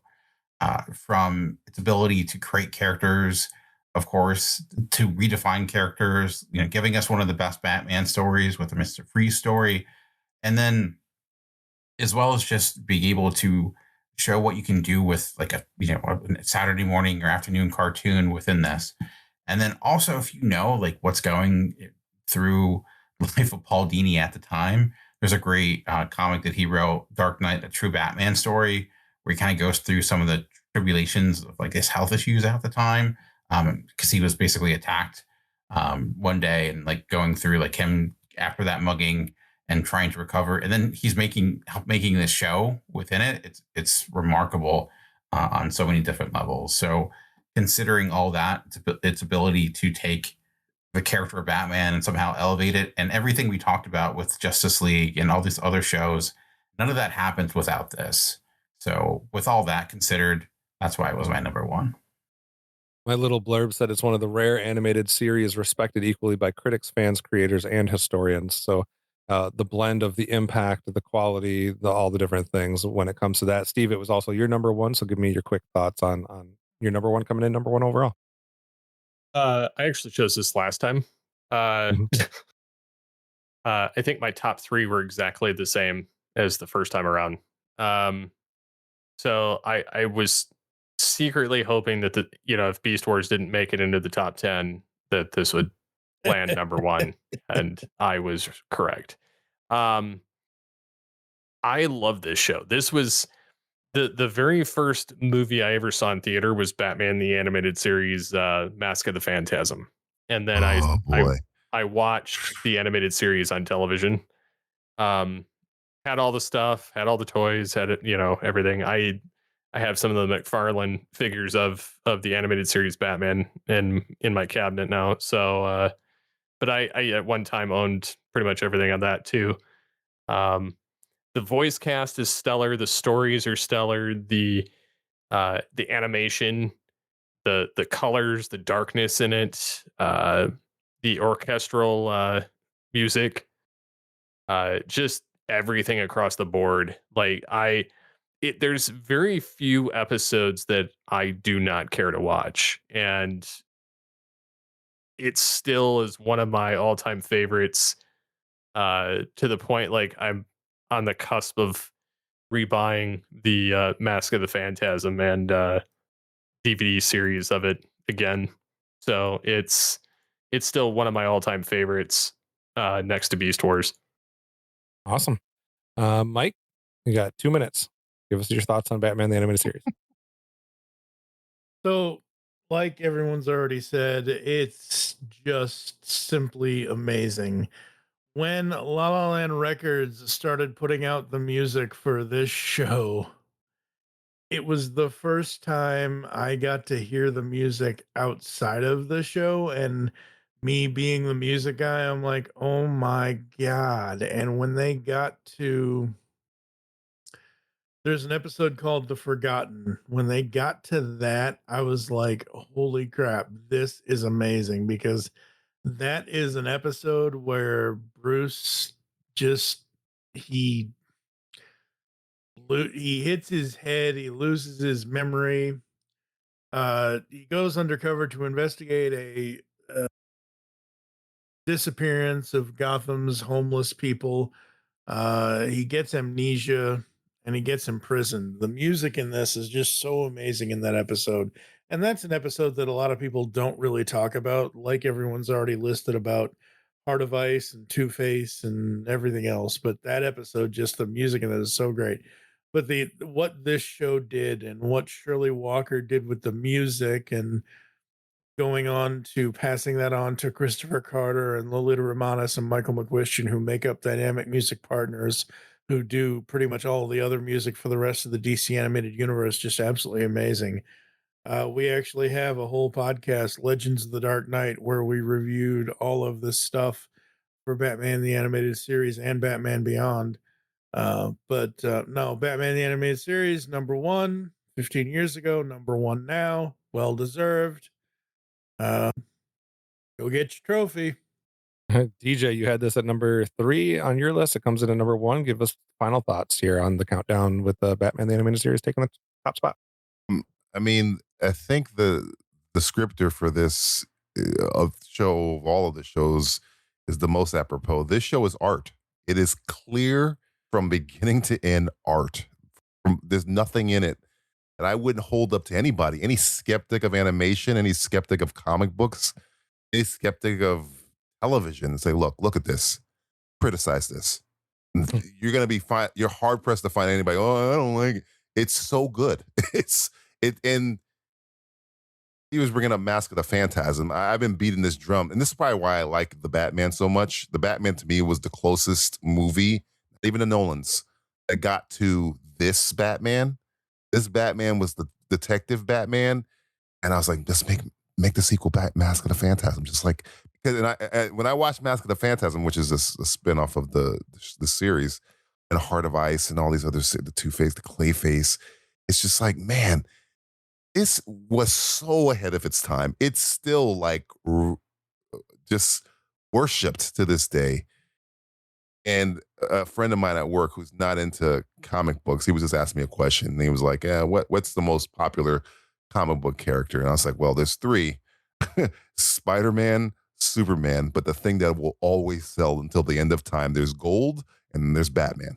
It will always be the and number then there's one. Sometimes Golden Batman. Golden Batman will work too, yeah. But yeah, Batman Animated Series is art. It is pure and simple art. And you can drop in at any episode and any day, Condiment King episode, and you'll be like, this is great. I love it. It's fantastic.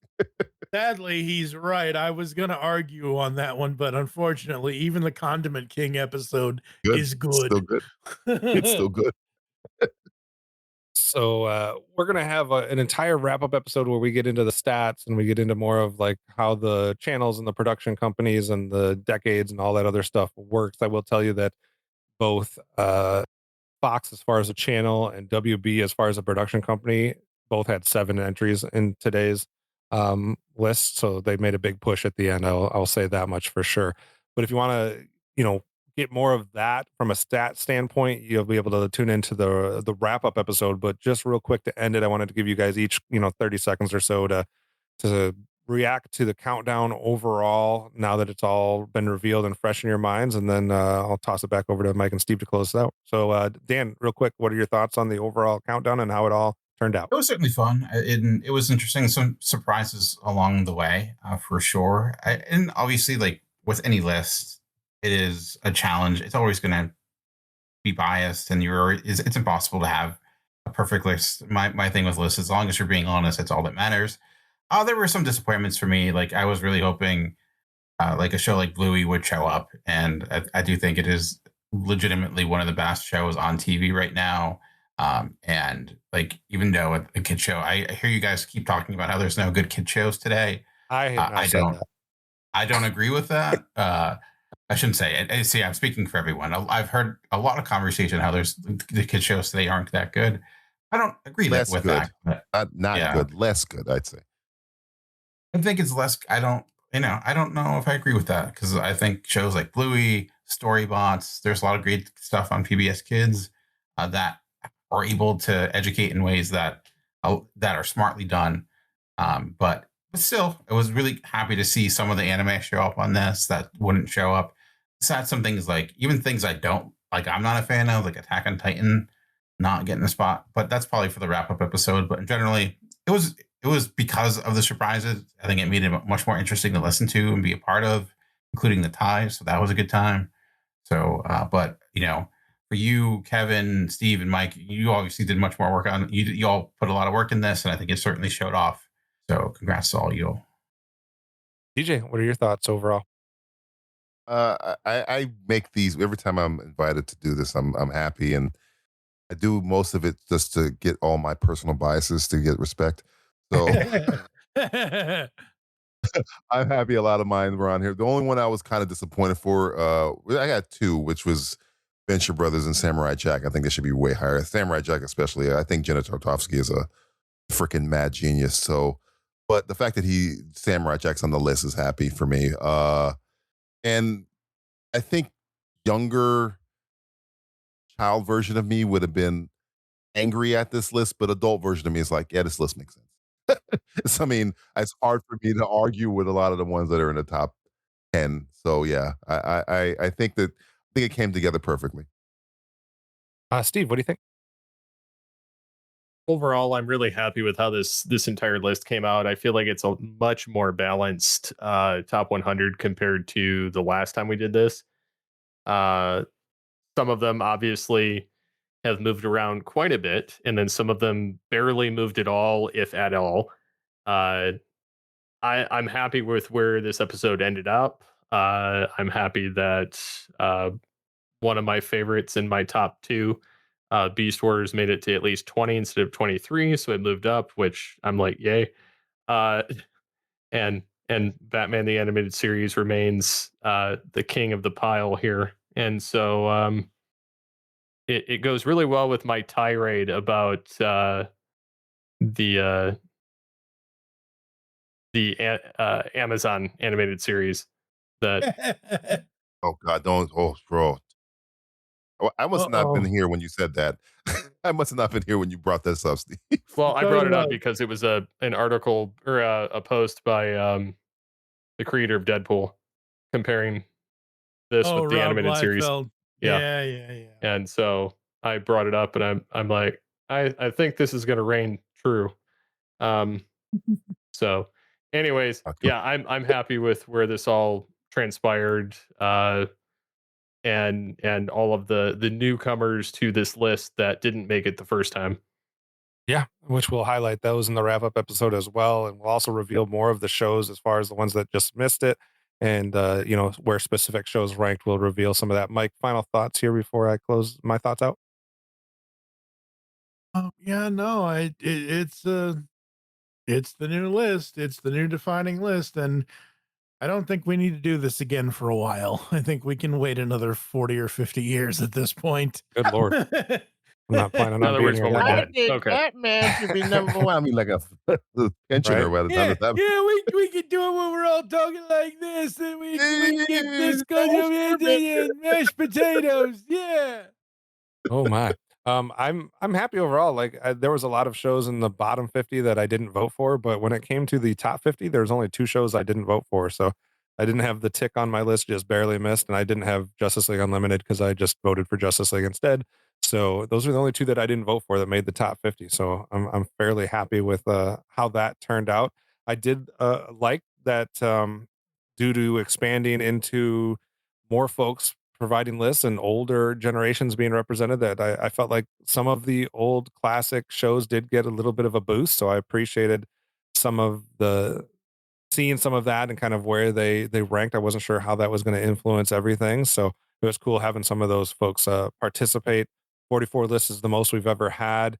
So it was fun gathering that. We obviously tried a different thing with, nominating shows that would be eligible to be voted on, which was something we didn't do 15 years ago. So I think there was some experimental stuff that we did here, and it was a lot of fun. Hopefully everybody listening and enjoyed it, whether you agree or disagree. That's part of the list, right? Everybody's going to say this shouldn't be on here. It should be higher. It should be lower. That's for the comment section, and that's for fun debates with us or with your friends or colleagues or whatever it may be. So I'm happy with the final product, and I think 15 years later was a good time to do it again.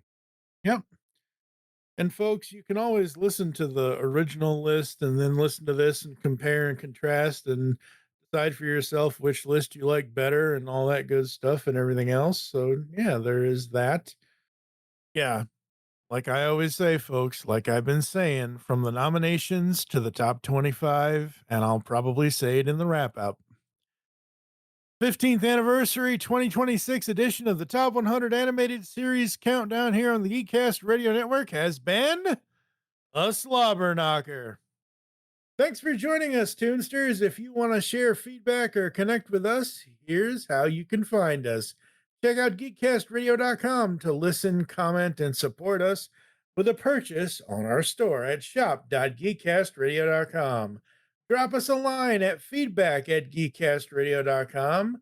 Find us on Apple Podcasts, Spotify, YouTube Podcasts, or your favorite podcatching client. Join our Discord channel at geekcastradio.com/Discord. Next time on GeekCast Radio, we are wrapping up the Top 100 Animated Series 2026 edition wrap party. For now, I am TFU and Mike alongside Steve Megatron, OptimusSolo, Dan the Comic Concierge, DJ's vocal nerd rage. We need more of that. Thanks for listening, and until next time, unleash the tune in you. Yeah.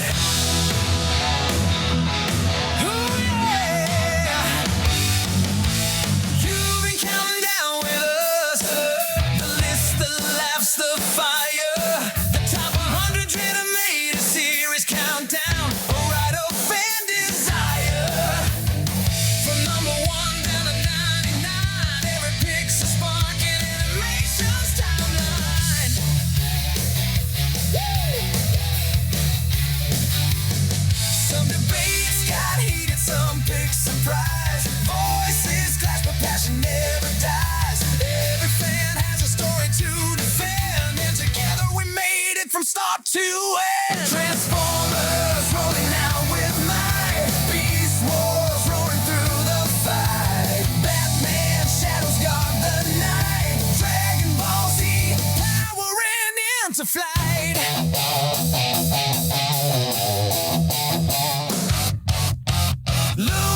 Laughter that never fades. Simpsons shaping culture through the decades. Family Guy twisting the comedy scene. Cartoon Network dreams on every screen. Marvel heroes soaring bold and free. DC legends etched in history. Hanna-Barbera paved the way. Warner Brothers magic still